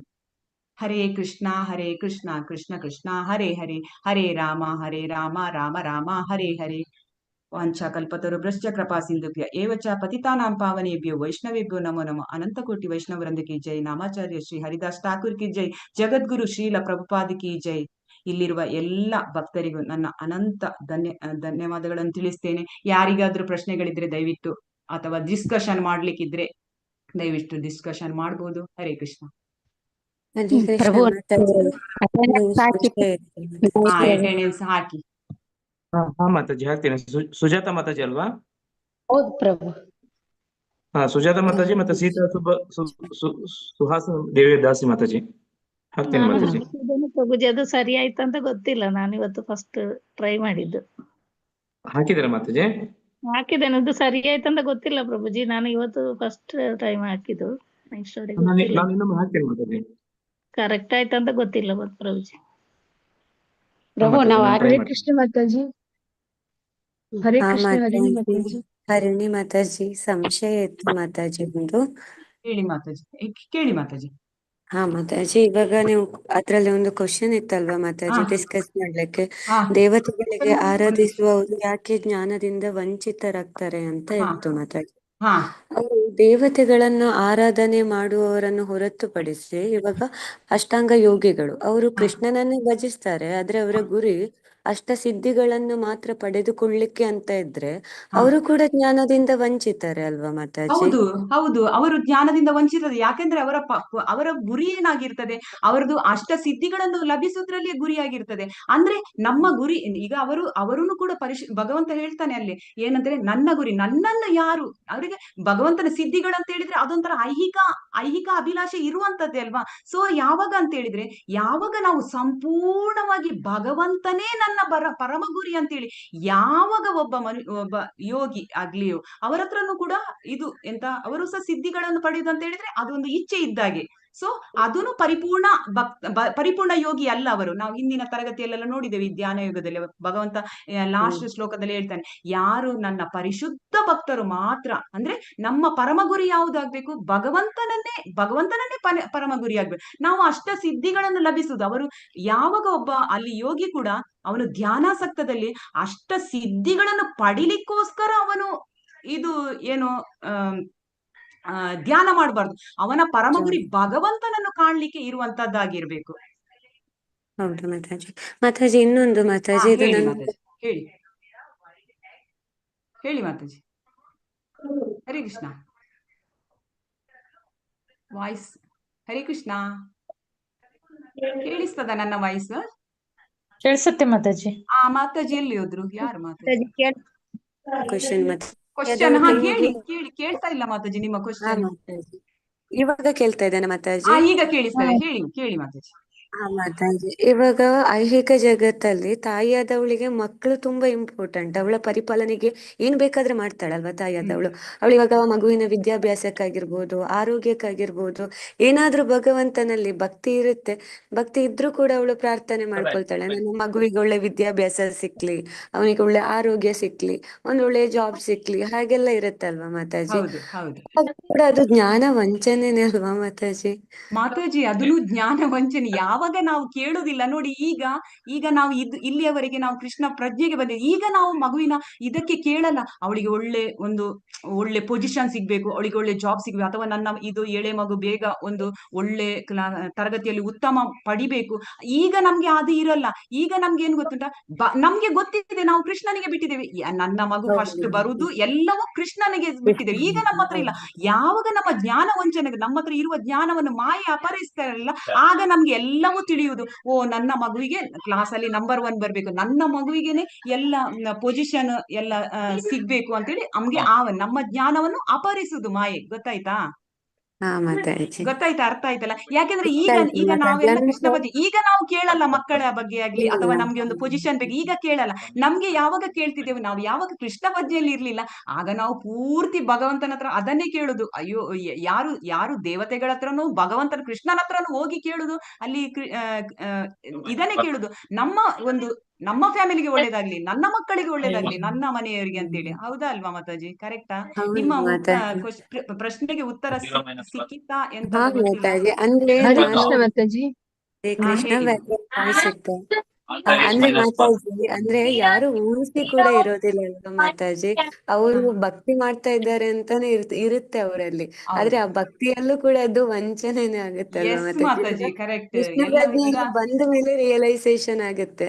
ಸೊ ಇನ್ನೊಂದು ನಾರ್ಮಲ್ ಲೈಫ್ ಅಲ್ಲಿ ಅದು ಭಕ್ತಿನೇ ನಾವು ಅಲ್ಲ. ಇಲ್ಲಿ ಏನಂತ ಹೇಳಿದ್ರೆ, ಈ ತರ ಈಗ ನಾವು ಭಕ್ತಿ ಮಾಡ್ತಾ ಇದ್ದೇವೆ, ನಮ್ ಭಕ್ತಿ ಮಾಡುವವರ ಒಟ್ಟಿಗೆ ಜೊತೆಯಲ್ಲಿ ಇರ್ತೇವೆ. ಬಟ್ ಇಲ್ಲಿನೂ ನಮ್ಮ ಹತ್ರ ಕೆಲವೊಂದ್ಸಲ ಸ್ವಾರ್ಥ ಇರ್ತದೆ ಮಾತಾಜಿ. ಗೊತ್ತಾಯ್ತಾ?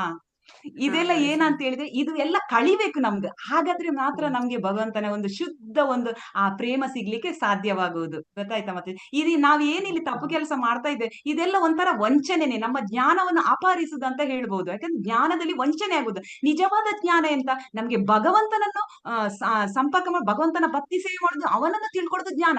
ಆದ್ರೆ ಅದನ್ನ ನಡುವಲ್ಲಿ ಇಂಥದ್ದೆಲ್ಲ ಸಣ್ಣ ಜ್ಞಾನ, ಕೆಲವೆಲ್ಲ ಜ್ಞಾನ ಉಂಟಲ್ಲ, ನಮ್ಮ ಈ ನಿಜವಾದ ಜ್ಞಾನವನ್ನು ಅಪಹರಿಸುವಂಥದ್ದು. ಸೊ ನಾವು ಅಲ್ಲಿ ಏನ್ ಮಾಡ್ತೇವೆ, ಇದಕ್ಕೆ ವಾಲ್ತೇವೆ. ಮತ್ತೆ ಹರೇ ಕೃಷ್ಣ ಮಾತಾಜಿ. ಧನ್ಯವಾದ ಮಾತಾಜಿ. ಹರೇ ಕೃಷ್ಣ. ನಿಮ್ಗೆ ಪ್ರಶ್ನೆಗೆ ಉತ್ತರ ಸಿಕ್ಕಿತು ಅನ್ಕೊಳ್ತೀನಿ ಮಾತಾಜಿ. ಮಾತಾಜಿ ಸಿಕ್ತು. ಹರೇ ಕೃಷ್ಣ ಮಾತಾಜಿ, ನೀವು 2ನೇ ಸಮಯದಲ್ಲಿ ಯಾವ್ದು ಕ್ವಶನ್ ಕೇಳಿದ್ರಲ್ಲ, ಅದು ಅರ್ಥ ಆಗ್ಲಿಲ್ಲ ಮಾತಾಜಿ. ಯಾವ್ದು ಮಾತಾಜಿ? 2ನೇ ಸಮಯದಲ್ಲಿ ಕ್ವಶನ್ ಕೇಳಿದ್ರೆ ಬ್ರೇಕ್ಔಟ್ ಮಾಡಿದ್ರೆ ಹಾಗೆ ಕೇಳಿದ್ರು. ಸ್ಕ್ರೀನ್ ಅಲ್ಲಿ ಇತ್ತಲ್ಲ, 1 ನಿಮಿಷ ಬೇಕಾ? ಅದು ನಾನು ಶೇರ್. ಹೌದು, ಅದನ್ನ ನಾನು ಬರ್ಕೊಳ್ಳಿಲ್ಲ ಮಾತಾಜಿ. 1 ನಿಮಿಷ ನಾನು ಹೇಳ್ತೀನಿ, 1 ನಿಮಿಷ. ಅರ್ಥನೂ ಆಗ್ಲಿಲ್ಲ ಅಂತ ಶೇರ್ ನಿಲ್ಲಿ, 1 ನಿಮಿಷ ಕೊಡ್ತೀನಿ.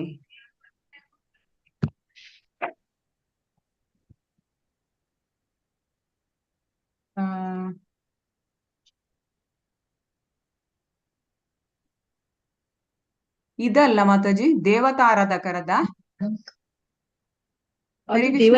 ಒಂದೇ ಕ್ವಶನ್ ಇದೆ. ದೇವತಾರಾಧಕರು ಜ್ಞಾನದಿಂದ ವಂಚಿತರಾಗಲು ಕಾರಣ, ಈಗ ಅಶ್ವಿನಿ ಮಾತಾಜಿ ಅವ್ರು ಹೇಳ್ತಾರೆ. ಅದ್ರ ನಂತರದ್ದು ಯಾವ್ದೋ ಒಂದು ಕ್ವಶನ್. 1 ನಿಮಿಷ ಕೃಷ್ಣನ ತನ್ನ ಅಂತರಂಗ ಶಕ್ತಿಯಿಂದ ಅವತಾರ, ಇದೊಂದು ಡಿಸ್ಕಷನ್ ಮಾಡಿದ್ದೆ ನಾನು. ಹೌದಾ? ಹಾ ಅದೇ ಮಾತಾಜಿ, ಆ ಅದೇ ಅನ್ಕೊಂಡೆ. ಕೃಷ್ಣನು ತನ್ನ ಅಂತರಂಗ ಶಕ್ತಿಯಿಂದ ಆವೃತನಾಗಿರ್ತಾನೆ. ಯಾವ ರೀತಿ ಹಾ ಇದು ಆವೃತನಾಗಿರ್ತಾನೆ ಅದು ಹಾ ನಾನು ಹಾ ಇದು ಎಕ್ಸ್ಪ್ಲನೇಷನ್ ಮಾಡಿದೆ ಅಲ್ವಾ ಮಾತಾಜಿ? ಅಂತರಂಗ ಶಕ್ತಿಯಿಂದ ಕೃಷ್ಣನು ತನ್ನ ಅಂತರಂಗ ಶಕ್ತಿಯಿಂದ ಆವೃತನಾಗಿರುತ್ತಾನೆ. ಅಂದ್ರೆ ಮಾತಾಜಿ, ಭಗವಂತ ಇವಾಗ ಅವತಾರವೆತ್ತಿ ಬರುವಾಗ ಹಾ ಭಗವಂತ ಅಂತ ಯಾರಿಗೂ ರಿಯಲೈಸೇಷನ್ ಆಗೋದಿಲ್ಲ. ರಾಮಚಂದ್ರ yes, ಪ್ರಭು ಬಂದಾಗ ಕೂಡ ಹೌದು ಕೆಲವೊಂದೇ ಋಷಿಗಳಿಗೆ ರಿಯಲೈಸೇಷನ್ ಆಗಿತ್ತು. ಹೌದು ಹೌದು ದುರ್ಯೋಧನನಿಗೆ ಚಿಕ್ಕ ಮಟ್ಟದ ವಿಶ್ವರೂಪ ತೋರಿಸಿದ್ರು ಕೂಡ ಕೃಷ್ಣ ಮಾಂತ್ರಿಕ ಅಂತ ಹೇಳ್ತಾನೆ. ಹೌದು ಅದೆಲ್ಲವೂ ಕೂಡ ಭಗವಂತನ ಅಂತರಂಗ ಶಕ್ತಿನೇ. ಇವಾಗ ಎಸ್ ಎಸ್ ಎಸ್ ಭಗವಂತನು ದೇವಾನುದೇವತೆಗಳು ಯಾವ ರೀತಿ ಬಂದ್ರು ಅದ್ರ ಅವನ ಅಂತರಂಗ ಶಕ್ತಿನ. ಆದ್ರೆ ಈ ಅಂತರಂಗ ಶಕ್ತಿ ಯಾರಿಗೆ? ಈ ಈ ಒಂದು ಮಾಯಾವಾದಿಗಳಕ್ಕೆ, ನಿರಾಕಾರವಾದಿ ಅವರಿಗೆ ಕಾಣಲ್ಲ. ಈ ಅಂತರಂಗ ಶಕ್ತಿಯಿಂದ ಭಗವಂತ ಬಂತಾರೆ, ಅವರದ್ದು ಯಾವತ್ತು ಮಾಯೆ ಪರದೆ, ಅಲ್ಲಿ ಮಾಯದ್ದು ಪರದೆ ಆಗಿರ್ತದೆ. ಗೊತ್ತಾಯ್ತಾ? ಅಂದ್ರೆ ಯಾರು ಭಗವಂತನ ಪರಿಶುದ್ಧ ಭಕ್ತರಿಗೆ ಭಕ್ತರಿಗಷ್ಟೇ ಮಾತ್ರ ಕಾಣಿಸ್ಕೊಳ್ತಾನೆ ಅಂತ. ಪರಿಶುದ್ಧ, ಎಸ್ ಕರೆಕ್ಟ್. ಯಾರು ಭಗವಂತನ ಬಗ್ಗೆ ಜ್ಞಾನ ಪಡ್ಕೊಳ್ತಾರೆ ಮತ್ತೆ ಪರಿಶುದ್ಧ ಭಕ್ತರಿರ್ತಾರೆ ಅವರಿಗೆ ಖಂಡಿತ ಆಯ್ತು. ಯಾಕೆಂದ್ರೆ ನೋಡಿ, ಈಗ ಪಾಂಡವರಿಗೆ ಗೊತ್ತು, ಯಾಕೆಂದ್ರೆ ಅವರು ಭಗವಂತನ ಭಕ್ತರು. ಅವರಿಗೆ ಏನ್ ಹೇಳ್ಬೇಕಂತಿಲ್ಲ, ಅವ್ರಿಗೆ ಗೊತ್ತಿದೆ. ಅವರಿಗೆ ಭೀಷ್ಮ ದ್ರೋಣಾಚಾರ್ಯರಿಗೂ ಗೊತ್ತಿದೆ. ಆದ್ರೆ ಯಾರಿಗೆ ಗೊತ್ತಿಲ್ಲ? ಇನ್ನು ಬೇರೆ ಅನ್ಯರಿಗೆ ಗೊತ್ತಿರೋದಿಲ್ಲ. ಇವರು ಯಾರು, ದುರ್ಯೋಧನ ಆಗ್ಲಿ, ದುಶ್ಯಾಸನ ಆಗ್ಲಿ, ಕಂಸ, ಇಂಥವರಿಗೆಲ್ಲ ಗೊತ್ತಿರೋದು. ಆಕ್ಚುಲಿ ಅವರಿಗೆ ಭಗವಂತ ಅಂತೇಳಿ ಅವರು ಇದು ಏನು ಆವೃತ ಆಗಿರ್ತದೆ ಅಲ್ಲಿ, ಆ ಎರಡು ಪರದೆಗಳು. ಗೊತ್ತಾಯ್ತಾ? ಹಾ ಸರಿ ಮಾತಾಜಿ. ಮಾತಾಜಿ. ಮಾತಾಜಿ ಭಗವಂತ ಅವತರಿಸಿದಾಗ ಈ ದೇವಾನುದೇವತೆಗಳಿಗೂ ಕೂಡ ಯೋಗ ಮಾಯೆ ಆವರಿಸಿ ಭಗವಂತನ ಅವತಾರ ಬಂದಾಗ ಗೊತ್ತಾಗೋದಿಲ್ಲ ಅಲ್ವಾ ಮಾತಾಜಿ ಹೌದು ಅವರಿಗೂ ಕೂಡ? ಹೌದು ಗೊತ್ತಾಗುದಿಲ್ಲ. ಇಲ್ಲ ಇಲ್ಲ, ಇದು ದೇವತೆಗಳು ಸಹ ಅನೇಕ ಬಾರಿ ನೋಡಿ, ನಮ್ಗೆ ನೋಡಿದ್ದೇವೆ ಬ್ರಹ್ಮ ವಿಮಾನ ಲೀಲೆಯಲ್ಲಿ ಹೇಗೆ ಭಗವಂತ ಅಂದ್ರೆ ಬ್ರಹ್ಮನಿಗೆ ಗೊತ್ತಾಯ್ತಾ? ಇಲ್ಲ ಅಲ್ಲ. ಬ್ರಹ್ಮಂದು ಮತ್ತೆ ಇಂದ್ರ ಹೌದು ಅವ್ರನ್ನೆಲ್ಲ ಹಾ ಇಂದ್ರ ಕಾಣಿಸ್ಕೊಳ್ತಾರೆ. Yes yes correct. ಆತರ ಇಂದ್ರನಿಗೂ ಗೊತ್ತಾಗೋದಿಲ್ಲ. ದೇವತೆಗಳಿಗೂ ಗೊತ್ತಾಗಲ್ಲ. ಅವರನ್ನು ಕೂಡ ಈ ಈ ಭಗವಂತನನ್ನು ಆವೃತಗೊಳಿಸ್ತದೆ ಯಾವುದು? ಇದು ಈ ಒಂದು ಭೌತಿಕ ಲೋಕಕ್ಕೆ ಬಂದ್ರೆ ಮಾಯಾದೇವಿ ಆವರಿಸ್ತದೆ, ಅಲ್ಲಿ ಯೋಗ ಮಾಯ ಎರಡು ಪರಿಧಿನೂ ಆವೃತವಾಗಿರ್ತಾರೆ. ಇಲ್ಲದ್ರೆ ಅವರು ಬ್ರಹ್ಮ ಯಾಕೆ ಬರ್ತಾನೆ? ಬ್ರಹ್ಮನಿಗೆ ಗೊತ್ತಿಲ್ಲ. ಬ್ರಹ್ಮ ಉನ್ನತ ಮಟ್ಟದ ಭಕ್ತ, ಆ ಶುದ್ಧ ಭಕ್ತರು ಅವರು ಅಲ್ವಾ? ಬ್ರಹ್ಮಾಜಿ ಶುದ್ಧ ಭಕ್ತರು, ಅವರಿಗೆ ಗೊತ್ತಿರ್ಲೇಬೇಕು. ಆದ್ರೆ ಅವರನ್ನು ಈ ತರ ಆವೃತವಾಗಿರ್ತಾರೆ. ಮಾಯೆ ಒಳ್ಳೆ ಹೇಳುವಂತದ್ದು ಆವರಿಸುತ್ತೆ. ಹೇಳಿ. ಹೌದು ಮಾತಾಜಿ.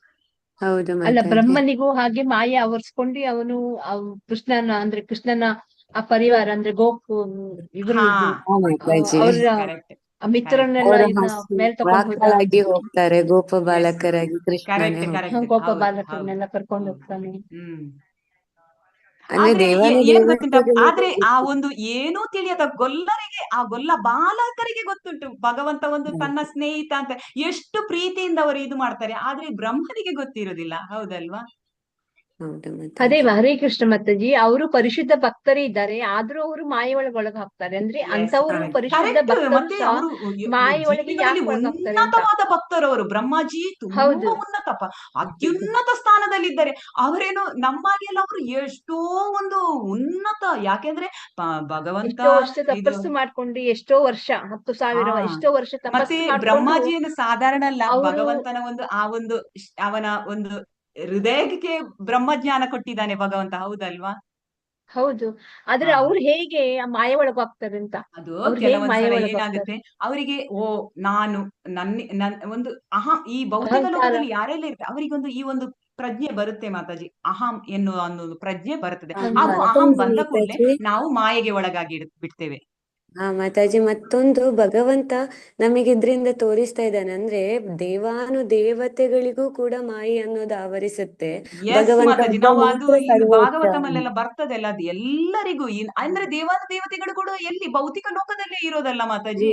ಹೌದು ಮಾತಾಜಿ. ಅದೇ ನಾವ್ ಇಷ್ಟೇ ತಿಳ್ಕೊಳ್ಬೇಕು. ಯಾರೆಲ್ಲ ಅದೇ ನೋಡಿ, ಆಧ್ಯಾತ್ಮಿಕ ಲೋಕದಲ್ಲಿ ವೈಕುಂಠ ಲೋಕದಲ್ಲಿ ವೈಕುಂಠದ ಲೋಕದಲ್ಲಿ ಎಷ್ಟೋ ವಿಷ್ಣುಗಳಿರ್ತಾರೆ. ಬಟ್ ಅವರೆಲ್ಲ ಹೇಗಿರ್ತಾರೆ? ಎಲ್ಲರೂ ಸಮಾನವಾಗಿ ಅವರ ಕರ್ತವ್ಯಗಳನ್ನು ಅವರು ಎಷ್ಟು ಒಂದು ಸಂತೋಷದಲ್ಲಿ ಭಗವಂತನ ಸೇವೆ, ಯಾರಿಗೂ ಅದು ಇದೇ ಇಲ್ಲ. ಆದ್ರೆ ಯಾರೆಲ್ಲ ಭೌತಿಕ ಲೋಕದಲ್ಲಿ ಎಷ್ಟೇ ಉನ್ನತ ಜೀವಿಗಳು, ನಾವೀಗ ಭೂಲೋಕದಲ್ಲಿದ್ದೆ, ನಮ್ಗೆ ನಾವು ಅಷ್ಟು ಉನ್ನತ ಜೀವಿಗಳಲ್ಲ. ಬಟ್ ವೈಕುಂಠ, ಇದು ಒಂದು ಸ್ವರ್ಗ ಲೋಕದಲ್ಲಿ ಅಥವಾ ಬೇರೆ ಭೌತಿಕ ಲೋಕದ ಅನೇಕ ಕಡೆ ಉನ್ನತವಾದ ಒಂದು ವ್ಯವಸ್ಥೆಯಲ್ಲಿರುವ ದೇವತೆಗಳಿಗೂ ಕೂಡ ಇದು ಮಾಯೆ ಆವರಿಸ್ತದೆ ಅಂತ ಹೇಳುವಂತದ್ದು.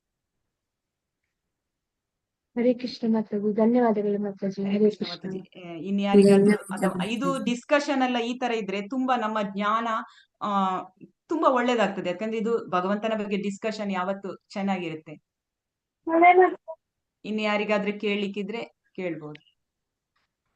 ಹರೇ ಕೃಷ್ಣ ಮಾತಾಜಿ, ನನ್ನ ಅಟೆಂಡೆನ್ಸ್ ಲಿಂಕ್ ಅಲ್ಲಿ ಇದು ಇಮೇಲ್ ಅಡ್ರೆಸ್ ನನ್ನ ಮಗಳದ್ ಬಂದ್ಬಿಟ್ಟಿದೆ. ಇದು ಜ್ಯೋತಿಲಕ್ಷ್ಮಿ ಮಾತಾಜಿ ಕೇಳ್ಬೇಕಾ ಮಾತಾಜಿ? ನಿಮ್ಮದು ಇಮೇಲ್ ಐಡಿ ಇಲ್ವಾ? ಅದು ವಿನಾಯಕ ಪ್ರಭುಜಿ ಅಲ್ಲ, ಹತ್ರ ನಂದು ಕನ್ಸಲ್ಟ್ ಇದೆ. ಮಾಡಿ.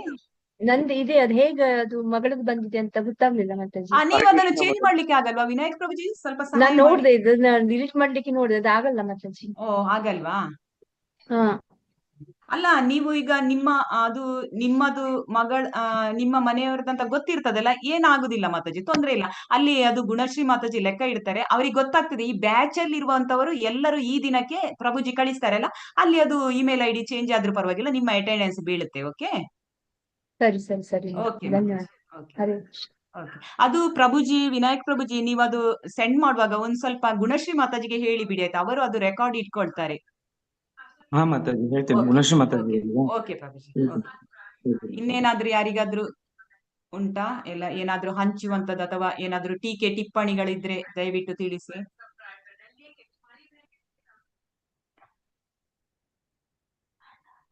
ಯಾರಿಗೂ ಇಲ್ಲ ಅಂತ ಹೇಳಿದ್ರೆ ಮುಕ್ತಾಯ ಮಾಡೋಣ. ವಿನಾಯಕ್ ಪ್ರಭುಜಿ, ಮುಕ್ತಾಯ ಮಾಡ್ಬೋದಾ? ಹಾ ಮಾತಾಜಿ, ಧನ್ಯವಾದ ಮಾತಾಜಿ. ಹರೇ ಕೃಷ್ಣ ಧನ್ಯವಾದ ಪ್ರಭುಜಿ, ಮಾತಾಜಿ. ಇಲ್ಲಿರುವ ಹರೇ ಎಲ್ಲಾ ಕೃಷ್ಣ ಮಾತಾಜಿ. ಹರೇ ಕೃಷ್ಣ, ಧನ್ಯವಾದಗಳು. ಎಲ್ಲಾ ಭಕ್ತರಿಗೂ ಧನ್ಯವಾದಗಳು. ಹರೇ ಕೃಷ್ಣ, ಹರೇ ಕೃಷ್ಣ. ಧನ್ಯವಾದ ಮಾತಾಜಿ. ಹರೇ ಕೃಷ್ಣ. ಹರೇ ಕೃಷ್ಣ, ಹರೇ ಧನ್ಯವಾದಗಳು. ಕೃಷ್ಣ ಮಾತಾಜಿ, ಅಟೆಂಡೆನ್ಸ್ ಲಿಂಕ್ ಕಳಿಸ್ಕೊಡಿ ಮಾತಾಜಿ. ಅಟೆಂಡೆನ್ಸ್ ಲಿಂಕ್ಸ್ ಹಾಕಿದ್ರಲ್ಲ ಎಲ್ಲರೂ ಪ್ರಭುಜಿ? ಹಾಕ್ತೀನಿ ಇರಿ ಪ್ರಭುಜಿ, ಹಾಕ್ತೀನಿ ಮಾತಾಜಿ.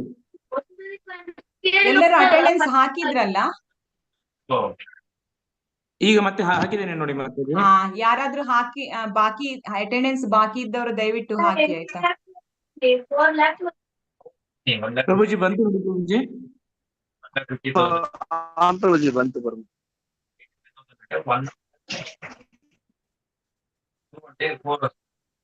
ಕ್ಲೋಸ್ ಮಾಡ್ತೀನಿ. ಧನ್ಯವಾದಗಳು ಎಲ್ಲರಿಗೂ. ಧನ್ಯವಾದ ಮಾತಾಜಿ. ಹರೇ ಕೃಷ್ಣ. ಹರೇ ಕೃಷ್ಣ ಮಾತಾಜಿ, ಧನ್ಯವಾದಗಳು.